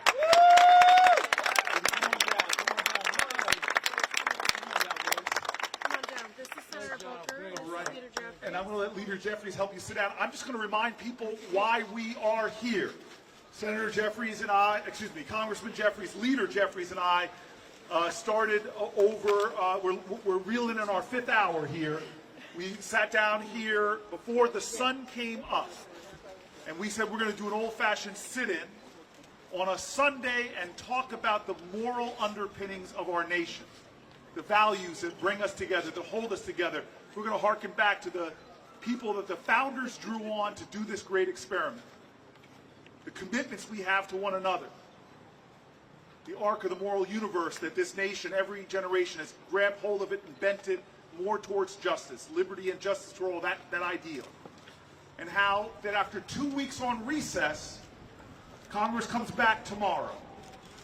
And when they get back to this House, Republican leadership has said they're going to be pushing this bill that cuts billions and billions of dollars, hundreds of billions of dollars from services and support to Americans in order to give tax cuts to the wealthiest Americans. As Leader Jeffries said, renewing these tax cuts from the Trump years, over 80% accrue to the top 1%. And what they're doing in the shadow of the moral might of America and our religious traditions is that they're cutting food from the hungry, health care from the sick, support services for the elderly, resources for the disabled, and so much more. From Meals on Wheels to public education under assault, under attack. And the question is not what they are trying to do. The question is, who are we as a people? Will we sit idly by, or will we rise up, speak up, stand up? And with our nonviolent heart and creative action, can we take this moral moment and ensure that we protect our fellow Americans? That is where we are. And Leader Jeffries and I said we would come out here and sit for a good long time. As I said, we're rolling into our 5th hour soon. And invite people to join us physically. If you're watching online, this plaza is beginning to fill up. We have more and more people sitting down. God bless American University. You all are stalwarts. You were here in the cold hours. You were here when it was chilly. Now it's warm and easy. Come on out. But we're also asking people who are watching online to DM us messages from you. Our team is going to collect them all. We're going to start reading some of them. Maya who was out here was reading the names of people, speaking people's names, speaking to the experience of Americans who are struggling right now and face real challenge. And so we're inviting different speakers to come out. On my left is another senator. We're keeping count. There might be a little bit of a rivalry between the House and the Senate. I think the score right now is senators outnumbering House members, and there's only 100 of us. But maybe you can, during your rebuttal, you can reclaim your time and then introduce our guest. Let's be clear, we're on the House side of the Capitol right now. That's true. This is the people's house. Now, Reverend Barber mentioned that this is a time for us to put principles over party. Principles over party. It reminds me, I think that's a powerful moment for us. Reminds me of a letter that Ulysses Grant was said to have sent at the start of the Civil War. Of course, the great general who subsequently became president. And at that moment of great turmoil in the country literally tearing itself apart, Grant wrote that whatever my prior political positions have been, my prior opinions have been up until this point, I have but only one objective now. And Grant then said, we have a government and laws and a flag, and they must all be sustained. Government, laws, and a flag, and they must all be sustained. And then he said something even deeper than that, because at that time in American history, there were multiple parties. We're in a two-party system right now, but there were multiple parties. And what Grant said is, there are but two parties in America right now, patriots and traitors. And at this moment, when Reverend Barber talked about the need for us to put principle over party, we're calling upon our Republican colleagues as we approach this budget to put the American people first, to center the American people, and the principle of making life better for everybody. Whether you're a Democrat or Republican, this is an American moment, and we need the American people to show up and stand up and speak up and partner with us, and we're going to get through this moment. We're going to end this national nightmare, and we're going to make sure America can become the best version of herself. That's what all of you represent right now on the steps of the people's house. And so we've been joined by a great advocate, a great leader, someone who actually does trace her roots to the House of Representatives in terms of her career. So we put that on the house tag, Cory. You got it. I got it. You get to Minnie Timaraju has been a long-time champion for reproductive freedom. Thankful that she's joined us here with her two children, who I think she'll introduce.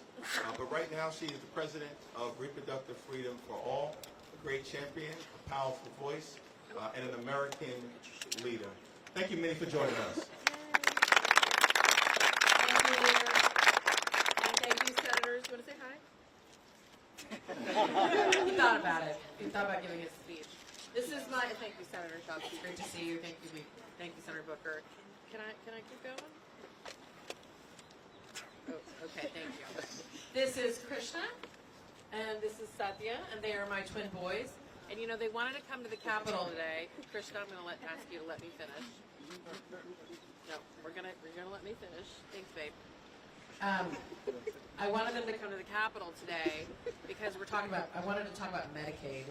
And one of the things that's the most shocking, and I think you've been talking about it already today, about the proposed cuts to this budget, which frankly could only be found in Medicaid, that there's no way to do what they're talking about doing without gutting Medicaid, would have a dramatic impact on our nation's kids, disturbingly so. And I think there's an untold story about Medicaid and how important it is for reproductive freedom.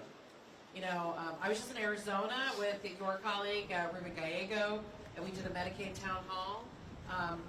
in a congressional district that I think we have some interest in. And we were talking to a lot of moms who, because they had Medicaid coverage, and Medicaid covers almost 50% of births in Arizona, 50%, and now has recently been expanded to cover postpartum, they've had a dramatic decrease in maternal mortality rates in Arizona because of Medicaid. I think it's so important to tell that story, especially as we have a maternal health crisis for Black and brown moms, right? So it's so critical that we protect this program. The other thing I wanted to say about Medicaid is how many family planning services are covered by Medicaid across the country. So STI testing, birth control, cancer screenings, cancer treatments. And when you think about losses and cuts to Medicaid, I want you to think about two things. I want you to think about clinics in your community. I want you to think about Planned Parenthood. We know the extreme right's been going after Planned Parenthood, trying to shut down Planned Parenthood. We know Donald Trump knows how deeply unpopular that is. But they can do it through Medicaid. They can shut down the nation's safety net family planning programs, including your Planned Parenthood clinic, the most trusted provider of care in this country. Most Americans got their first health care out of Planned Parenthood. They can shut it down through these Medicaid cuts. And when they shut down these clinics, even if you never had to have Medicaid, you might need it one day, but even if you didn't have to have it, the impact it's going to have on the critical care infrastructure in your state could mean you don't have care anymore. So that's what we've been running around the country talking about with a lot of your colleagues, and we're going to keep fighting. I want Leader Jeffries to talk about why we are confident that this what they have referred to the Energy and Commerce Committee creates a conclusion, not from us as Democrats, but from the Congressional Budget Office. I want you to discuss that. But I just want to say that what you're spelling out here is that so many of the providers, the frontline providers of care in America, are providing services at margins that don't exist. That's right. That if the reimbursement rates do not cover the services that people are now providing, and so people like Planned Parenthood and others often have to rely on donations just to fill the gap. And so if you cut Medicaid, forget what Leader Jeffries is going to describe to the extent that they're talking about cutting, but a 5 or 10% cut endangers health care for millions of Americans. But even worse than that is a lot of the hospitals in the most remote areas, in our rural counties, already operate at a serious deficit. That they will face closures. From rural areas in New Jersey, all throughout the Midwest, we are already hearing stories of what this will mean, because to pull out one of the financial rebars of what hospitals use to sustain the architecture of their total services. So even if you don't rely on Medicaid, you can still be affected by those cuts, by the very hospital you rely on. And remember, this comes in the wake of a president who is taking away Social Security offices. This relies on a president who is attacking veterans' care and veterans' services. We are seeing them taking away the kind of services we rely on, and the question we ask again is why? Why are you doing this? Why? Well, we know why. Because they want to give greater tax cuts that will overwhelmingly accrue to the wealthiest Americans. How do we know? It's because that is the 2017 tax cuts that they are trying to renew and even add on top of. They gave tax cuts to the wealthiest corporations, who have seen historic profits even before those tax cuts, and to the wealthiest Americans, who for the last quarter century have seen a growth in wealth that has been stratospheric. Cutting services to hundreds of millions of Americans while giving the wealthiest 1% tax cuts is immoral, and that's again why we're sitting here on the Sunday before this work period saying we're just going to sit down, open up a live feed, and have a moral discussion. And I'm going to hand it over to my partner in this, Leader Hakeem Jeffries.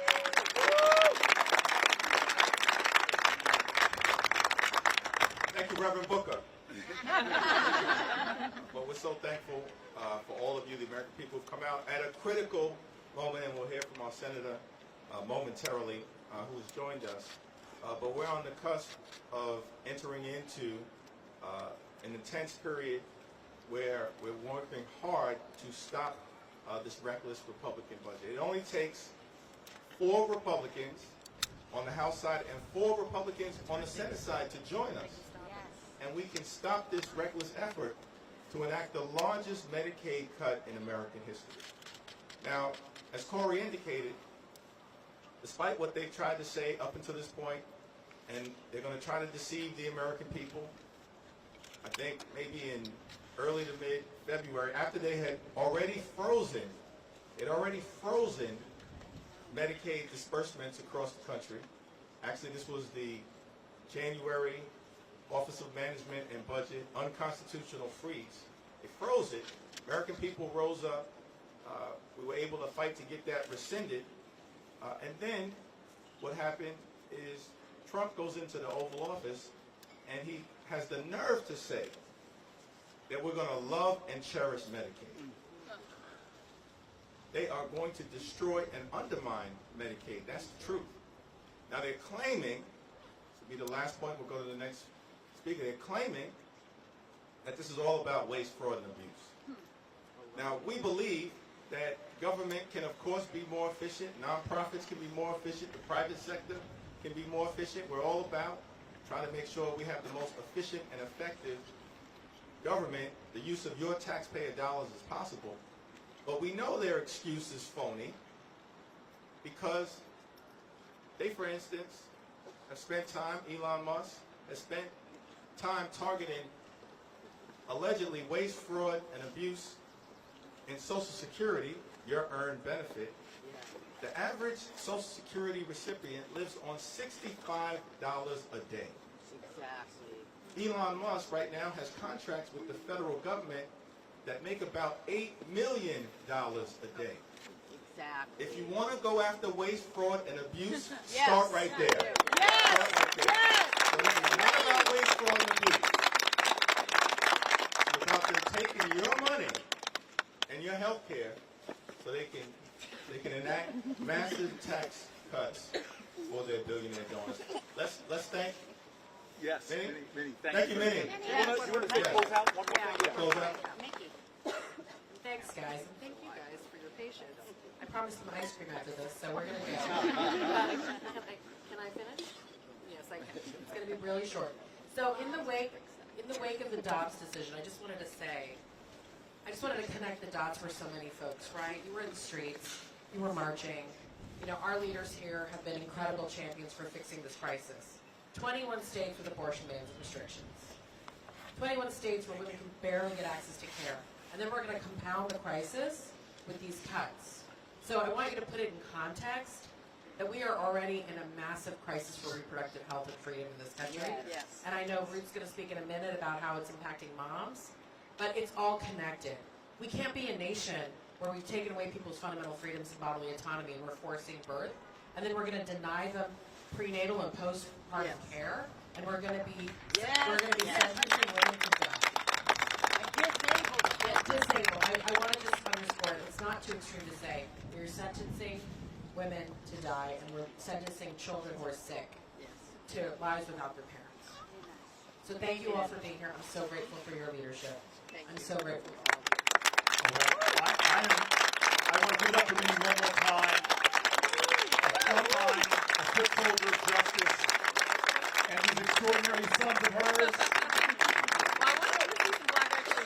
I'm happy they got a chance to see that, and I'm happy that they stole all the handsomeness for themselves, left Hakeem and I with none of it. Oh my gosh. Thank you guys so much. All right, as Ruth Martin is going to center herself when Minnie leaves, I want to let I'm going to ask him to stay for a little longer, but I want to say right over my shoulder, a man with greater seniority. That's why he's sitting on the higher step. He's holding it down on the northern side of the Capitol. Is Senator Brian Schatz from the great state of Hawaii. And Brian is a man of great humility and a man of deep conviction. He is a moral man, and I'm grateful he's here. We're going to hear from Moms Rising real quick. Not real quick, take your time. Hakeem and I didn't put a back end on this. We are going to stay here. That's why we hope more people will come. The sun is climbing. We're almost at our 5th hour. We're going to stay as speakers come, and we hope that more of our colleagues will join us.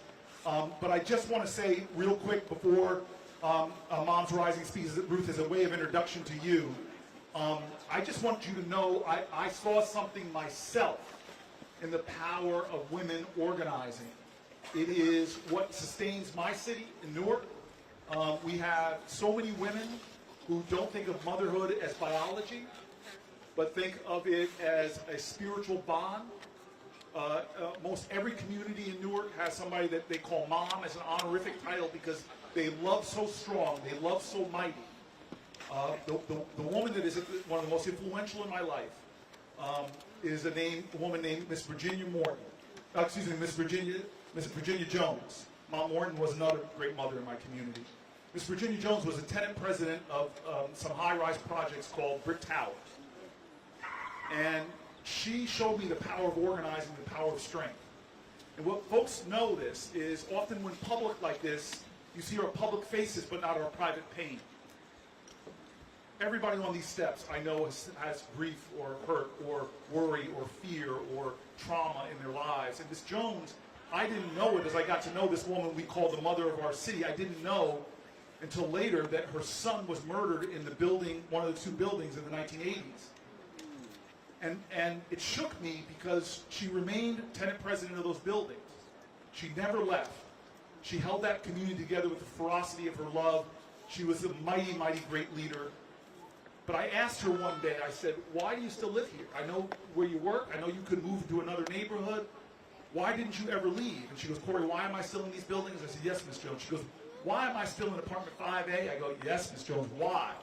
She looks at me and she goes, why am I still the tenant president since these buildings were built in 1969? I go, that's electoral longevity. Yeah, why? And she looked at me and she goes, because I am in charge of Homeland Security. And then she smiled and I smiled. She didn't need a cabinet position. She didn't need a title. She didn't need a high position and a salary. She was the mother of that community because she knew where power really comes from. It comes from the courage to stand and the strength to love. And so you have an organization that represents mothers like that who are not content to stay on the sidelines or to stay in the stands. They know that democracy is not a spectator sport. It is a full court participatory endeavor. And I just want to thank you for being with us today. Thank you so much. Moms are pretty amazing, yeah? They're pretty good. They're very strong. We want to thank you, moms across the country. Moms Rising has over 1 million members across the country, and many, many of them are watching right now and are excited to see both of you standing up and championing what our families really need. We're sitting down.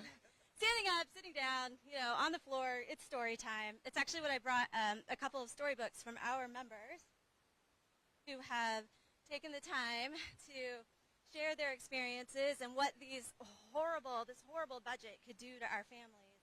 How we need more people like you all to put families over billionaires. And so, as Minnie was saying before, just moments before, it's just incredibly important to our families. All of these cuts that are on the table are going to decimate our families. They're trying to undermine our public education, take away our access to health care. It's just SNAP benefits, all these things that we need to make sure that our families are thriving are in jeopardy. Why? For the sake of billionaires? It just doesn't make any sense. Make it make sense, right? It's just awful. So I'm really happy to be here today representing Moms Rising members, and I brought my daughter Beatrix to be here with me too, because while she can't yet vote, we've got several more years before that happens. Obviously, everything that happens here has an impact on her future. And Minnie's kids and kids I see down here and all of our kids. So, we're happy to be here. And these stories from our members are pretty heartbreaking. And I know you guys have been here for 5 hours now. Yeah? All right. I will.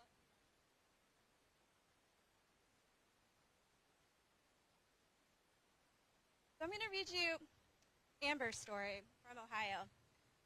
Streetsboro, Ohio. Amber says, I go to school to afford a child on my own. As of now, we barely survive. With SNAP and Medicaid and the current wages most days I don't eat the meals I cook so that my child can have leftovers the next day. I have faced homelessness for 8 months now, waiting for a home on the Section 8 list. I have relied on federal programs and churches to get me through this far. If those programs do not exist, I would have been homeless for a year waiting for Section 8. I have no family to fall back on. It's me and my daughter alone. If they cut SNAP and Medicaid and other federal programs, it would guarantee not only not me being able to feed myself, but I won't be able to feed my child either. I can only work part-time while going to school full-time and being a full-time single mom with no help from her father. To take from an already struggling family to give to a millionaire and billionaires and corporations is absolutely absurd and will very much hurt families like mine. Oh, another one. Okay, great. Sure. This one is from Melissa in Pennsylvania. The cost of living is high while unemployment wages have been stagnant. Healthcare premiums take a big chunk of that wage. I have 2 adult children with autism who still live at home. Rent is incredibly expensive. My daughter would rather save her money to buy a house than waste it on rent. She's also paying her college loan healthcare premiums through the Pennsylvania Exchange.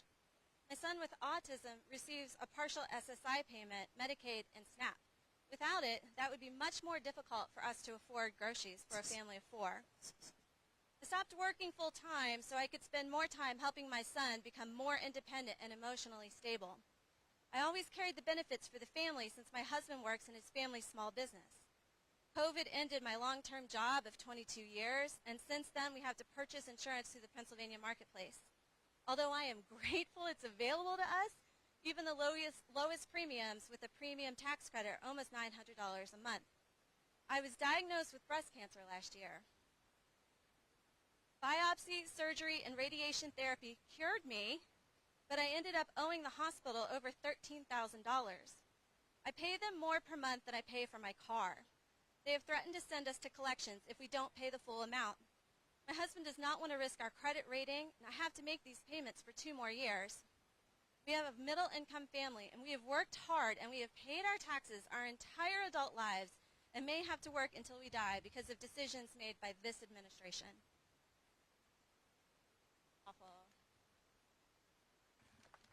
Thank you so much for your leadership and for presenting these stories, and it's going to be important for us to continue to lift up and elevate stories. We've been spending a lot of time on the Capitol steps talking about Medicaid, but Medicaid is not the only thing that is under threat, and you've done a great job in documenting that reality.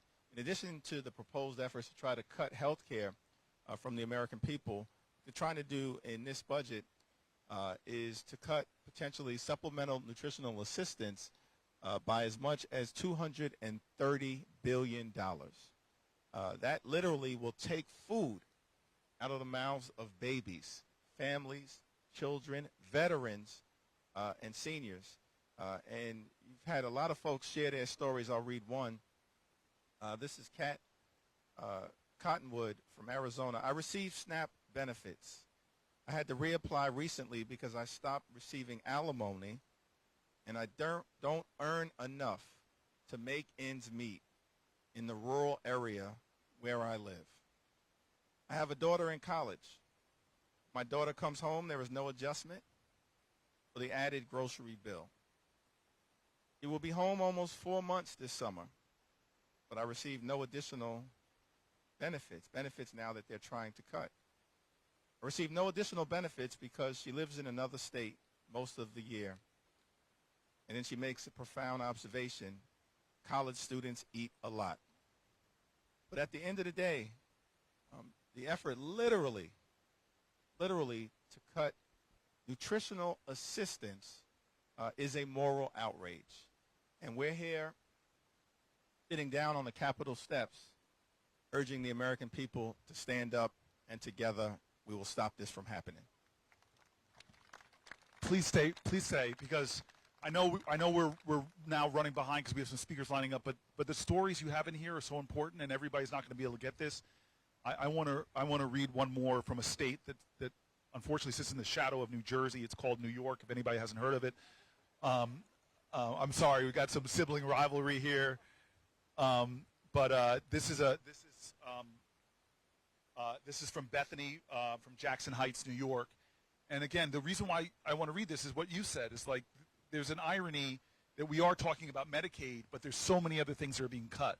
Support for children with disabilities. But the absurdity that this letter points out, and you'll hear her in her own voice, but this is the absurdity in our nation right now.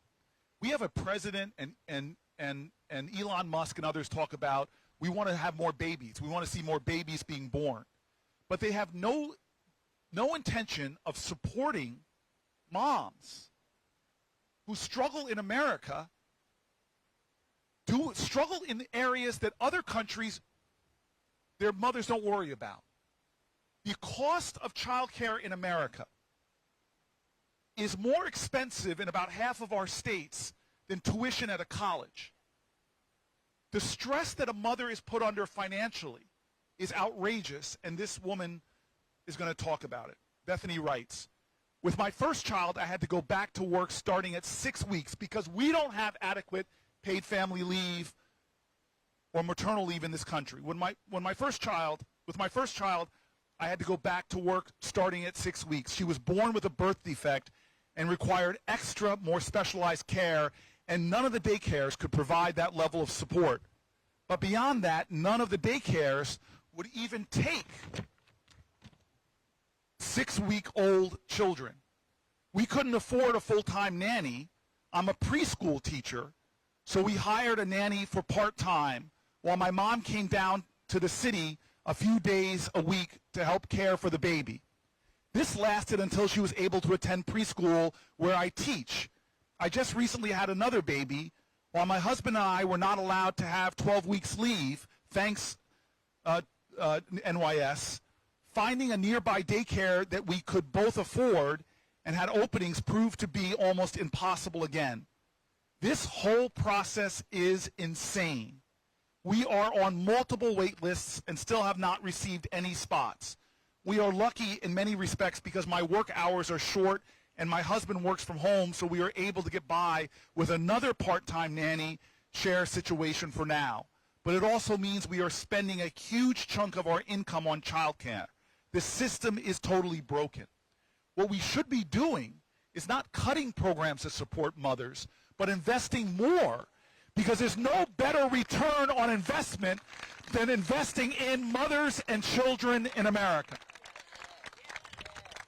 We want to say thank you very much for being, thank you so much, and we're grateful. And please, I hope there's a lot of moms watching this. Continue to tune in, share the link, share your stories. We're going to be recording them, go into DMs, but thank you very much.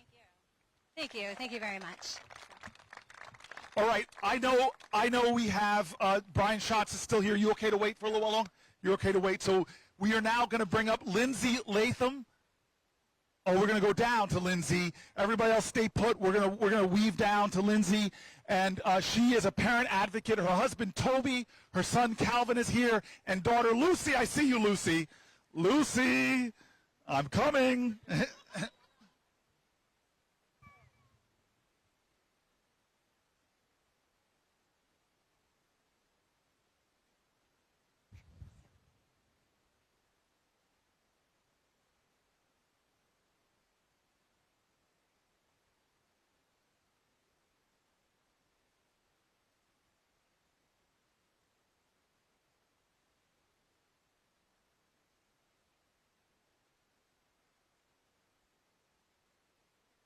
Right.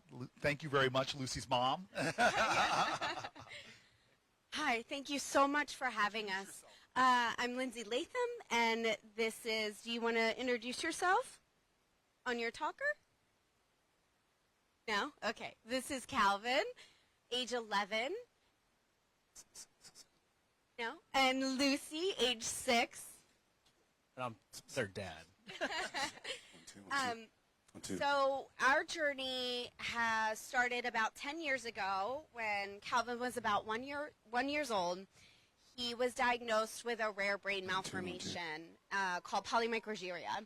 And because insurance is insurance, we went down the road of learning about the Medicaid waiver. We're in the state of Virginia, and currently in the state of Virginia, I'm sorry, you're right. Thank you, Calvin. Currently in the state of Virginia, there are two types of waivers. So he is eligible for Medicaid based on his disability, and he also receives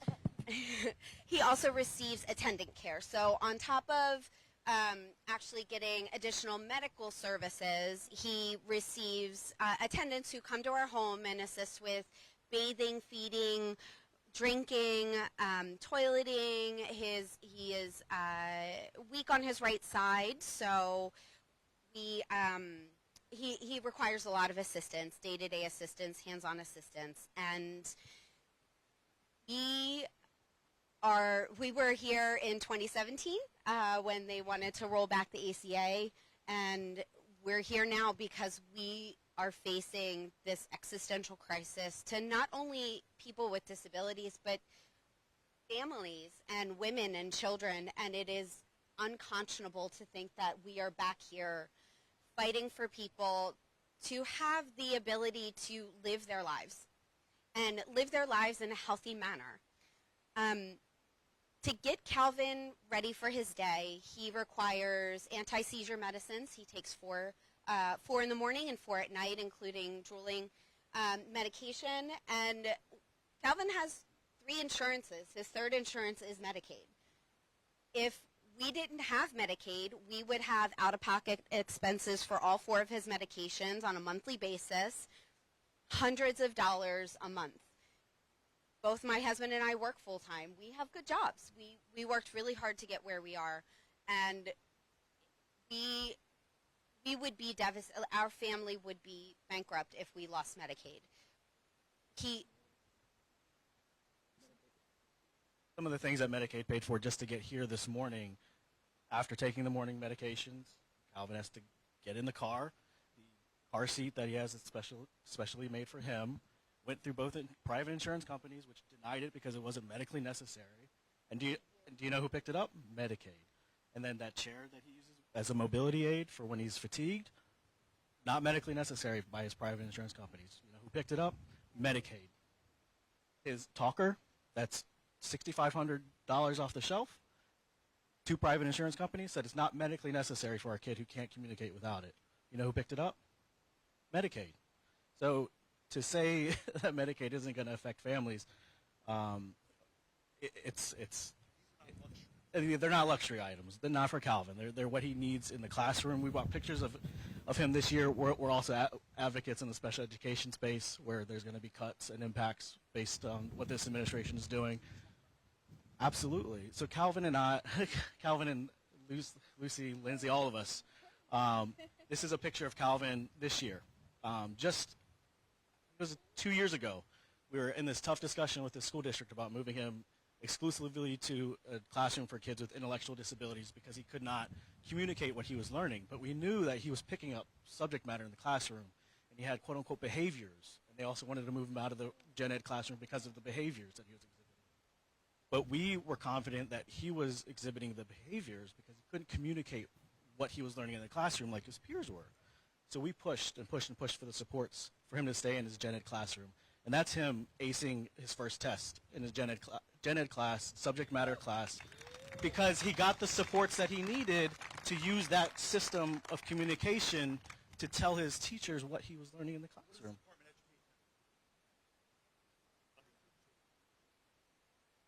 Well, there's a gap in the funding. We talk about year after year when the IDEA and its predecessor were passed, Congress promises 40%, and we're going to keep coming asking for that 40%, and it's currently at 13, I believe, in funding. But there's also resources that people don't know about or don't think about when they talk about cuts to the ed department, which is the research and the best practices, which we as parents can go to and go back to our school systems and say, hey, there's this research backing classroom use of communication devices and effective communication regulations, which allow us as parent advocates to go back to the school system and say, until you're supporting our child and using his mode of communication, we're not moving him out of this gen ed classroom.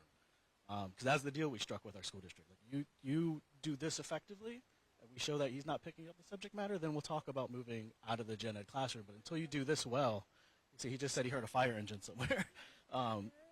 So the Department of Ed cuts in staffing, in the research, and the supports, in addition to the Medicaid, it's a whole holistic system of supports that we get from the federal government that people do not think about. Yeah, one of the reasons that we wanted to be here on the Capitol steps was to give the American people an opportunity to tell their stories, because a budget is just not cold numbers on a piece of paper. It represents our values, and it has deep implications for the American people. And this particular budget will hurt children, it will hurt families, it will hurt veterans. And so we want to thank you for elevating these stories. Thank you for your resilience. Thank you for your presence. Some of my colleagues who serve in this Capitol talk a lot about family values. But that's rhetoric.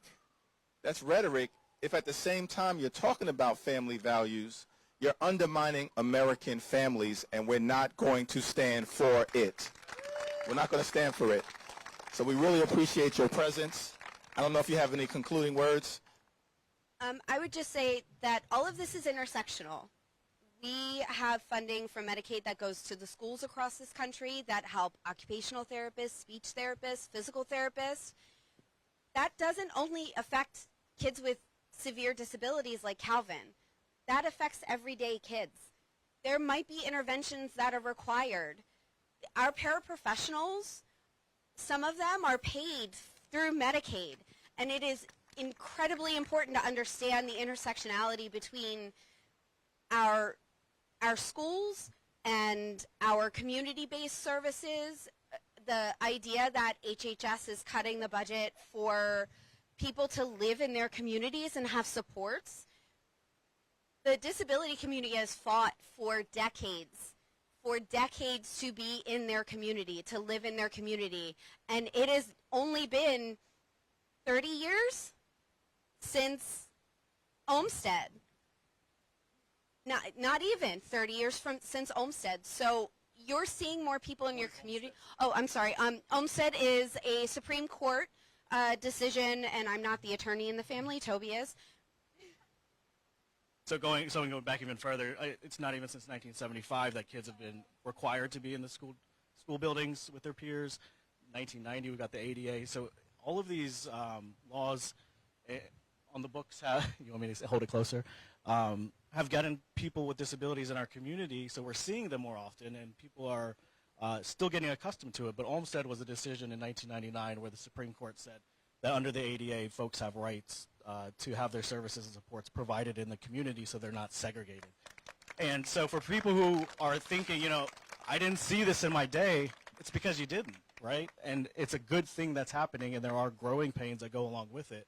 But we all, as a community, can go through those growing pains together to make sure that kids like Calvin, because that's why we advocate the way we do. I'm an introvert. I don't want to be out here. I'll be dead the rest of the day. My energy will be gone. But we get out here because Calvin is Medicaid. And it's not this myth of this huge group of folks defrauding the government to suck away funds that were paid by taxpayers. No, it's Calvin. Calvin's Medicaid. People like Calvin are Medicaid. And it's our message is always about community. Lindsay grew up in Baltimore. I grew up in Norfolk, Virginia. We weren't well-to-do families. We made it out because of support from the federal government. I'm a veteran. I did service in the feds with the National Labor Relations Board, trying to protect workers' rights. And through public service, we are now able to advocate and have the time and resources to do it. And we would pay more in taxes if necessary to make sure kids like Calvin could stay in their community, because that's important to us, and it should be important to everybody else. And thank you for your service to this country. You got an administration that is firing veterans. We should be cherishing our veterans and standing by our veterans and supporting our veterans and their families. And then we just have a book for each of you called A Day with No Words by Tiffany Hammond. It is a really beautiful experience of a family who are AAC users. This is an AAC. And specifically the autistic community. And we need to lift that voice right now because they in particular are under attack. So we so very much appreciate your leadership and your support and your voice, because a lot of us feel distressed and scared and angry, and it really brings so much hope as we are talking about religion and the week after Easter and what that means in terms of hope. This brings hope, and we are just so thankful that there are voices.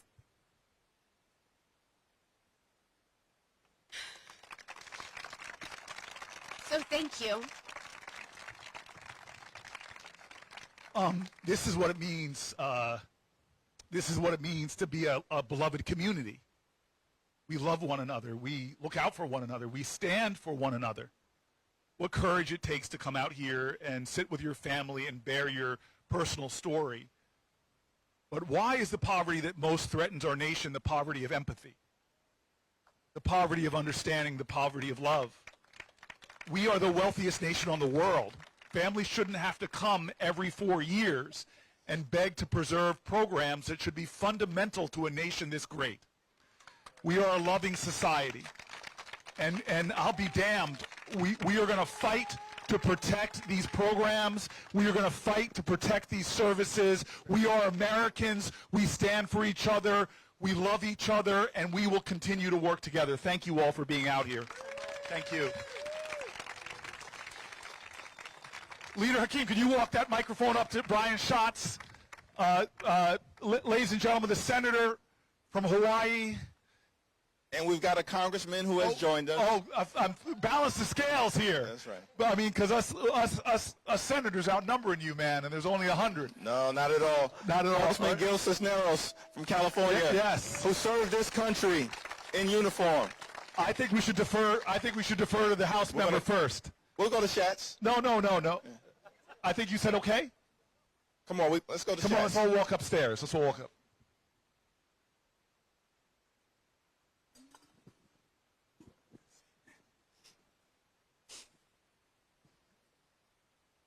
I'm struck not just by the growing crowd, but the extent to which I see this as a kind of metaphor for the movement and Cory and Hakeem's role in that. And everybody understands what Cory did a couple of weeks ago to take the floor. And I got to say, doing 25 hours is one thing. Doing 25 hours when the last hour is as good or better than the first hour is another thing. But it's honestly more than that, because the metaphor for the movement is everybody, all of us, even those of us in power, are trying to wake up every morning and try to figure out what is it that I can do. And the real answer is whatever you can do is what you should do. Start where you are, use what you have, do what you can. And so one thing I want to do is, for those of you who are not capturing this in a live stream and you're just watching this from the bottom of the steps, you are welcome to join up on the steps, because the way I see this is people watch it online. Some people can show up in 3 dimensions. Some people go to the base of the steps, and that's as much comfort as they have. Some people want to step and sit next to the great Cory Booker and the great Hakeem Jeffries and his colleague Brian. And the reason I think this is so... Don't forget the great Gil Cisneros. And the great Gil Cisneros. And the reason I think this is such a powerful moment is there is this recognition. Maybe all I have to do is what I can do. Maybe I don't have to fit into some grand strategy, because maybe a movement is faith in strangers. Maybe a movement is about what Cory did, which he stepped out onto the United States Senate floor and said, I don't know when I'm going to have to use the bathroom. I don't know how bad my headache is going to go. And by the way, one of the things that Cory told me in advance was, I don't know if my knees are going to hold up. I don't know if my feet are going to hold up. He is not 38 anymore. He is fit. He is strong. But, man, that's a long time. And he's 39.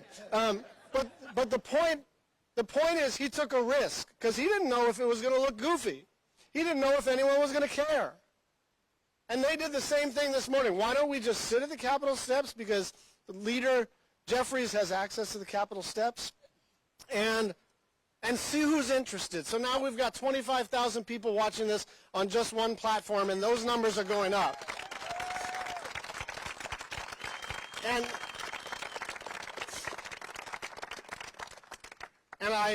I would be remiss if I didn't mention one of the highlights of my career in the United States Senate, which was we were over there in the other chamber on the steps, Cory and I, on Facebook Live, back when Facebook Live was the main platform, and suddenly John Lewis is sitting next to me, and I'm thinking, I'm like floating out of my body going, is that John Lewis sitting next to me, and we're talking about the Affordable Care Act?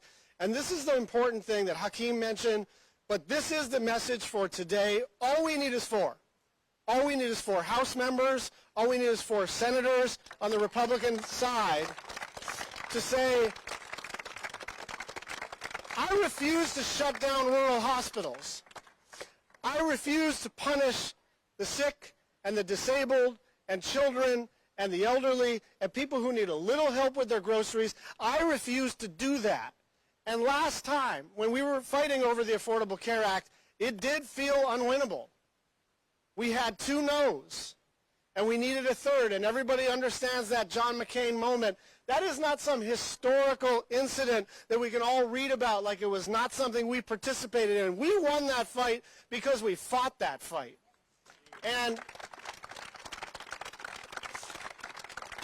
But these fights do not magically line up with vote counts, and we observe them like we're watching our fantasy football team and just rooting our team on. Politics is not a spectator sport. Democracy is not what we have. It's what we do. And so as this movement builds for a pluralistic, fair democracy, we need to understand we're all going to have to take some risks.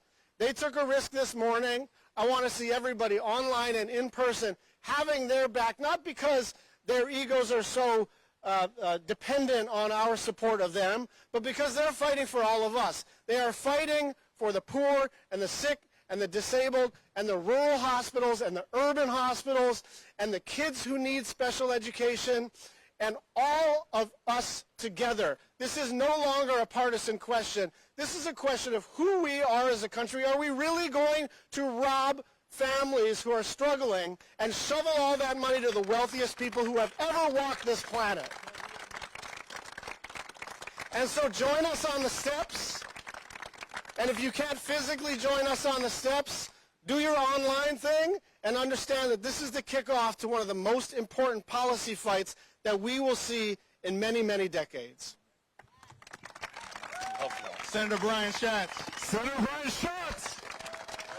We thank you. And we thank you for once again anchoring us in the spirit of John Lewis, because that really is the shoulders that we're standing on at this moment when Cory and I talked about heading into this legislative work period and the battles that will be in front of us. We, of course, centered our own experiences with the great John Lewis, and we had the opportunity, along with Gil and Robin Kelly, we've been joined by Congresswoman Robin Kelly from Illinois. Thank you. And I got to try to keep the Senate score going higher and higher. We're also joined by the great Senator Amy Klobuchar. Come on up. And as you can see, this is a sibling rivalry. It is a sibling rivalry. The lines that divide us, like the Hudson River, is not as strong as the ties that bind us. It's great to see Amy joining us, and we'll hear from Amy momentarily. But just to again recenter sort of the spirit of John Lewis and why we all are so inspired by him, our opportunity to serve with him, the lessons that we learned from him. You know, I recall, Cory, the first time that I met John Lewis was on the floor of the House of Representatives. And I see him, he sees me, and he calls me over, and he says, "Are you the new guy?" I said, "Yes, sir, Mr. Lewis." He said, "Well, we're colleagues now. You can call me John." I said, okay, Mr. Lewis. Because he's an American hero. And then he said, you from Brooklyn, right? Now, I got to admit, Amy, I was tempted to say, Brooklyn is always in the house. But instead I said, yes, Mr. Lewis. And then he said something to me that was interesting. He said, well, I'm hearing some good things about you from your predecessor, but Washington, D.C. can be a tough place, So I don't want you to get into any trouble unless it's good trouble. Yes. And we're here to get into some good trouble on behalf of the American people. Yes. On behalf of the American people. Necessary trouble. Necessary trouble. And so let me yield to one of my colleagues, Gil Cisneros, from the great state of California, who served this country in the Navy, wore the uniform, and now is serving this country in the United States House of Representatives. Give it up for Gil Cisneros, joining us all the way from California.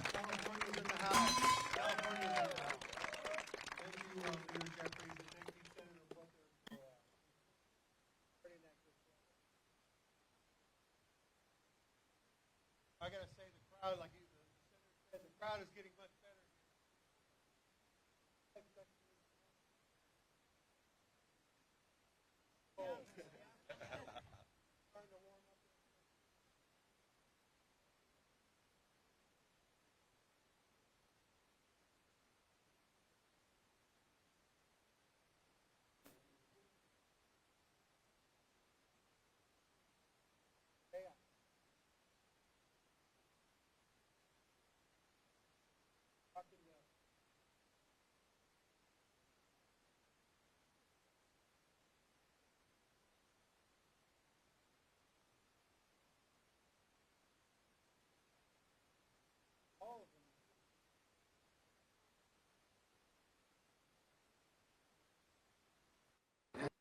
Just don't know what the hell's going on.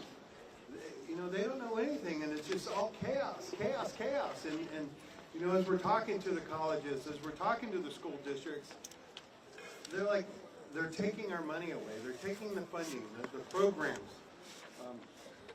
I worked at the Pentagon, and I was the first ever Chief Diversity and Inclusion Officer the Pentagon ever had at the Department of Defense, where we did a lot to ensure that we were, taking care of our people of color, the officers, to give them that chance to rise up through the ranks, whether they were, as I said, people of color, or they were women, or they belonged to the LGBTQ plus community, to ensure that they had an equal opportunity to go and succeed, just like everybody else.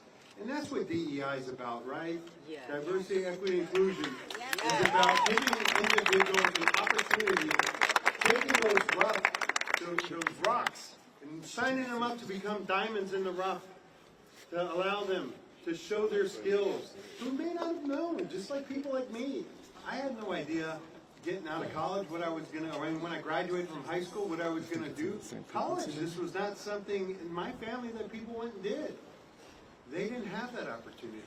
But I got lucky. I joined the Navy out of high school. I saw a chief petty officer who met me and said, I think you should apply for a program. And I have no shame in saying that it was Navy's affirmative action program that allowed me to succeed and gave me the educational opportunity. And whether I succeeded or failed, after that, it was always based on my merit. And that's what it is. And that's what DEI does, right? It allows people to succeed and give them a chance. But right now, what they're doing, this administration, they're taking books out of schools. And I don't know when the book burners have ever been on the right side. Never, right? Never. But that's what they're doing. They're taking books about history. They're taking books out about people of color. They don't want to allow people to succeed. They don't want to allow people to educate themselves. But that is not what we can't allow them to do that, and we're not going to allow them to do that. We need to make sure that we keep fighting for health care. I'm proud to be a veteran. I'm proud to have worked, as I said, at the Pentagon. Federal employees that work their ass off every day to keep this country running, that are overtasked constantly overtasked, but get the job done and continue to get the job done. And they want to get rid of these hardworking individuals. They want to get rid of our veterans. 30% of federal employees are veterans. They want to get rid of them. We can't allow that to happen because, again, they are hardworking. They serve their country in uniform. They are continuing to serve their country as federal employees.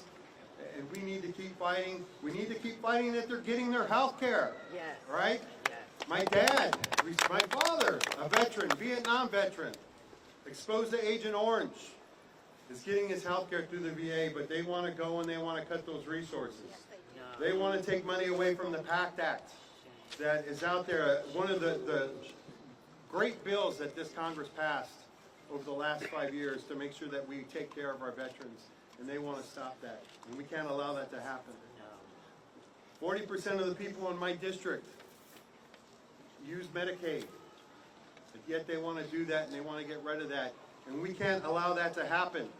But the movement, and we all know this, the movement has to start with the people. So you all showing up out here today, you all raising your voices, you all coming out.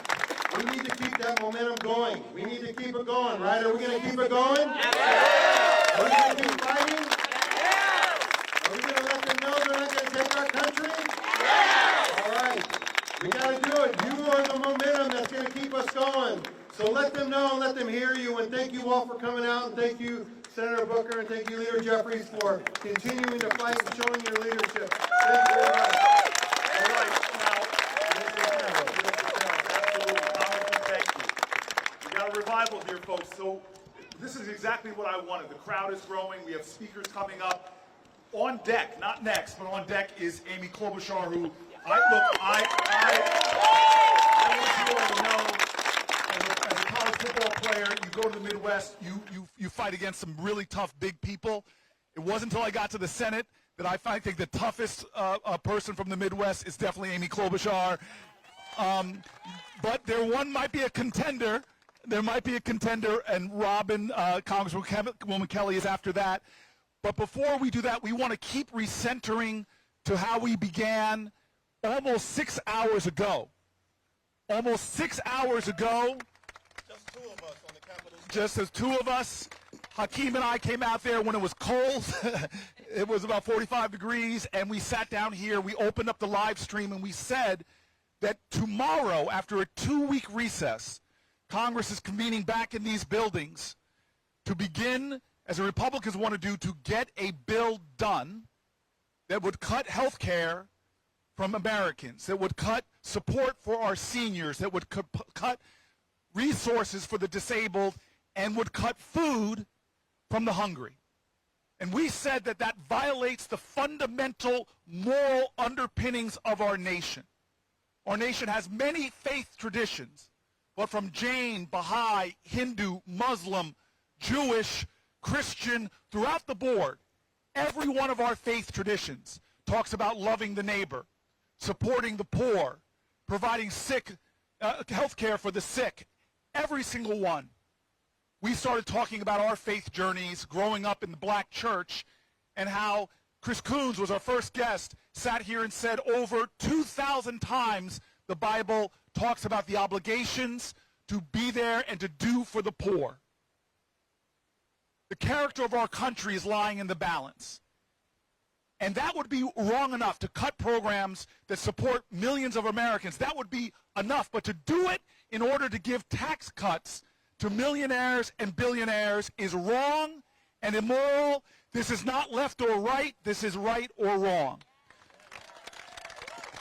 And so we not only invited members here and members of the clergy here. We've had some incredible people speak, but we wanted to have the authentic voices of the foot soldiers for the very hope and idea of America. That we are a nation, the wealthiest in the world, but our wealth isn't just judged by stockbrokers' accounts or bank accounts, but our wealth is shown by how we elevate human potential, how we love one another, how we make sure that everyone has the fundamental basics to stand upon to reach for their American dream. So right now we have a number of people that are going to pass the mic. I'm going to start with LaMonica Jones from DC Hunger Solutions, which is an anti-hunger program. We're going to also let the mic be passed to Sal Valencia, New Jersey, that great NJ. You have a Mets shirt on. Well, don't worry, most New York sports teams play in Jersey anyway. The Giants and the Jets, that is. Sal Valencia, thank you for being here from the New Jersey School Nutrition Association. And then, of course, Eric Mitchell, president of the Alliance to End Hunger. And then we are grateful that Crystal Fitzsimmons is here, FRAC president. I want you to introduce yourself. Feel free to talk about your own faith journey, why you do the work you're doing, and what your influences are, and then the urgency of this moral moment as it affects the people you serve. Thank you so much.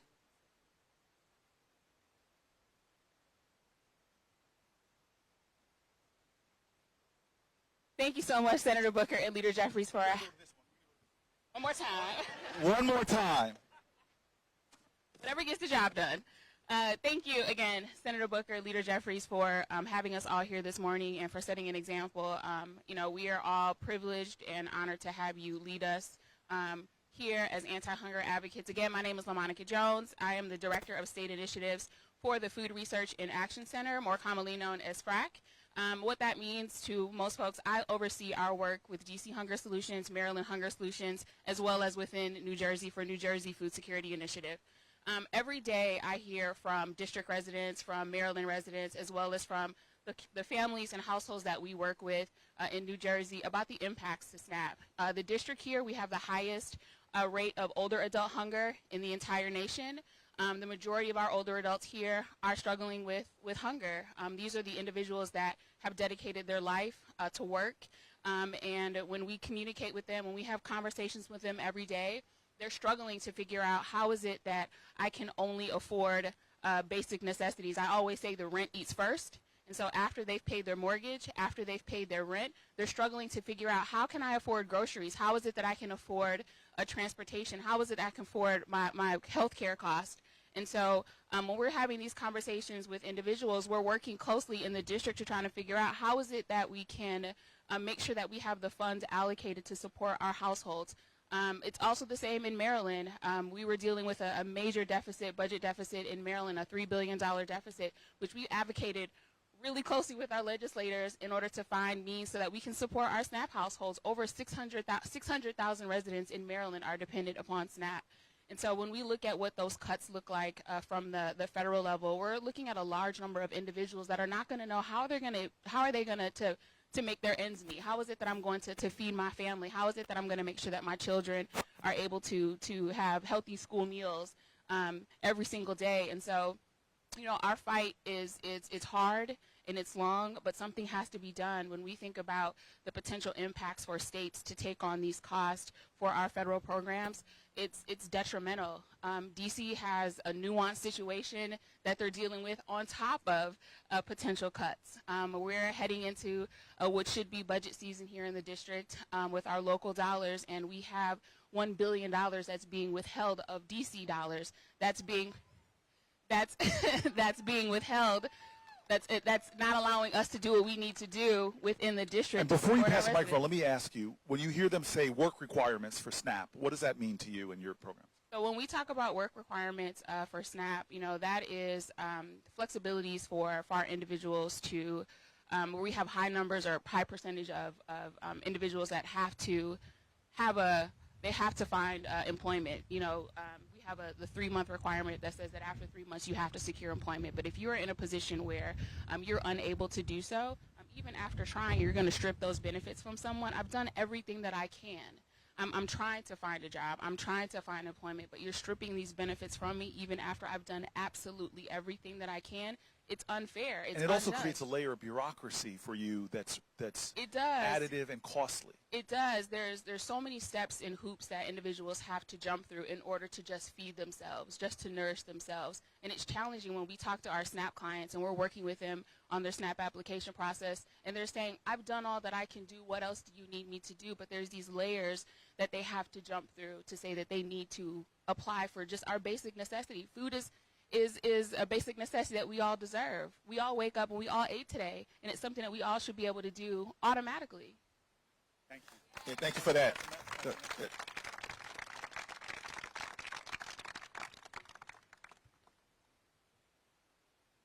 Over there. Thank you. My name is Sal Valenza. I've been providing food that is delicious and healthy to students that are hungry for over 30 years.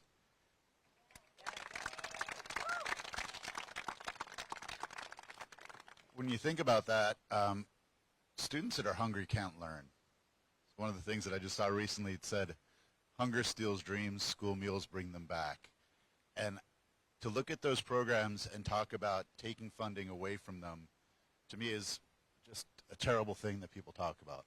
When you talk about cutting Medicaid access, people need to understand that Medicaid access being cut cuts access to school meals for those people as well. Because those students, when they get Medicaid, are directly certified to receive school meals. So these are things that are super important when we look at the budget and need to understand that we're affecting the health of our future. We need to make sure that these students are heard and that we take care of them. One of the things that I talk about a lot when I talk about what we do in schools is that we tend to do things to and for kids and not with them. And I'm just going to throw this back to Senator Booker. I handed you those quotes. Those are all from students that are in your district, and these were collected from Health Corps. So we asked kids what they thought about lunch and why it was important. And these are what kids said. Lunch helps students and families. A lot of kids only get one meal per day. Think about that. How many of you out there get one meal a day? Doesn't happen. How many people there that we're talking about giving tax cuts to get one meal a day? None of them. Students should get free meals because their families may not be able to afford to pay. To make parents decide between whether they're going to feed their kids or pay their rent isn't something that we should ever do. That school meal could be the only school meal that kid next to me eats. You never know what someone else is going through. All right, this is a kid from Newark, and it's just simple. Every child should be nourished. And I'm going to end on that because I think that when we look at what we do with school meals, we're not just nourishing them with food. We're giving them the ability to learn, grow, and have a great life. We're going to hear from two more. We're going to hear from two more advocates. We want to thank them for their powerful testimony. I think it's important to make a point that, America is the wealthiest country in the history of the world. Yet it's estimated that there are as many as 50 million Americans who are hungry or food insecure, and millions of children. That's a stain on our society. It's a stain on our society. And this budget goes in the exact opposite direction of where we should be headed. Here in America, it's our view that we shouldn't have a single hungry child, a single hungry veteran, or a single hungry family. And that's the direction that we need to go in the United States of America, not cutting nutritional assistance. So we thank the four of you for your advocacy and look forward to your continued testimony. Just want to foremost just thank Leader Jeffries and Senator Booker for bringing us here this morning. I woke up a little over before 8 o'clock this morning, logged on. It literally was only 3 of y'all up on stage. So to come down to D.C., I live in Montgomery County, and to come down here and to see this crowd, it's just heartwarming. It just lets us know that this really is a movement of people who really care about these issues. Quick introduction of myself. My name is Eric Mitchell. I am blessed to lead a coalition of over 100 national organizations across many sectors, businesses, universities, nonprofits, international organizations in the fight to end hunger in the U.S. and around the world. The Alliance End Hunger, we are a young organization, relatively speaking, less than 25 years old, but we believe in the collective action, the collective power in building the movement towards the goals of ending hunger. Just to kind of give you a stark reality, globally, there's over 750 million people in the world who are suffering from food insecurity in many forms, including children. Over half of the kids who die in the world die as a result of malnutrition. We're blessed here in this country to have a safety net program of federal nutrition programs to ensure that we do not fall deeper into hunger. But in that perspective, our federal nutrition programs like SNAP only serve 40 million Americans in this country. So as you know, as Leader Jeffries just said, even with what we have right now, it doesn't cover everyone who falls under the threat of food insecurity. And so this program is essential to ensure that we do have the ability for families to be able to make ends meet. It covers across every congressional district, every state in this country, every race. Many of us who go to church, we have folks in our communities and in our congregations who use these programs. We have people who work with us, people who go to our schools, who at any given day wake up in the morning not understanding how they're going to feed themselves and their family. I think the stark reality of how important these critical nutrition programs are is when, a few years ago, when we were dealing with COVID and our food banks numbers were swelling because families were literally on the cusp of one paycheck away from not being able to take care of themselves and their families. And so this is critical for us. We need to ensure that we have a budget that puts ending hunger first. This is not a partisan issue. I know we have many Democrats here today, but this is historically has been an issue that's been supported by Democrats, Republicans across the board. A few years ago, Congress passed a bill to make ending hunger a national priority. That was led by Congressman Demagogue and the late Congresswoman Janet Walorski from Indiana, a Republican. These are issues that we continue to fight in a way to make sure that there is bipartisan solutions to this. This SNAP program alone, it doesn't just benefit the end user. It serves as an economic engine for this country. Farmers, grocery stores, rural communities all benefit from these programs to the point that over $15 billion is put back into the economy when SNAP benefits are used. Say that again. $15 billion.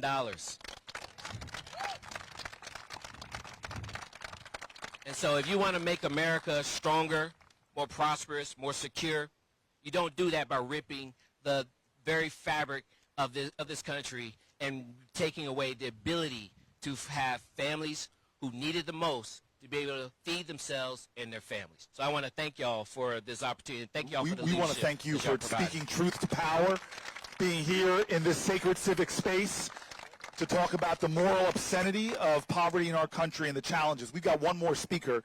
Why don't you pass it on there? It is truly a moral obscenity that we have so many children in poverty.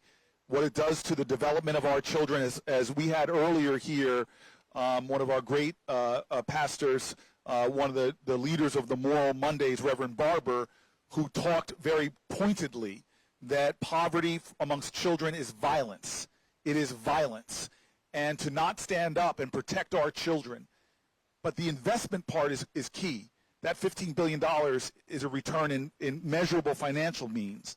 But what does it do? How can you measure the impact on a child and its development and her abilities in the future by having good, nutritious meals?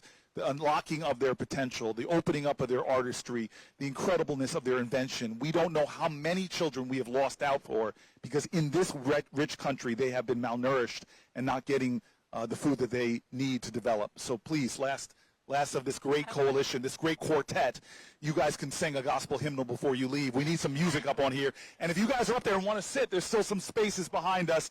As long as you're in front of those chains, we are good if you want to come up and join and sit with us. We're happy to see this crowd gathering, but go ahead.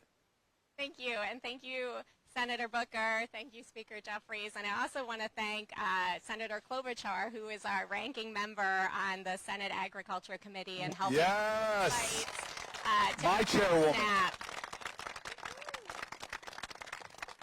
I'm, again, Crystal Fitzsimons. I'm the interim president for the Food Research and Action Center, and at FRAC, we're working to build a nation free from hunger. We have about 47 million people in this country, that includes kids, who are struggling to put food on the table. And SNAP is a critical resource that helps make sure that families across the country are not going hungry. For every one meal that the charitable sector provides, SNAP provides 9 meals. So we cannot cut the SNAP program. If you cut SNAP, you will actually be creating hunger. You're taking food off the table of families across the country. We know that SNAP is an incredible program. It improves health outcomes. It reduces healthcare costs by an average of about $1,400 per person. It improves mental health outcomes. It improves birth outcomes. We know that it's just an incredible, amazing program, and the benefits are actually too low. When people talk about cutting the SNAP benefits, currently they're about $6.20 on average, and what they're talking about taking us back to would be $4.80. Can you imagine trying to feed your family for $6.20 per person per day and going back to less than $5 is just shocking.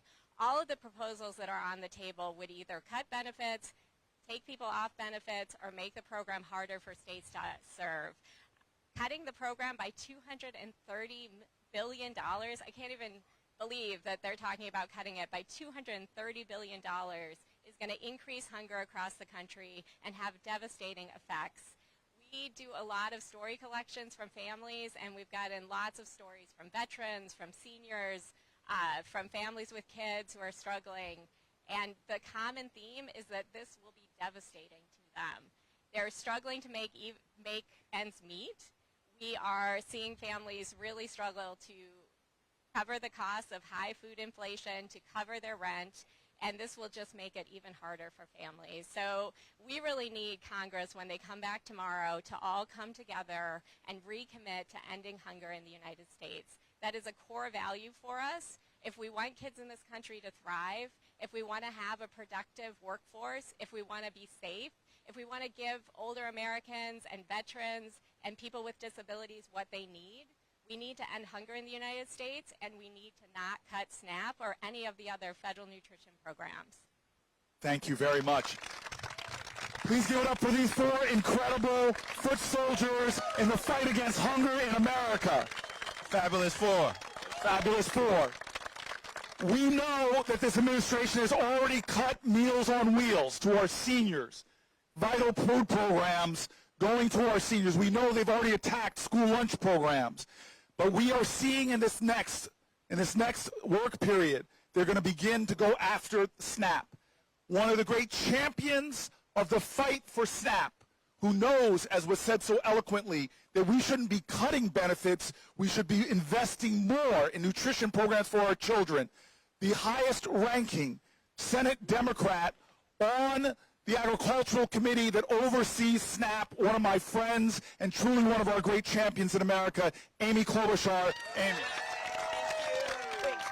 Thanks, Cory.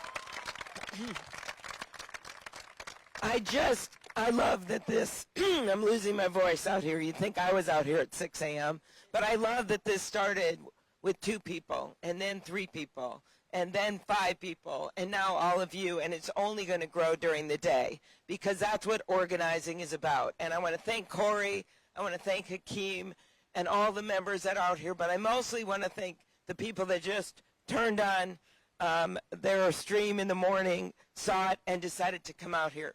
Because what's going on in this country right now is going to take everyone to stand up. There's a reason it's sunny on this day, because we need that sunshine to go right into this Capitol. We need this sunshine to be showing what these guys are doing right now and the horror of what is happening in our country. So I just spent, which is why I lost my voice, I went on a 19-county tour in our own state. And the people that showed up there maybe aren't on this live stream right now. They are people that just finally realized what was happening to them. Because what's happening right now is not just happening in our urban areas. It is happening in our rural areas in a big way. They are dependent on these food programs and SNAP. And the farmers that produce the food that goes to the schools, that goes to the school lunches, that goes to the SNAP programs are just hanging on an edge. And you know what? The big guys can handle this, okay? The big guys, whether it's in agriculture or whether it's CEOs going to the White House or whether it's investment bankers having people in, the little guys, the little farmers, the soybean farmer I met with in rural Minnesota, the woman who runs a little company called Busy Babies, they are invited to those rooms. They don't know how to deal with this. So when their mom can't get into assisted living because they're cutting Medicaid, or when there's the tariffs, these across-the-board tariffs that are affecting their businesses, they don't have any margin to rely on. So that's why this is a social justice issue. This is an economic issue. And when you look at what's happening right now in farm country, they're waking up. I was at one of our smaller town halls, and a woman was there, maybe would have been one of you, holding a sign that said, "This is not normal." And the farmer sitting next to her has never been to one of these things. He looks at her and goes, "I'm normal." And she goes, no, that's not what I mean. She's like, "This is not normal what's happening right now, but there's a lot of normal people, whoever you are, that are affected." He goes, "Okay, I get it. Those quiet voices that don't always talk, they're rising up right now. They're rising up right now, and they're showing up. So the people that are watching on the live stream, I want you to make sure you talk to someone that doesn't always go to these things, and talk to them about hunger and what we're seeing in our country. Tell them what's the truth. Costs are up, chaos is up, corruption is up under this administration. And that's why these sit-ins and people coming out and getting out of their shells and having the hope that we can have a better world is so important right now. And I want, when people say, "What are you doing to fight?" you got to ask yourself, what am I doing to fight? And a lot of you are standing out here right now and will join us. But I can tell you right now, we are fighting this in the courts, right?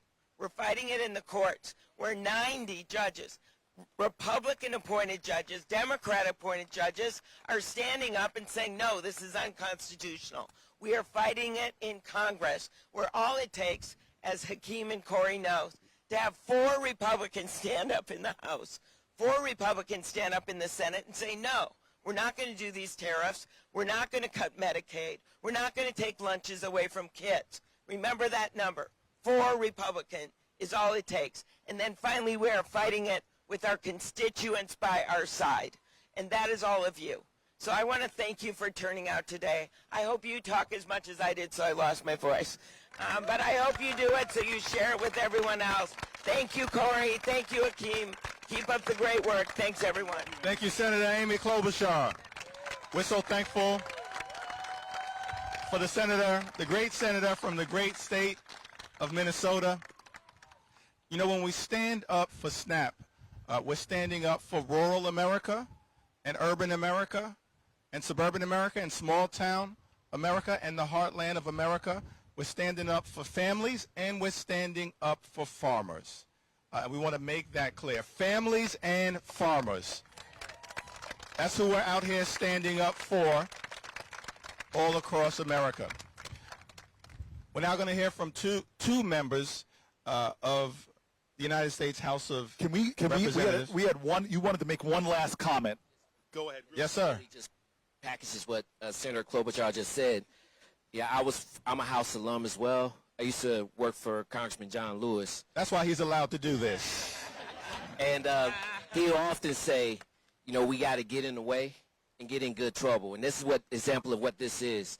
But y'all who are online and are out here in the crowd, what I urge y'all to do is go back to your congressional leaders, your members of Congress, and tell them, repeat just exactly, that you will not allow them or want them to support any legislation that cuts these drastically cuts these programs.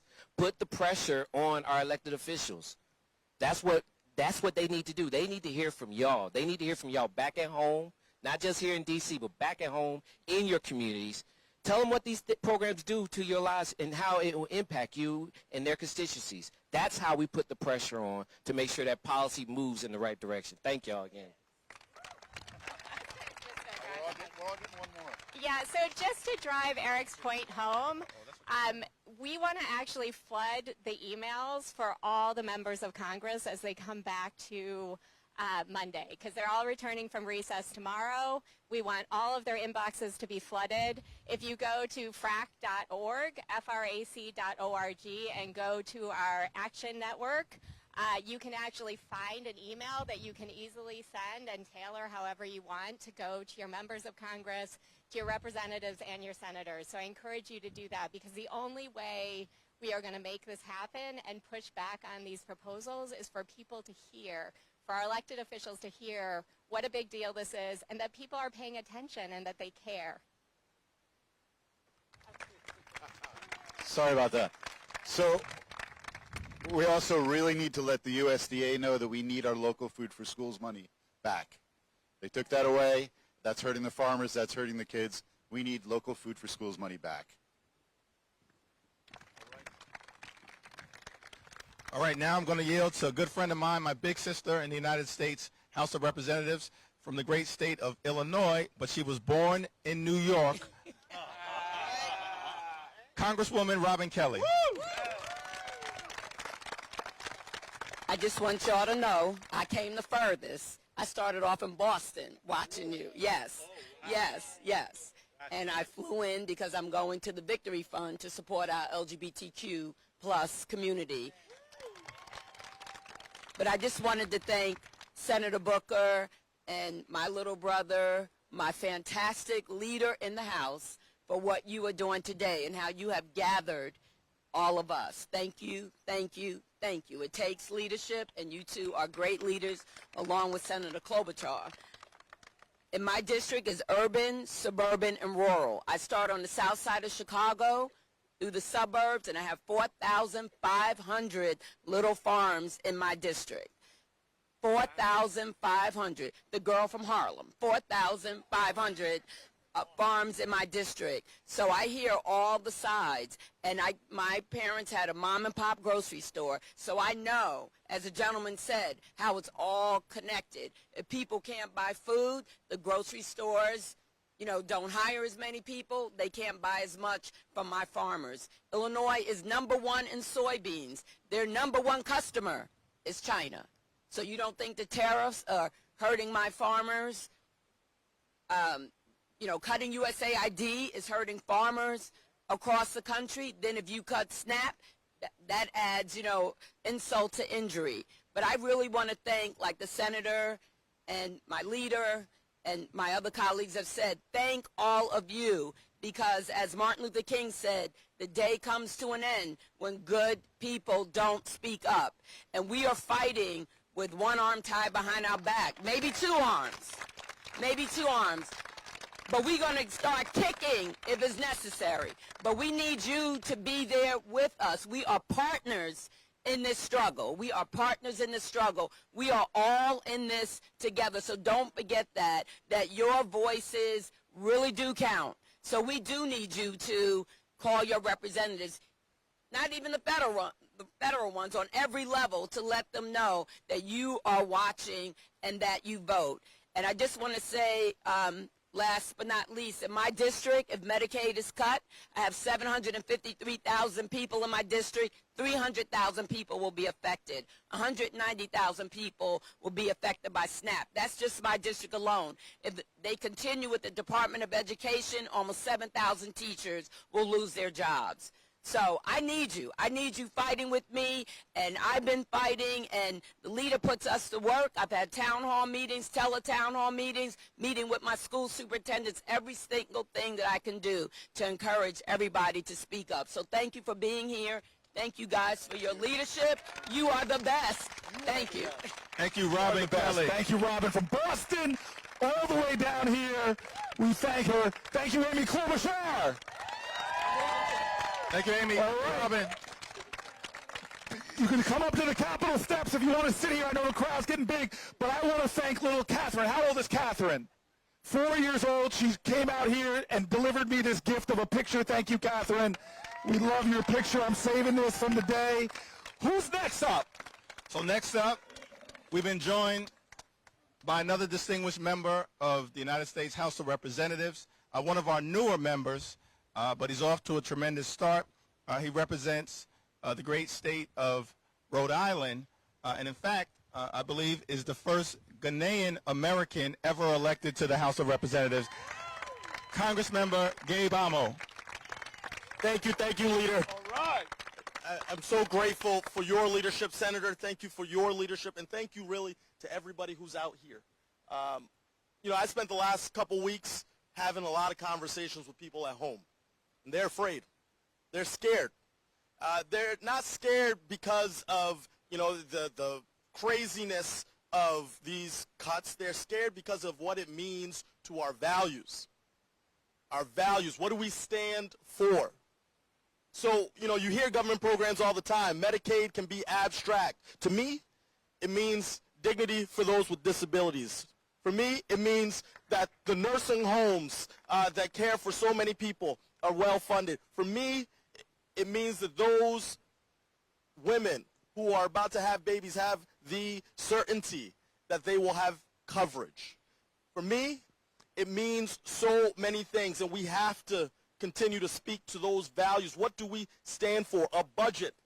A budget is a symbol of our values. So I sit on the Budget Committee in the House of Representatives and heard from Republican after Republican say, we're not going to make these cuts, but yet vote against amendments that would simply state that they shared our values, the values of Democrats, the values of Americans to protect those who need our help the most. And over again, they have said the opposite. And they have done the opposite of what the American people want from them. So in Rhode Island, when I think about this, I think about Al, who came to one of my town halls and said to me, Gabe, I'm scared. And everybody has someone in their life who will be affected by draconian cuts to Medicaid and SNAP. But they aren't just government programs. They are about our values. And so there is no better day than Sunday to reflect on values. Values that we have taught across our faith traditions in our households, that we get from the sacred documents that form this nation. Values. And so over and over and over again, I will ask this week when I see Republican colleagues, where are your values? Who do you stand for? Billionaires or Social Security recipients? Do you stand with big corporations, or do you stand with those children who need health care in your district? Because the choices are clear, so I implore them, to have backbone, to have courage, to reflect the actual will of their constituents, because I know that across this country, people have that fear. But I will always hold on to hope, because this is an example of how powerful we are collectively. They want us to feel powerless. There is nothing stronger than demonstrations like these happening over and over and over again, and we won't rest. Will we rest? No. Will we stand by and let the will of the billionaires overtake the will of the people? No. Will we fight? Yes. Will we keep going? Yes. Will we keep pushing? Yes. Let us do that, because the chaos and confusion is the point. They want to distract us, but we are not distracted. We have no fear. We will move strongly against their actions. We will find those four. We will keep fighting for people, because that is what we are all supposed to do. So I'm grateful to be here. Senator, leader, thank you for your work, your leadership in organizing us. And let's keep fighting. Let's keep pushing. Let's keep going. Thank you so much, Congressman Gabe Amo. And Gabe represents, I just want to say something, Leader Hakeem. Gabe represents something that's powerful that's happening in America, is the next generations are rising. Millennials and Gen Z are starting to say, I'm not waiting for permission. I'm not waiting for my term. I'm going to run for office at the federal level, at the state level, at the local level. I'm going to organize. I'm going to march. I'm going to protest, because it's my future. It is my country. It is our destiny, and I will not stand for what Donald Trump and Elon Musk are trying to do right now. So I want to thank the next generation rising. I want to thank Gabe for his incredible leadership. Gabe Amo, 30-something representative. We're so thankful for him, the next generation. And again, we want to reiterate to the American people that all it takes are 4 Republicans in the House and 4 Republicans in the Senate, and we can stop this madness. We can stop this extreme budget, to stand up for the people that they represent. Because in America, we don't have a king, right? We don't have a monarch. We don't have a dictator. We have a democracy. And we want to make that clear. And in a democracy, we don't work for the executive branch in the United States Congress. We don't work for Donald Trump. We work for the American people. And that's why we're here, sitting down. And we sat down very early in the morning. It was cold. It was just the 2 of us. How long ago, my friend? We didn't know how long we would be out here, and now we have passed our 6th hour with all of you. And we're not going anywhere. Not going. I'm feeling strong. How are you feeling? Feeling strong. And so we've got a distinguished public servant with us. So many things that are under assault right now in the United States of America. The economy is under assault. Republicans are crashing the economy in real time, driving us toward a recession. Healthcare under assault. Nutritional assistance under assault. Rule of law under assault. We also know Social Security is under assault. But I'm thankful for the voice of the next person that we're going to hear, a distinguished public servant. He was the mayor of Baltimore. Then he was the governor, shout out to Charm City, Baltimore, mayor of Baltimore, then the governor of the great state of Maryland, 2-term Democratic governor, got big things done for the people of Maryland, and then was asked by President Joe Biden to help lead a turnaround as the administrator of the Social Security Administration, which he did, and now he's fighting to preserve this earned benefit. Governor, Administrator Martin O'Malley. All right, all right. Now hold on. He said government administrator. I got to go a little bit further back, because this man and I have known each other for a long time when our hair wasn't gray. That's right. But we were mayors together. yes, and you need to know something. I solved my gray problem by just shaving it off. But let me tell you something about this incredible leader here. I became mayor of New Jersey's largest city, and I looked around to try to figure out who my mentor mayors were going to be. And one guy that we literally sent a management team to go down and learn from was the then mayor of Baltimore, Gabe. Thank you, Congressman. Thank you very much. We sent a delegation down to learn from you. But this is the amazing thing you were doing, is when you want to talk about government efficiency, you had this system that didn't just take a battle axe or a chainsaw. You didn't stand in front of the cameras waving a chainsaw. You found creative ways to make your government dramatically more efficient and became the gold standard in America for mayors that created efficiencies that stretched tax dollars so much further. We copied your system. I never gave you credit till now. And this is the last time, too. But we copied your system and found an extraordinary way under unbelievable budget constraints to not only live within our budget, but to do more for the taxpayer. You are a great leader. And when the President of the United States, Joe Biden, tapped you to bring reform and efficiency to Social Security, you didn't do what this president's doing, start to cut services to seniors, start to threaten the technology they rely on, like being able to call, or close, literally close in rural places, Social Security places. You actually found a different way to go that was creating more efficiency and more effectiveness. We're just grateful to hear from you today to talk about everything. And the one thing we're challenging people, it's Sunday, man. We came out here to go to church a little bit. So if you could talk, I'm curious, maybe you can start with, how were you raised? Is there a faith tradition that you're a member of, and how did it inform your decision to go into public life? Sure. I'm glad I wore the right attire today, too. Yeah, I mean, I looked on live stream and said, well, the Capitol, it looks very Baltimore. These guys in their black hoodies sitting on the stoops. And so, yeah, my faith tradition, look, I went to high school right down here on North Capitol. In fact, I'll be going to Mass later at Gonzaga. And we were taught to be It was an all-boys school. We were taught to be men for others, to believe that our highest purpose here in the short time we have on the planet is to actually serve others, that the measure of a life well lived is not how much wealth you accumulate or how many homes you own. It's how many people's lives you affect and that you touch.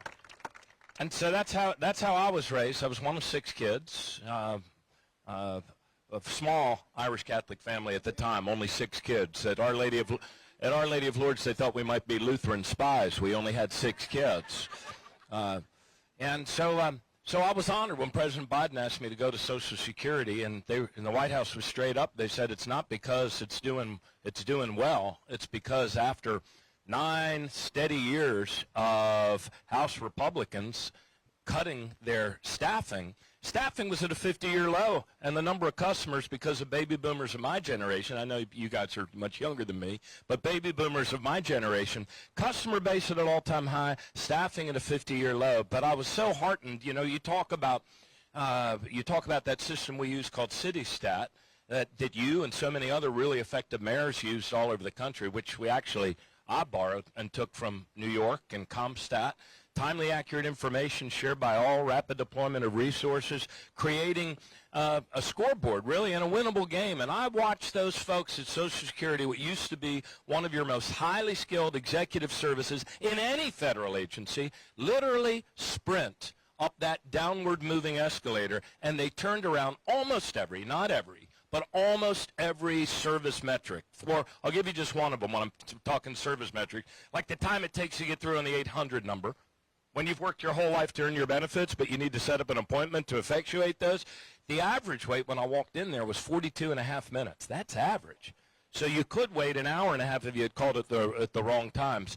They got that down. We got that down to just 12.8 minute speed to answer come October.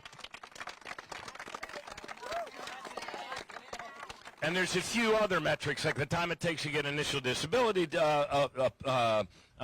decision, defectuation for the retiree benefits. You apply for Medicare through Social Security. All of those things we got moving in a better direction, and all of them are now going in the wrong direction fast, real fast.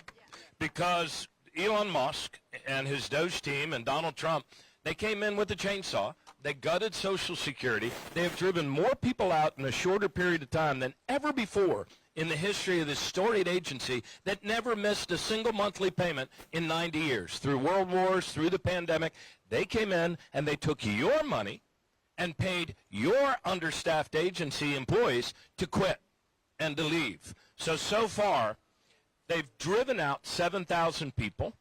They put their own puppet acting commissioner up front in charge, who's opened that whole database to the Doge people. They are committing crime after crime by falsely putting onto a federal Social Security record information they know to be false. And that information is that you're dead. They are marking people as dead when they know they're not. And they say, oh, we're just kind of cleaning up the database. They are on their way to marking 10 million records as dead, and they've already sent out a memo to the field offices that says, if you can believe this, hey, if somebody shows up and they're alive after we've marked them dead, this is how you go about resurrecting them. But it's a mess. You lose your bank account, you lose your ability to function financially. So anyway, what does that mean for this moment right now? I want to thank both of you for being the leaders that you are for our country. Leader Jeffries.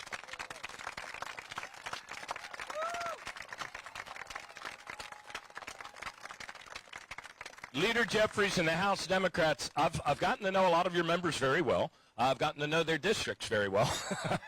I've been doing more town halls as a former commissioner than I ever did as the commissioner. And Cory, we appreciate that because Republicans have been running away from town halls. Democrats are leaning into town halls because we know who we work for, and it's the American people. And we thank you for joining us all across the country. Yeah, it's been my honor. And Cory Booker, thank you for letting the nation know that we can all do something, and for doing it so eloquently in that phenomenal filibuster that you did.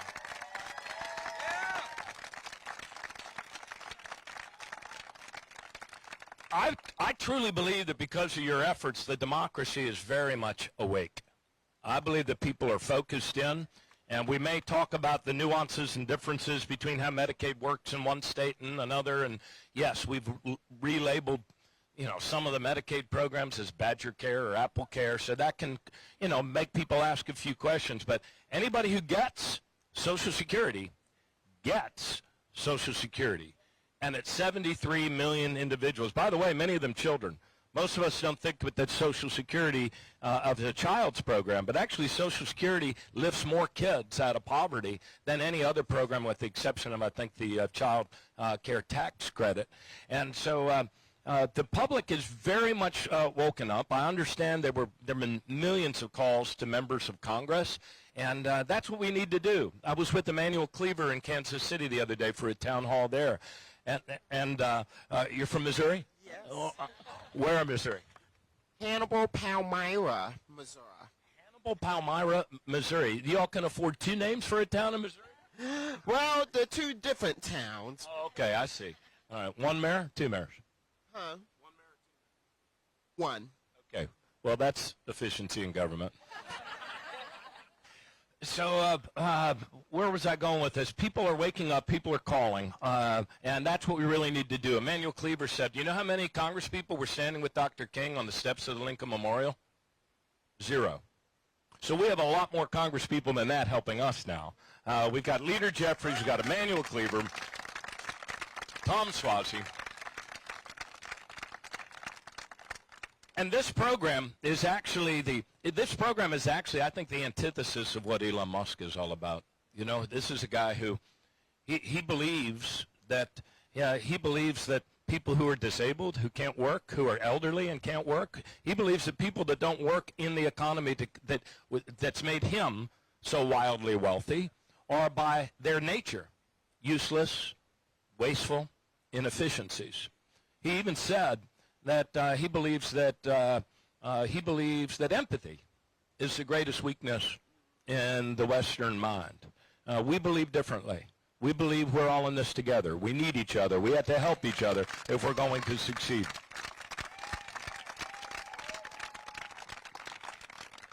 And so here we are. Never had a more pivotal moment in the history of Social Security than right here and now. And it is an issue that cuts across all party lines. All party lines. 80% of Americans believe that Social Security should be strengthened and made better, not dismantled.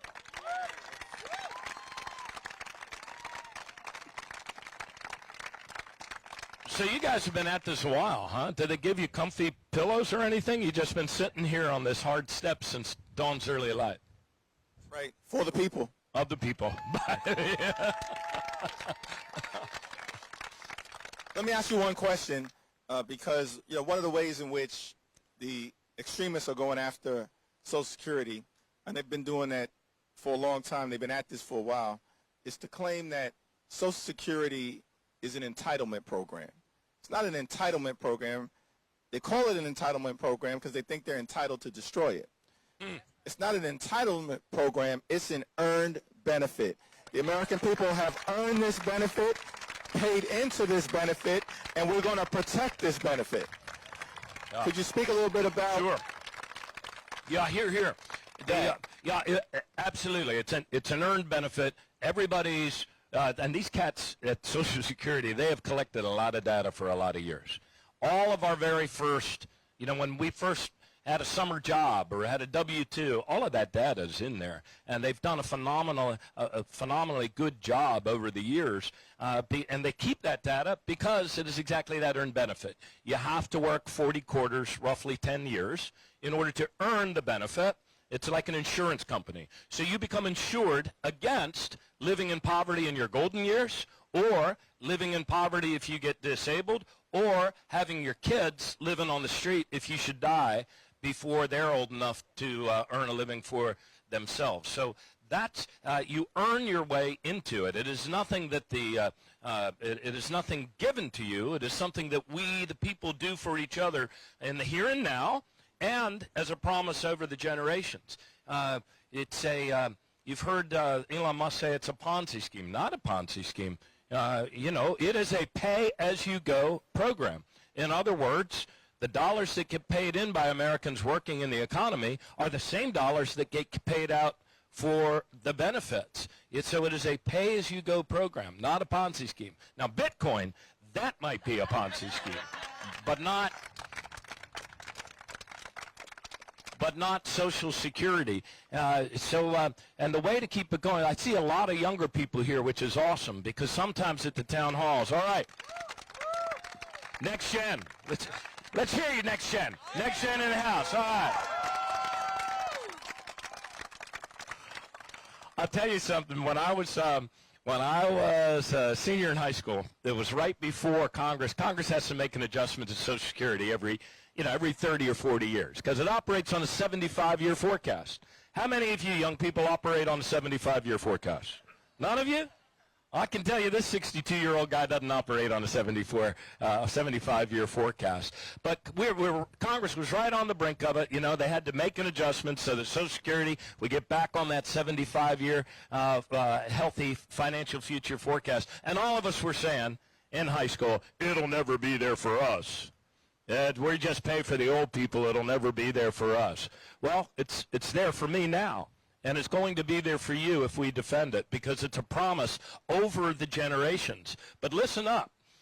Tell your friends, would you, when they kind of tune out because it's Social Security and they're not near retirement age, the people that stand to lose the most if they should succeed in liquidating it and maybe doing lump sum payments for people already in pay status, the people that would hurt the most were all of you who worked the 10 years, you put your money in, you earned it, and you'll never get it back unless we continue it into the future.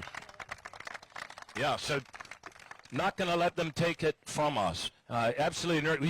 Should we blow up some other big lies about Social Security? Man, as long as I'm here. I'm here, and by the way, I'm here all week. Take care of your bartenders and waitresses. And so we already handled the Ponzi scheme thing, right? Not a Ponzi scheme. You've heard people say also, oh, it's going bankrupt, it's going bankrupt, it's going bankrupt. Not true. Not going bankrupt. It is true that the big surplus that Congress built up since 1982 to cover the lifespan of baby boomers like me and my generation, that's being depleted sooner than they thought in 1982, but that's a solvable problem. You know why it's being depleted sooner than they thought?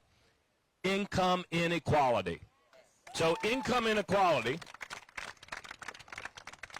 push dollars that should have been had a percentage of them paid into Social Security, pushed it out of Social Security. Why? Because somebody driving a bus or working at McDonald's pays all through the calendar year, up to the first $170,000. Every person, we pay in Social Security for the first $170,000 that we earn, which means that while that bus driver person at McDonald's pays in all year, Elon Musk or Warren Buffett stop paying 2 seconds after the ball drops on Times Square. And so most Americans believe it would be fair to ask those higher earners to start kicking in at a certain point back to Social Security.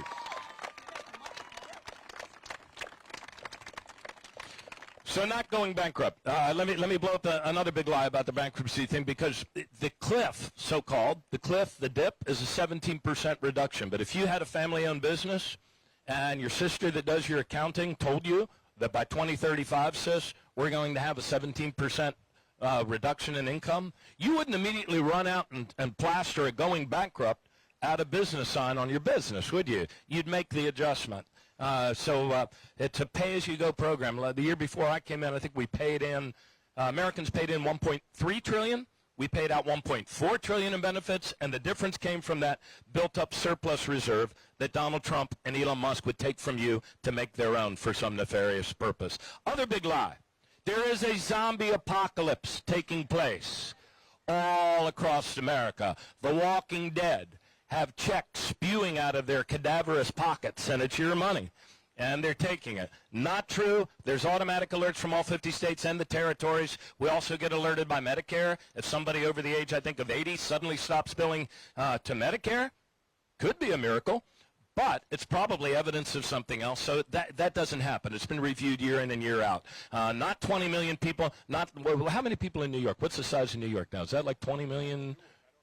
20 million. 20 million? 20 million. So if Donald Trump said to Congress, he says there's 20 million people walking around dead and taking their checks. That's the size of New York. It's ludicrous. It's outrageous. It's not true. The other big lie, illegal immigrants are milking the system and bankrupting Social Security. Not true. Illegal immigrants, so-called people working here outside of legal status, actually are prohibited by law from receiving any dollars from Social Security, any benefits ever, but they pay in $25 billion to all the rest of us. So there's other big lies out there. You need to confront them, and thank you, gentlemen, for everything that you're doing to lead our country. I really, really appreciate it. Thanks so much, Gov. I'm gonna walk you out. All right, but we're so thankful for Governor O'Malley, Administrator O'Malley, and the work that he's doing. Mayor O'Malley as well, and Councilman. Is that right? Beforehand, got a lot of jobs, bro. All in service of the American people. So we're thankful for your service. All right, how are we doing out there? We're not tired, are we? We're past 6 hours. We're closing in on 7 now. We're going strong. I want to center this for everybody before I walk down and talk to one of the most extraordinary set of lobbyists I have ever met. That's usually a dirty word in Washington, but this is the most righteous lobbyist I've ever heard. I'm going to walk down in a minute, but I want to recenter us really quick. At about 6 a.m., before the sun came up, Hakeem and I came out here and sat down. Why? Why? Because these are not normal times. These are not normal times. Gutting food programs is not normal. A society gutting the health care for families is not normal. The society's gutting services that give dignity to our seniors, not normal.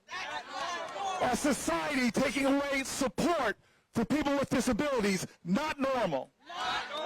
A society cutting science research, not normal. A society attacking institutions of higher learning, not normal. Therefore, we, the people, cannot treat this like normal times. So Hakeem and I, at 6 o'clock in the morning, one of many things we want to start doing in honor of the shoulders upon which we all stand, we wanted to cause some good trouble, some necessary trouble. Get in the way. Congress comes back here tomorrow after a 2-week recess to start consideration of a bill that Donald Trump calls the big, beautiful bill. I think it is a petty, cruel, ugly bill. And we have to find some way as a people not to condemn congressional Republicans, but call to their conscience, call to their morals, like we did in 2017 when 3 senators changed their vote, Murkowski, Collins, and then the famous John McCain, and saved health care for tens of millions of Americans. So we wanted to have a conversation. We opened up our live stream and invited people to come to us. And if you couldn't come to us, we're going to read them later. We wanted people to start texting us or DMing us through the platforms what their stories are. We need to center American people. Donald Trump is not the center of this story. What he does to us does not define us. How we respond is how we are defined. There have been people who've tried to turn our democracy into a dictatorship before. There have been demagogues before. There have been people who've exploited hatred and fault lines to try to crumble our traditions before. But what has made this country survive, persevere, and yes, we shall, has helped this nation overcome, has been our collective determination not to let powerful people in powerful places win. We have shown generation after generation that the power of the people is greater than the people in power. And this is a time where we need powerful people. And so for closing in on 7 hours now, we've been sitting in. We've been sitting down, and I'm so happy that folks are joining us out here. Some of y'all, like these American University folks, you've been out here for about 5 of those hours. I love it. I love it. The stamina of these young people. But before I go down to talk to the greatest lobbyist I've ever met, this brother right here, what's your name, sir? My name is Michael Walensky. I'm an emergency resident down in North Carolina. These cuts... Hold on. I'm going to set you up for the comment you want to make. There is Washington math and there is real math. Some people think that when they gouge these programs, it's saving money for taxpayers and for society. I believe you can find ways to create more effective, more efficient government. We just heard from Martin O'Malley talking about what he did.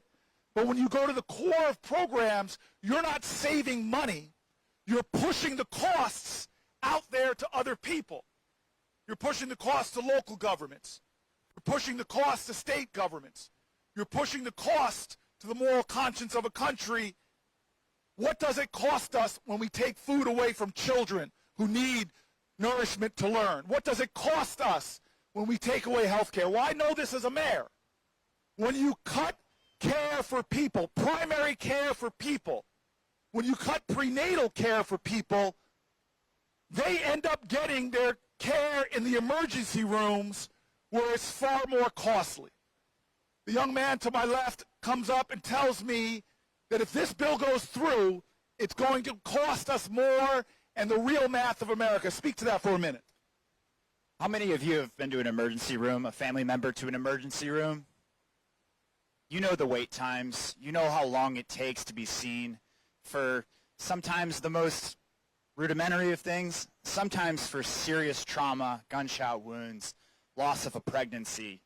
You've been there, you've seen it, you've felt it, you know it. Cutting preventative care to get out ahead of these problems in the emergency room will only burden the emergency room that much more. Volumes will go up, wait times will go even longer, and you may not get seen in a timely fashion. I don't think we deserve that in this country. No. And the most expensive care, it's far more costly for America. It's far more, not costly, it's far more wise, fiduciarily wise, to give people access to preventative care than it is to deal with them later. Now, I'm going to walk down these steps to just bring us to one of the most extraordinary things I remember from the healthcare fight in 2017 was the people that came to lobby, Congress people and senators. And they called themselves the little lobbyists. They were beautiful children who happened to have disabilities, but truly their superpower was their courage.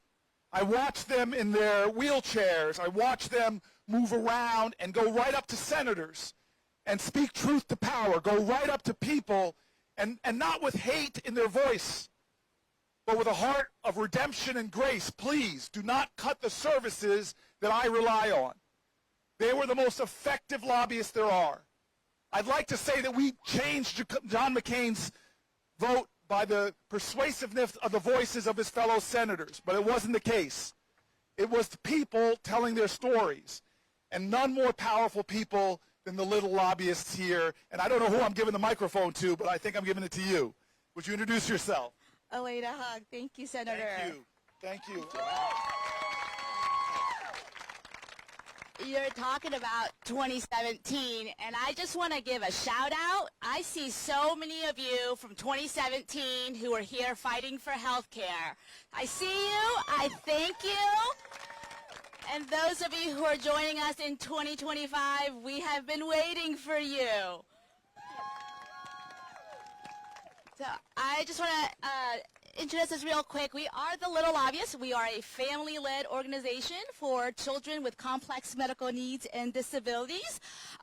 And in 2017, I was watching the news like everybody else, but I wasn't hearing my story being told. And I kept thinking, who's going to tell my story? Who's going to tell my story? And then I thought, oh, I'll tell my story, right? So our story is 10 years ago, I had an amazing birth. And then 15 minutes later, my baby was rushed to the neonatal intensive care unit, where she remained for the next 5 months of her life. She was diagnosed with a number of serious medical conditions affecting her airway, lungs, heart, and kidneys. She uses a tracheostomy to breathe and a ventilator for additional respiratory support, a feeding tube for all of her nutrition, and a wheelchair to get around. I am so pleased to tell you that Xiomara, the joy of my life, is thriving today. She's thriving. She's 10 years old, double digits club, and in the 4th grade, and she is just the joy of my life. And she is thriving, and I want to be very clear, in great part because of the access to health care, and specifically because of Medicaid. So,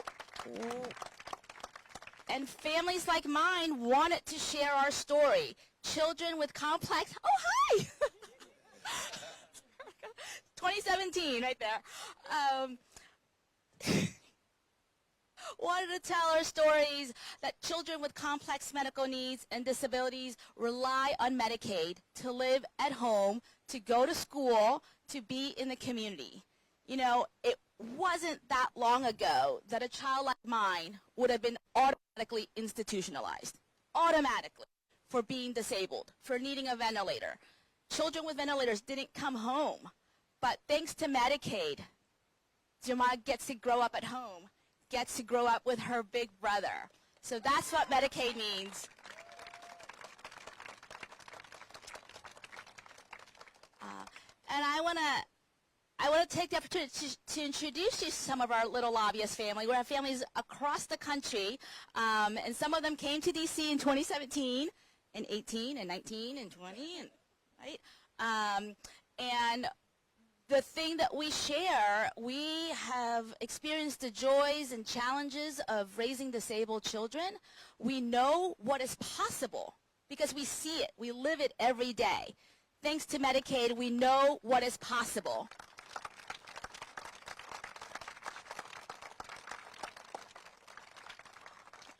Which means we also know what is at stake. We know what we might lose. We are so close to losing it, and that's why we're here. This is my very, very dear friend, Jamie Davis-Smith, who we have roamed the halls of Congress together many, many times. And I am so honored that you're here, and I'm going to pass the mic to you.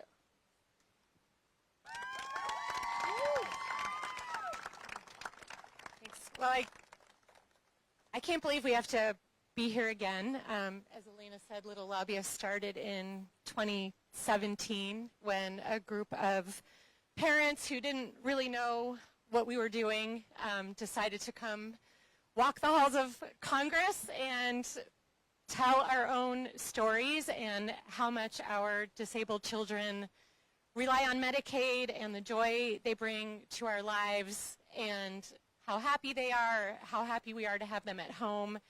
And this is my daughter, Claire. She's a very happy young adult now who loves her daddy very much.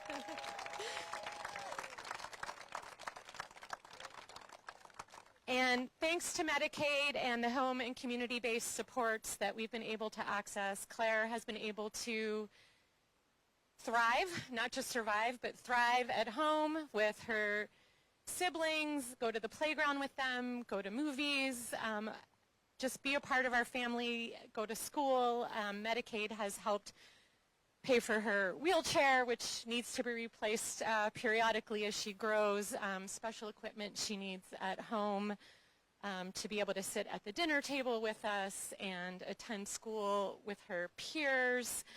And we can't let that go. It's what Claire deserves. It's what we all deserve. And so we really need to save Medicaid. Families like ours all across the country deserve it. And I wanted to briefly tell the story of a dear friend of mine in Pennsylvania who couldn't be here today, but she grew her family through adoption, and she adopted two wonderful children, four total, but two wonderful children with disabilities who she adopted out of foster care. And the reason she was able to do that is because of Medicaid. She could take care of these children and commit to caring for them because she knew Medicaid would help with their medical care. And Medicaid is really what's enabled her to really care for her family and these children in the way they deserve to be cared for. And in her adoption and foster care communities, there's a lot of talk about how without Medicaid, a lot of these children will just continue to languish in foster care because families won't have the resources that they need to care for these children who are currently in foster care. And that's a travesty. That's not who we are as Americans.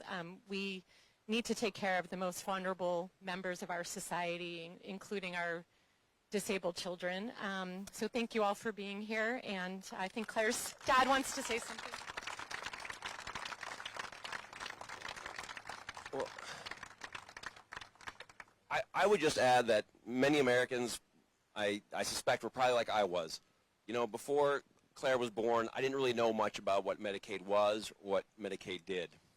And, you know, if you told me about kind of the program that Elena just spoke about, which is a kind of initiative by Ronald Reagan to help people like our daughters and our children stay at home with us instead of being institutionalized, I wouldn't have known the first thing about it. But I also didn't realize that the health insurance that I had was woefully inadequate to kind of cover the needs that my family would have when Claire was born. I had, at that time, the health insurance plan that was most prevalent, most common in the metropolitan area where I'm from. So it wasn't some weird plan. When, you know, Claire didn't walk until age 3. When we needed physical therapy so she could learn how to walk, the plan said, well, we don't cover that. We cover rehabilitative physical therapy, not habilitative physical therapy. And because she's never known how to walk, we won't pay for that. That was a surprise and nothing I expected. When Claire needed genetic testing, you know, as was recommended by the genetics clinic at the Children's Hospital that we had, you know, where Claire sees, you know, many doctors, the answer was, well, we're not sure how that's going to help treat her.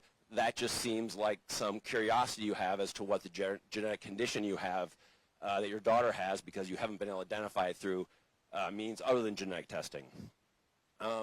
And, you know, many of you probably think that if you need to buy a wheelchair, that your health insurance will cover that as well. You may be surprised by just how much durable medical equipment it costs and how low your benefit is. And so you're kind of talking about, you know, for us, we have health insurance. I never thought that Medicaid was for people who have health insurance, but as it turns out, it is. You know, I've never been more grateful of kind of my fellow Americans and the federal government than I have been since I've received Medicaid, and the incredible amounts of money that it's provided. You know, Claire has thoughts on this too. I love you too, baby. The incredible amount of resources that have been dedicated to my daughter to make sure that she can be as happy as she can and frankly be alive today. And I just think that oftentimes there are a lot of programs out there, and I don't think Medicaid's the only one, that we don't realize it actually covers all Americans, not just uninsured Americans, Americans with insurance.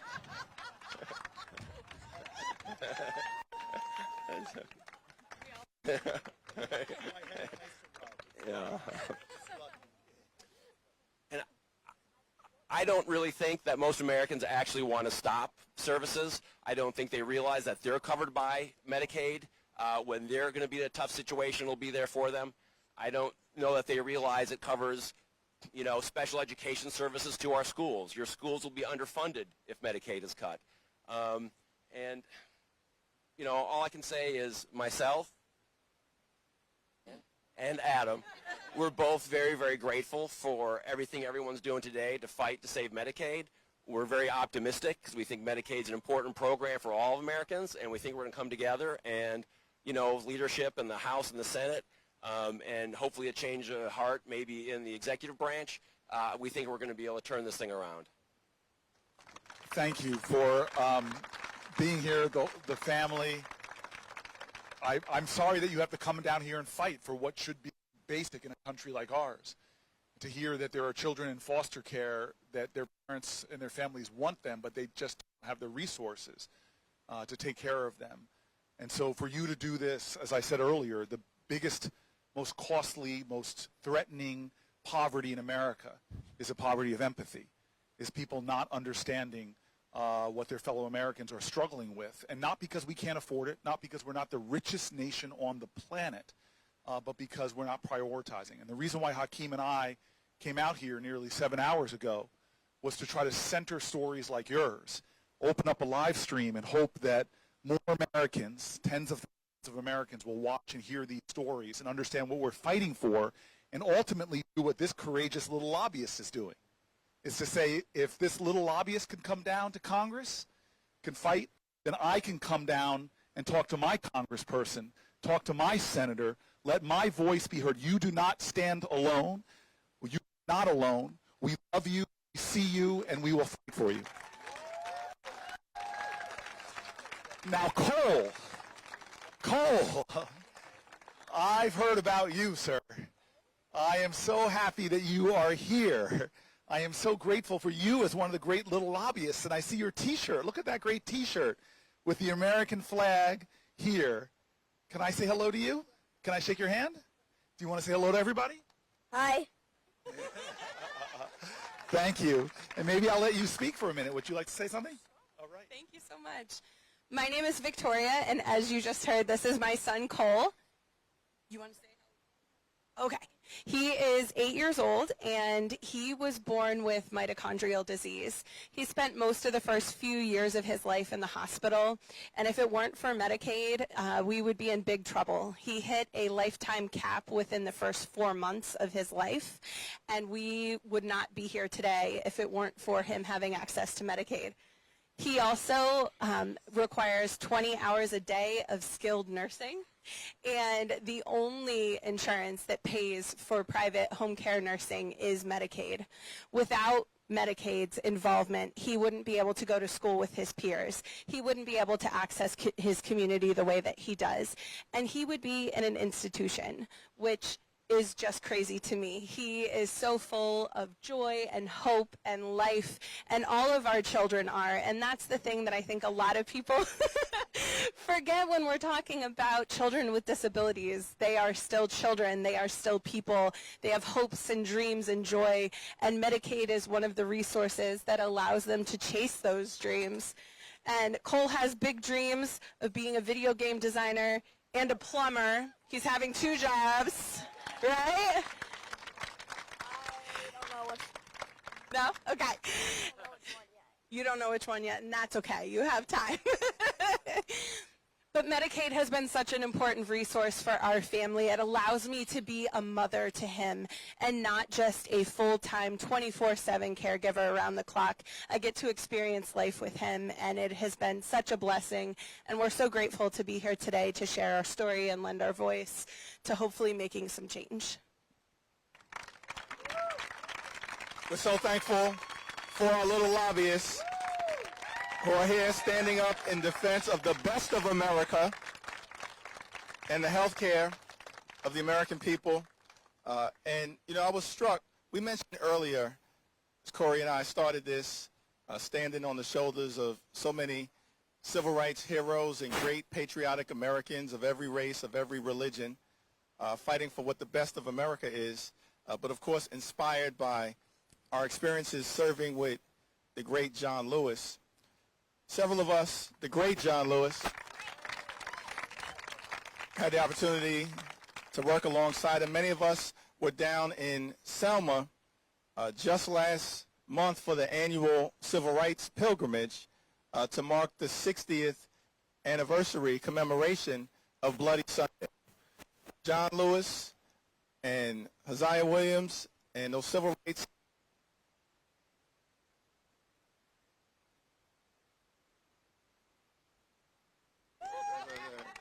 Happy birthday, Cory. Use your outside voice. I use my outside voice, but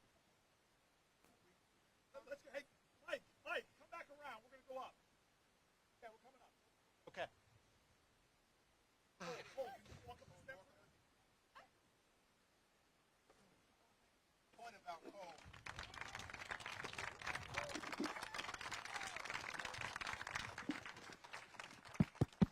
Okay.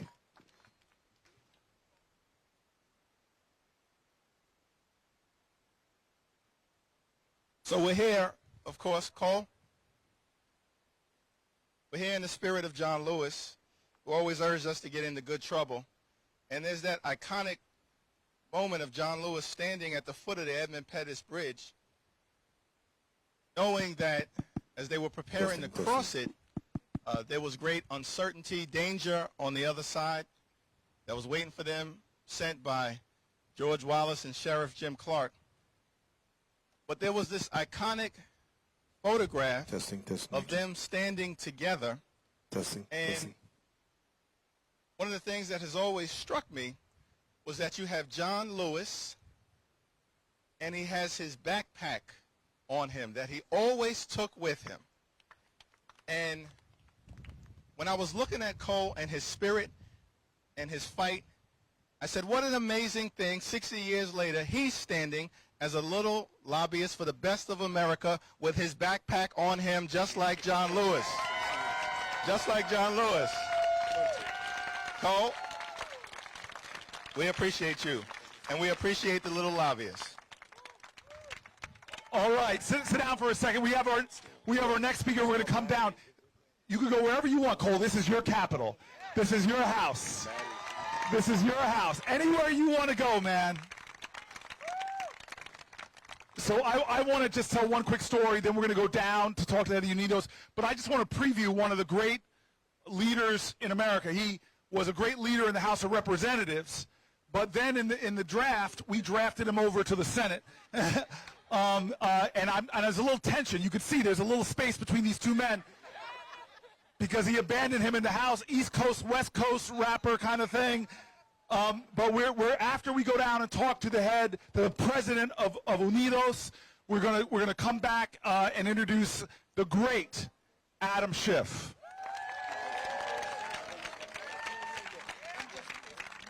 But I want to keep recentering us to you. I want to keep recentering us to the purpose here.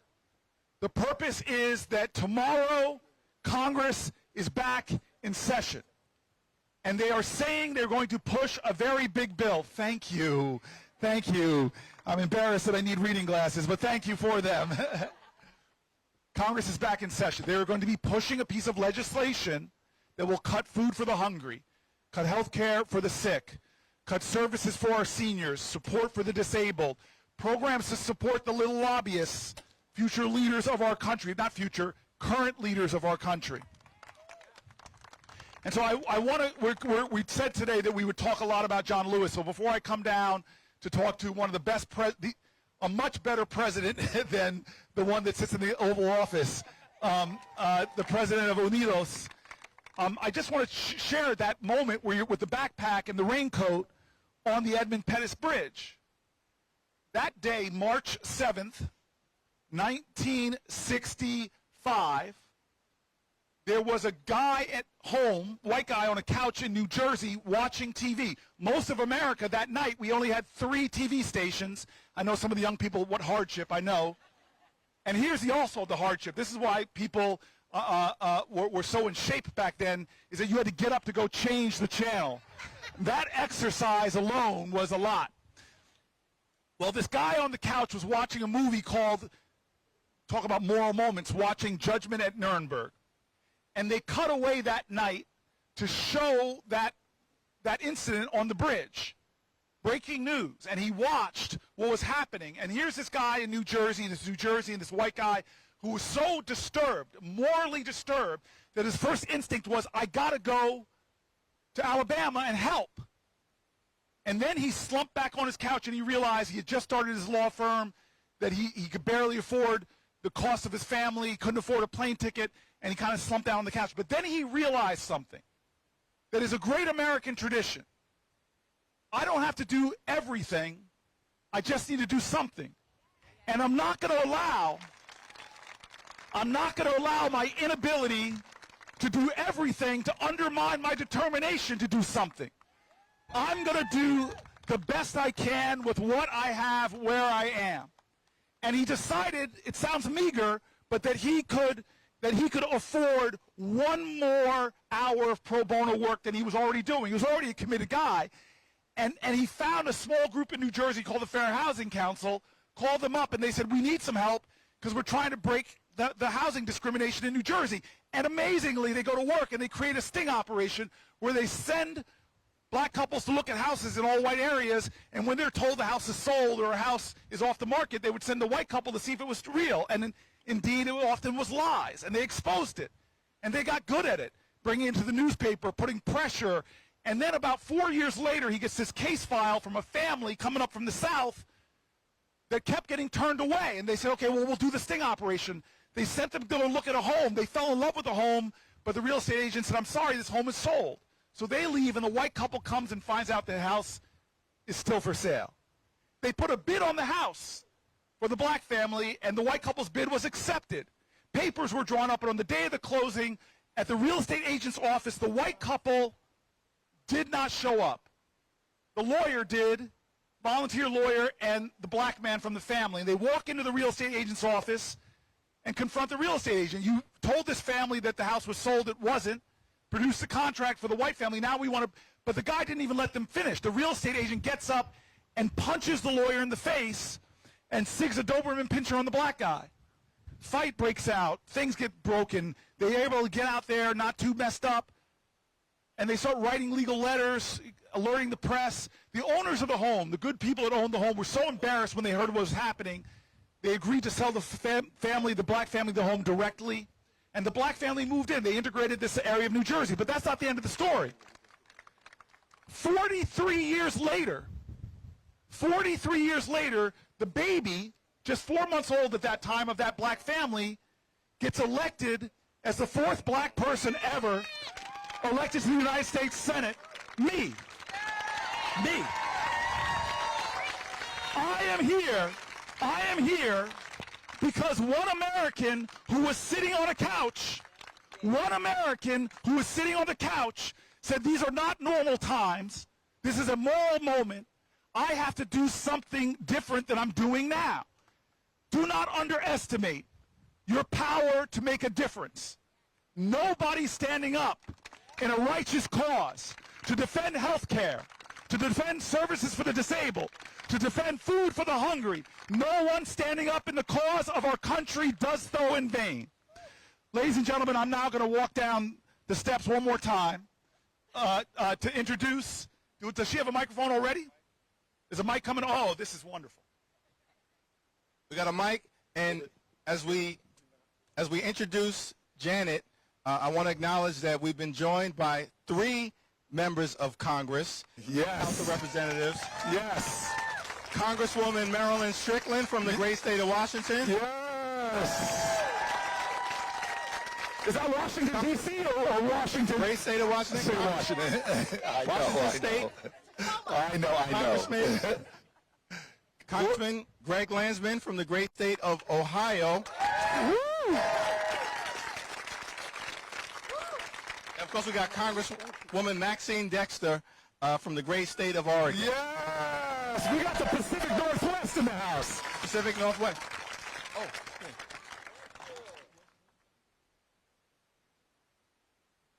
Oh, Congresswoman Delaney from the great state of Maryland. Woo! We're about to have a House Democratic Caucus meeting right here on the steps of the House. All right, we got some good speakers on deck, but no better than El Presidente of one of our oldest, strongest civil rights organizations in the United States of America, UnidosUS. Gracias. Thank you. I just want to say how much I admire this senator, because I think history will tell a story about this moment in time when one senator stood up for 25 hours to voice what we as all Americans wanted to be heard, and stood there in his official capacity in our Senate and represented the voice of millions, a turning point for our country. Thank you. And I think today, with the leadership of Leader Hakeem Jeffries and in partnership with Senator Booker, I I think people are going to look back at this moment and say this was the day that the people stood up, stand down, and we fought for the future of this country that we want. Thank you, Leader Jeffries. I'm proud to be the leader of the largest Latino civil rights and advocacy organization in the United States. Proud to represent over 300 community-based organizations serving millions of families every day across this country. And we understand firsthand the threats that we're facing today and the opportunity that we have to fight back and to see that vision of the future America we want to see. The Latino community has been a core part of the contributions and the economic engine for this country. And we need to continue to see that strengthen across other communities so that we can have a strong economy that represents the values. You know, I was fortunate. I'm hearing the competition between the Senate and the House here a little bit going on. I'm a House alum, a former member of the committee staff for the Energy and Commerce Committee, and I saw the real workings of the Congress when it came to establishing Medicaid and what the challenges are, but how we can make sure that it's fully serving everyone. And I see directly today the threats to dismantle Medicaid, a core safety net for Latinos and everyone. We need this program. And right now we're seeing a budget. And I remember long enough to also know that I worked in a House of Representatives alongside Congressman John Lewis. And it was John Lewis who said, when you show me your budget, you are showing me who you are. When you show me your budget, you are showing me your values. And when you show me your budget, you are telling me what I need to do to make sure we're lifting up the values of this great nation. So today, when I see cuts ordered in the proposal that's about to be taken up in this Congress starting tomorrow, in this budget reconciliation bill process, I reject this notion that we can stand idly by while they propose an $880 billion cut in Medicaid. No, we will not accept that. 70 million Americans rely on that. 20 million Latino families. This would eviscerate the very needs of our community. And right now, our communities, all of us, we're focused on the economics. And we're hearing and remembering what the president in the White House said, that on day one, he would fix the economy. Well, we're 100 days into this economy, and guess what? We're worse off than we were a year ago, and many people believe right now, including Latinos, that we're going to continue to be worse off if we let this go. So what is the key? We need to be about solutions. And ultimately, what these leaders represent here right now, we're counting as a Latino community and others to mobilize, because congressional accountability is what is going to get us to the other side. We need to hold members of Congress for every vote they take. And we need to make sure we're communicating that in every language possible, that no se va a aceptar estos presupuestos. We are not going to accept these budgets. We are going to make sure they represent our values and the future that we know can make things better for this country. I'm proud that my team was down in McAllen, Texas last night in a town hall with Congressman Hakeem Castro.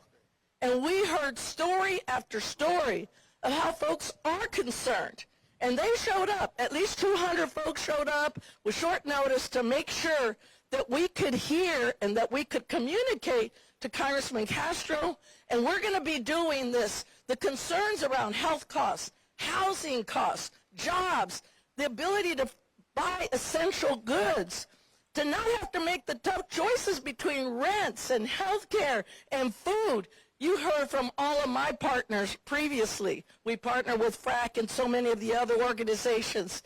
There is a real threat to hunger in America, and it is going to get worse if we see this budget reconciliation package. Every day, all of us need to say, presente.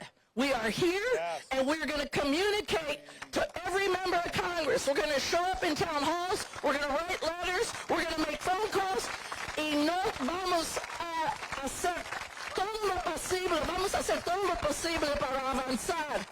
¿Sí se puede? Sí se puede. ¿Sí se puede? Sí se puede.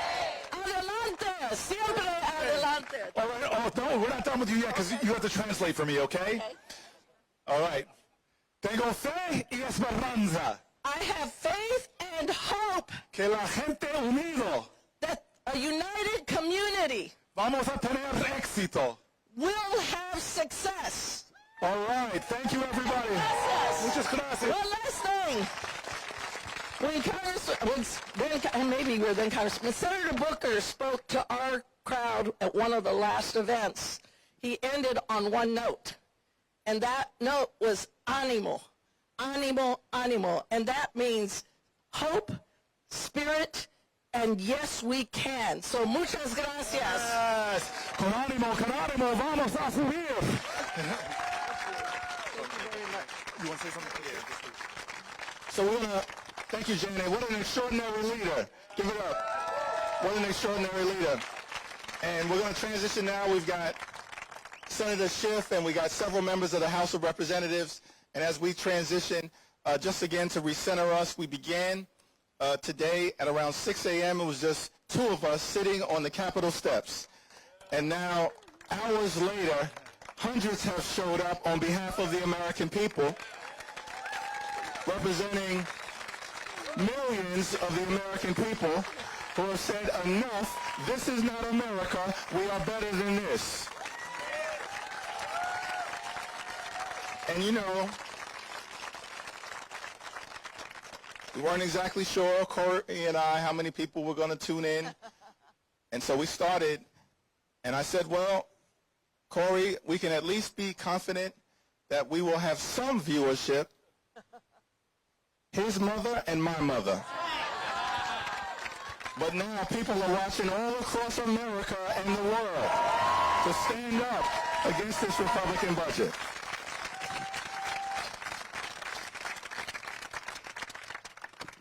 We are very blessed today, all the way from the great state of California, one of our most fearsome fighters, sharpest legal minds, most courageous hearts, one of the people that even though I'm a couple inches taller than him, he is a giant in the Senate, and I look up to him. Everybody give it up for Senator Adam Schiff.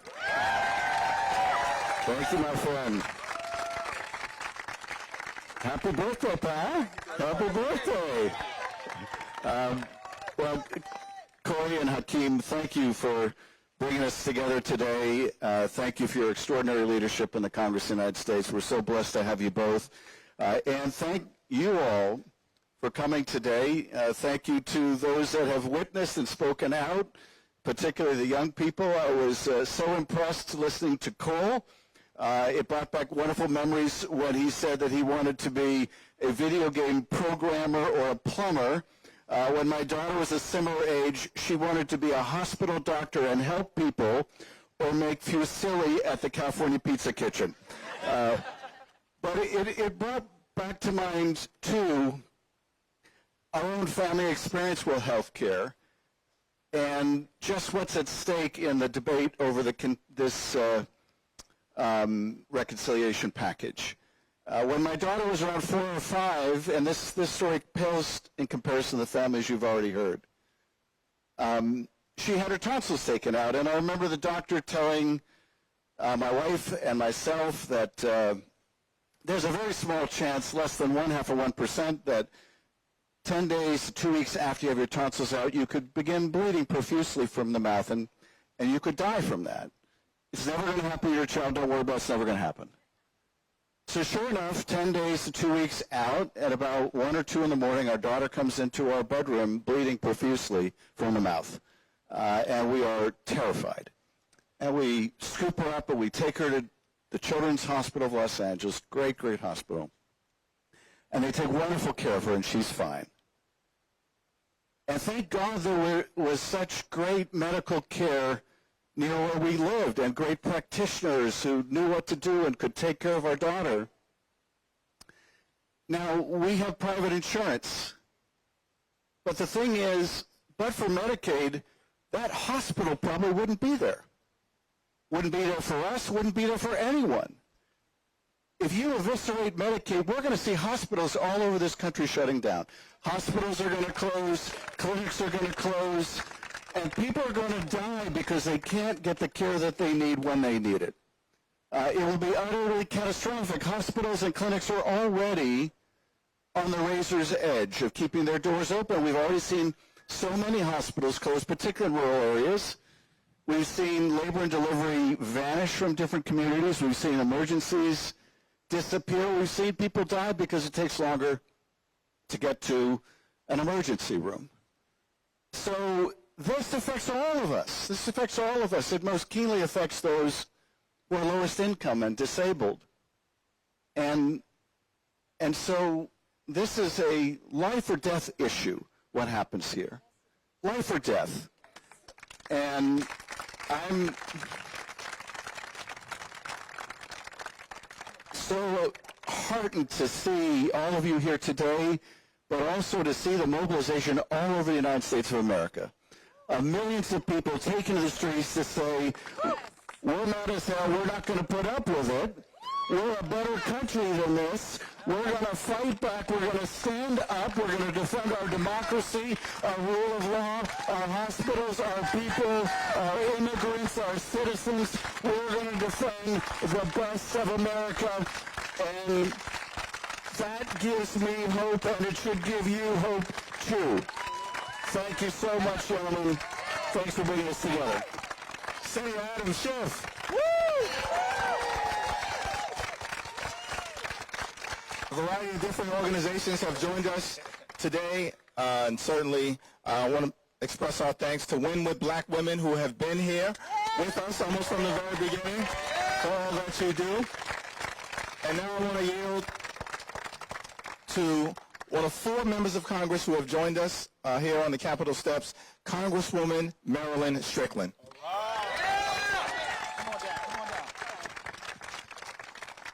Well, hello, everyone. Can you hear me? Yes. All right. Well, it's my honor to be here with you today on the steps of the Capitol, the place where we take an oath of office. And when I heard that this event was about faith and this upcoming budget, I thought about the definition of faith. I think about the fact that my parents were people of faith, devout churchgoers. Their daughter, Marilyn, maybe not so much. But here's the deal. The number of hours you spend in a building does not indicate your closeness with faith and doing the right thing.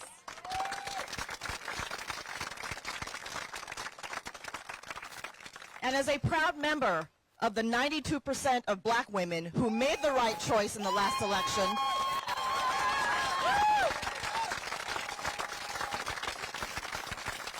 there is something very important. My colleagues have already talked about this. This budget that is being proposed is the opposite of being someone of faith. You can't take food away from children and say you care about families. You can't take health care away from people, including families who are working hard, and say you are a person of faith. You cannot say to America that we're going to make your life better and do everything that says the opposite. But as we think of what is in front of us, I want you all to understand, faith is about belief. Faith is about understanding that things can and should always get better. And I'm going to share my family story with you, because a lot of you don't know this. So my father was from rural Georgia, a young black man born in 1920, and he joined the Army to serve his country and to send money home to his family. For a lot of African American families, the military is one path to the middle class. He was stationed in Korea where he met my mother in Min Kim. They got married. I was born. We came to the States when I was 1.5 years old. And we ended up in the state of Virginia in the 60s. My father wearing his uniform and my mother dressed up, holding their baby daughter, Marilyn, went from motel room to motel room in the middle of the night, and no one would rent a room to them. And finally, a woman working at a front desk took mercy on us and let us stay there. They never imagined in their wildest dreams that their daughter would be a member of the U.S. House of Representatives.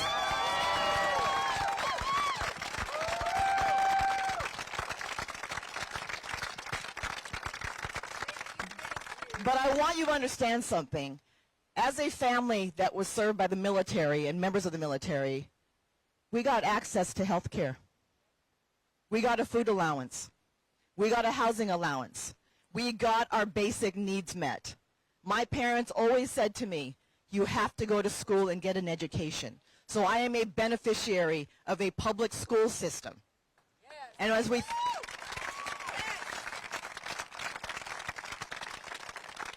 And as we think about this unadulterated assault on the middle class and opportunities for people, we must stand up and use our voices and say, no, this is not tolerable.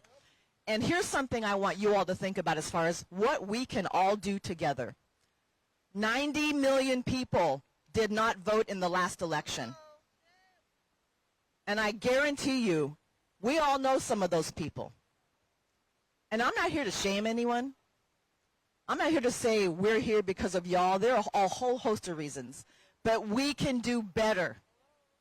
So when we show up and we vote and use our sacred duty that John Lewis fought for his entire career, when we say to ourselves, this America is our America, and regardless of your background, you have claim to this country, we can show up, we can use our voices, we can tell our stories. But when we go back into session, I guarantee you, we are saying no to cruelty, we are saying no to hurting people, and we are saying no to the opposite of what faith is supposed to mean.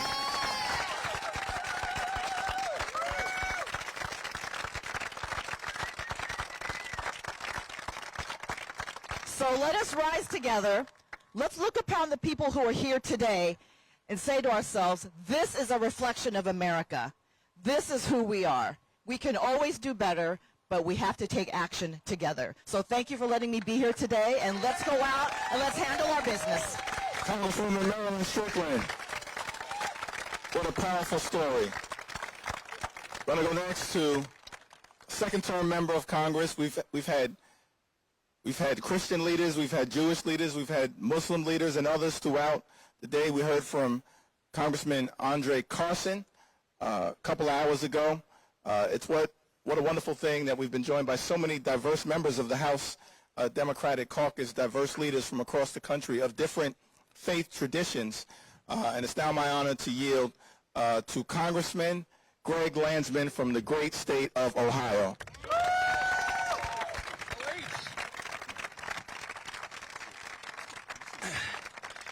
Happy birthday. Who does this on their birthday? Who gets up at 6 o'clock in the morning on their birthday and says, you know what, I'm going to go find my friend Hakeem Jeffries, and I'm going to spend the whole day in the sun. You got to get more sunscreen on. I got to get sunscreen on. Hakeem, I know, I saw it. I was like, okay, Cory's got it. He's got his sunscreen. But you do this if you care deeply, deeply about your country and the people that we serve and the number of people. That's right. So smart. I'm next. Trust me. And there are very few people who care more than Cory Booker and Hakeem Jeffries. And just a round of applause for them and their spirit and their commitment and their fight. Just incredible leaders. So I represent Southwest Ohio, and I grew up in Butler County. I mention this because J.D. Vance also grew up in Butler County. We grew up just a few minutes from one another, and he is my constituent. He lives in Cincinnati, where I represent. Yeah, I like to say I'm JD's member of Congress. I'm his. But I want you all to know, because Marilyn and Hakeem and I and others were overseas for the last couple of days. We were in Europe, the Middle East, and in addition to the global issues that our partners are dealing with, Russia and China, the issue of terrorism, the migration and climate change, all of a sudden they've got a new issue, and that's Trump and J.D. Vance. Now they're wrestling with this chaos and mayhem, and I want to make sure that you all know that while J.D. says what he says and believes what he believes, which is incredibly dangerous, and always take him seriously, he does not represent the values of Southwest Ohio.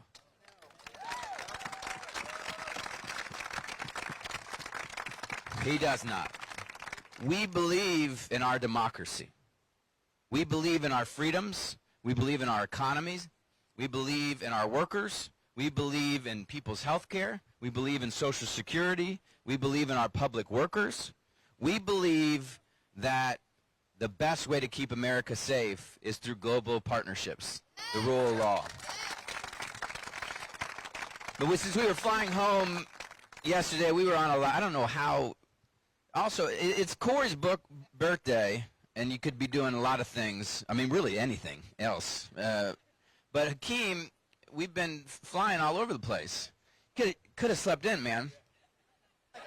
Like Marilyn and I did. But anyway, we had this long flight. I had a birthday date with Cory Booker. Yeah. we had a long flight, and I decided as we were approaching 100 days of this mayhem, of this chaos, of this corruption, of the cruelty, that I would make a list of the top 10 things. Yeah. The top 10 things that have gone horribly wrong in the last 100 days. I know. It's not a happy one, but it's important for us to take stock. And as you're thinking, as you're going through this with me, think about what you think are the worst, right? Because these are our fights. These are the big fights ahead. Number one, they have indiscriminately fired tens of thousands of public employees, hundreds of thousands of public employees. Please, for all those public employees who've had their lives upended, give them a round of applause. Tell them that we support them, that we love them, that we care about them, that we know how important they are, and that we are going to do everything in our power to get them back to work. They are actively creating unemployment. First time ever an administration actively creating unemployment. Number two, withholding hundreds of billions of dollars from us, from our communities, from science, from food assistance, from Head Start. They are denying. I have Head Start partners who provide early childhood care for thousands and thousands of children, and they can't get their money. They can't get their money. Hundreds of billions of dollars. Think about what that does to our local economies. Food assistance. Our food banks are drying up. Number three, the lawless removal of people.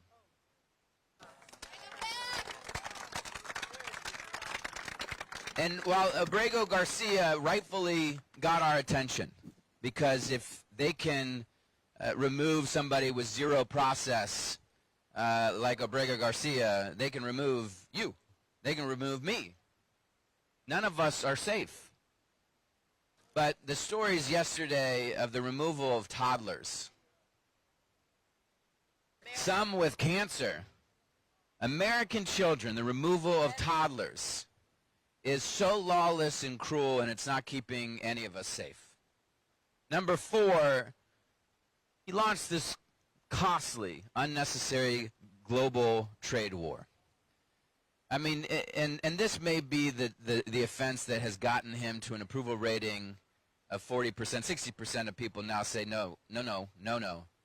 And it was I don't think it's just because he took people's money, but he has crushed people's retirement accounts. He has raised prices all over the country. He is crashing our economy. Number 5, ignoring a Supreme Court order. Unbelievable. Number 6, and this is profoundly disturbing, and one of the things we heard loud and clear on our trip is that this is a man who switched sides during a war. He has decided, and I don't know, Hakeem, if you said this already, because it's been many hours since 6 a.m., but Hakeem has been talking about how this is a Chamberlain versus Churchill moment.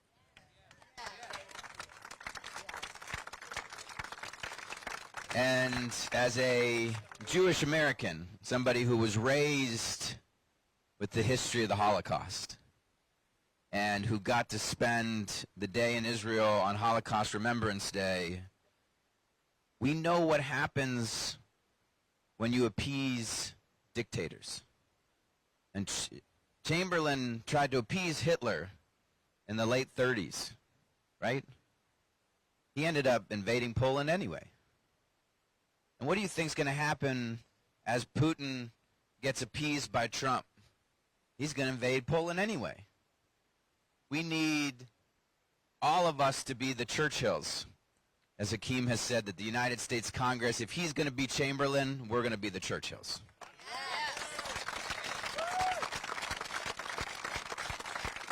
Number 7, the Defense Department mayhem.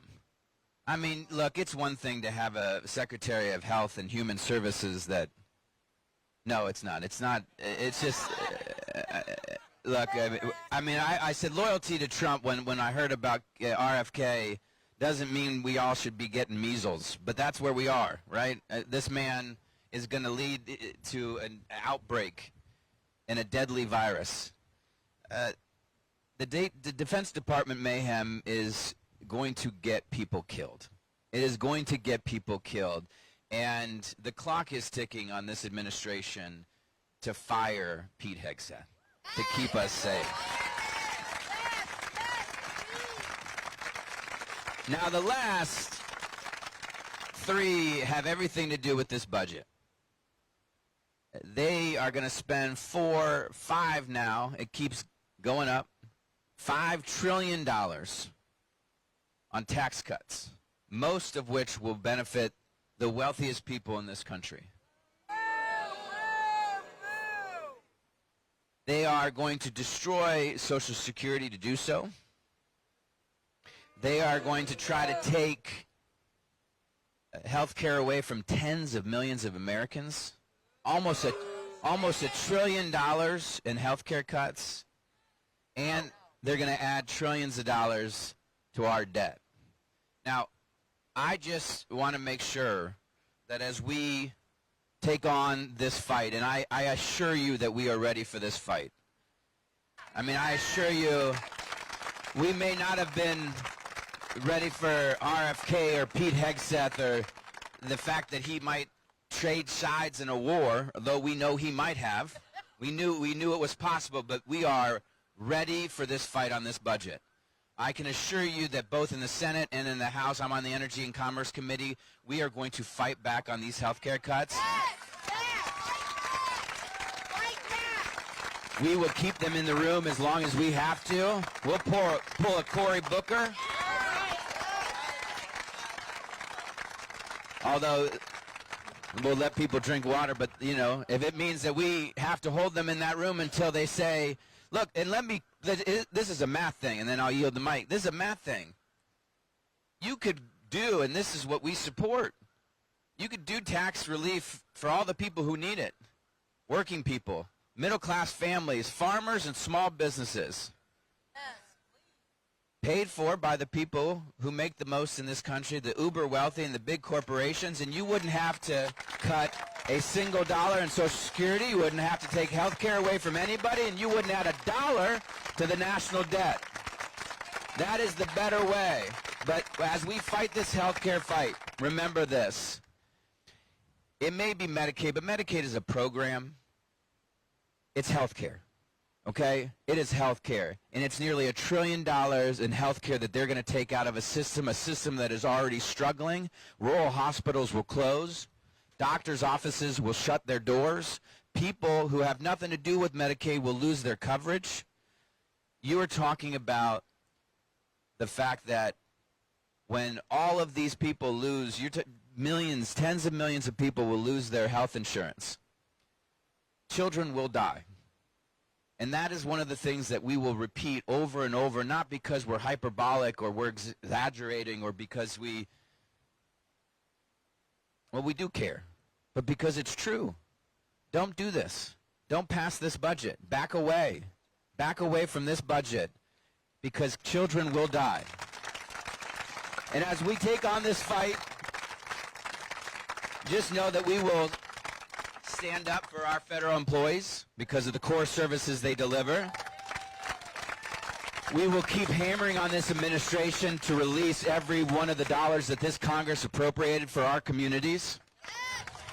That we will fight back against all the lawless removals, whether they're toddlers and U.S. citizens or not.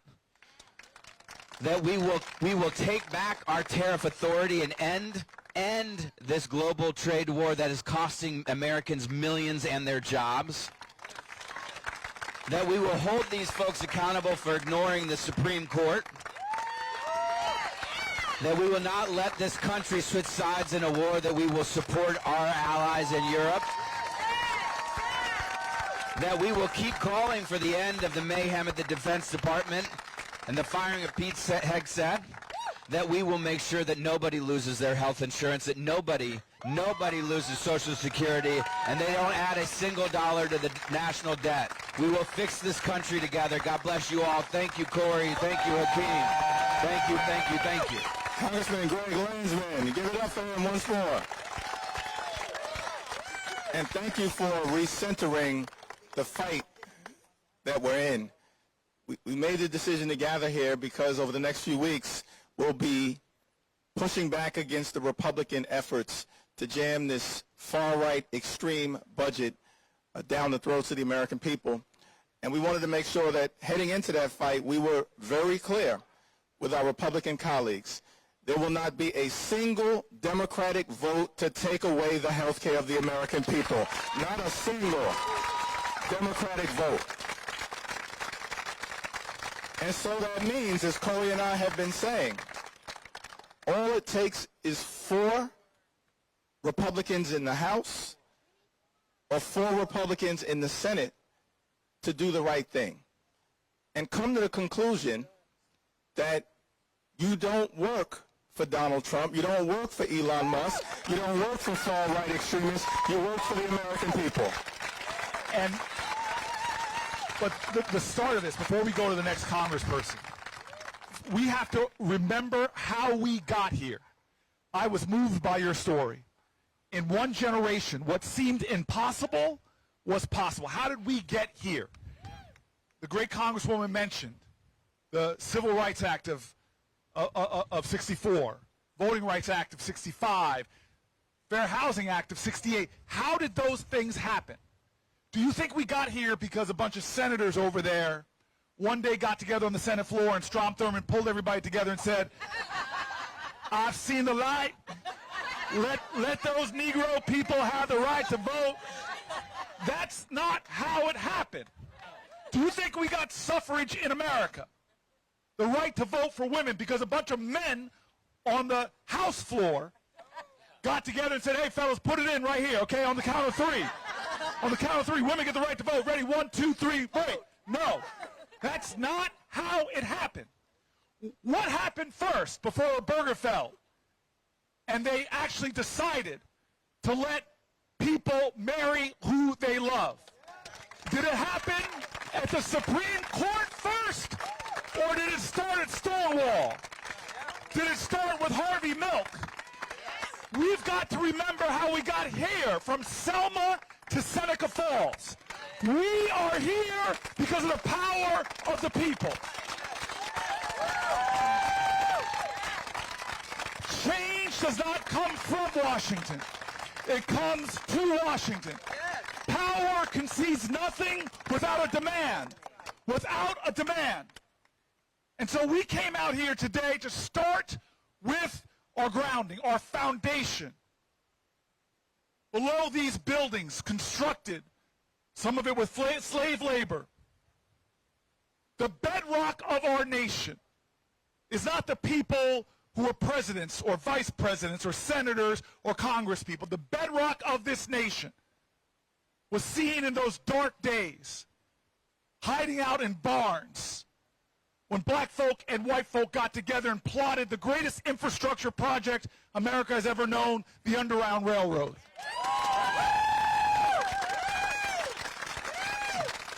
We got here because of individual Americans, like a little girl named Ruby Bridges, that when all the forces of hate were allied against her, she still stood up and said, I deserve the right to a free public education. We got here because amidst hatred and bigotry, a black woman named Fannie Lou Hamer stood up and said, I am sick and tired of being sick and tired. We got here because the first ever protest before one of our federal buildings, the first time anybody stood in protest in front of the White House, was a woman named Alice Paul, a great suffrage leader. We are here because of American activism. People who are not elected or selected, not anointed or appointed, that took it upon themselves, that said, I am the leader that this nation needs. I am the change. I am the one. I may be only one, but I am one. And so we began almost 8 hours ago, sitting right here, before the sun came up, opening up a live stream. John Lewis, when he organized in the 60s, didn't have live streams. Fred Shuttlesworth didn't have a live stream. But they had a moral imagination to challenge a nation. And so humble as we are, we serve with people like John Lewis. Hakeem and I may have big titles, but we know we're broken men. We came out here to start with our faith. We know that everyone deserves mercy. Everyone deserves redemption. We know as leaders, we haven't always lived up to the expectations of our constituencies. We know as a party, we have helped to pave the way to this moment. But we know that we got up early one morning, sat here right here 8 hours ago, and said, well, let's try to do something different and show that leadership is not a title, it is not a position, it is an action, and it is a service. All of us have to lead right now. If you're watching at home, you have to lead right now. If you can hear my voice, you have to be the leader. It's time for us all to lead. And one of the leaders that we've been joined with, another member of the House of Representatives, who just a few days ago was down in El Salvador, standing up for the rule of law and the United States Constitution, Congresswoman Maxine Dexter from the great state of Oregon. Thank you. Thank you so much. I can't really express the honor that I feel to sit on these steps with all these people led by the two of you and the vision that you have for a better future for our country. It is such an honor to be here. Thank you.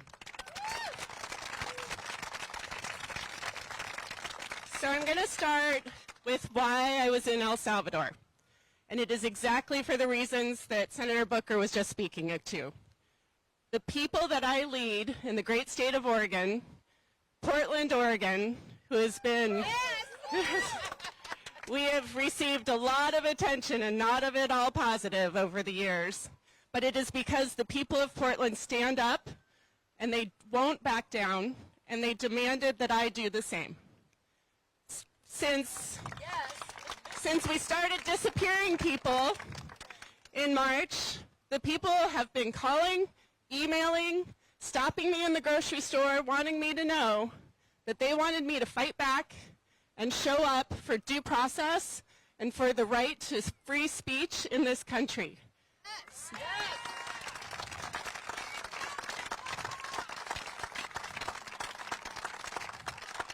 I am honored and privileged to have 2 children, 18 and 21, who are both on college campuses, and they are terrified. They have friends who have international visas who aren't sure that they can leave the country and get back in. They are concerned that they are not being heard or represented, and the people that I represent are saying the same. So last Sunday, almost exactly 7 days ago, or it is 7 days ago, but almost exactly at this time 7 days ago, I boarded a plane with 3 other members of Congress to make sure that people understand the importance of this moment. That if people can be taken from our nation with no due process and be disappeared, it can happen to anyone. It makes absolutely no difference in the eyes of our Constitution who you are, what you've done. You are entitled to your day in court.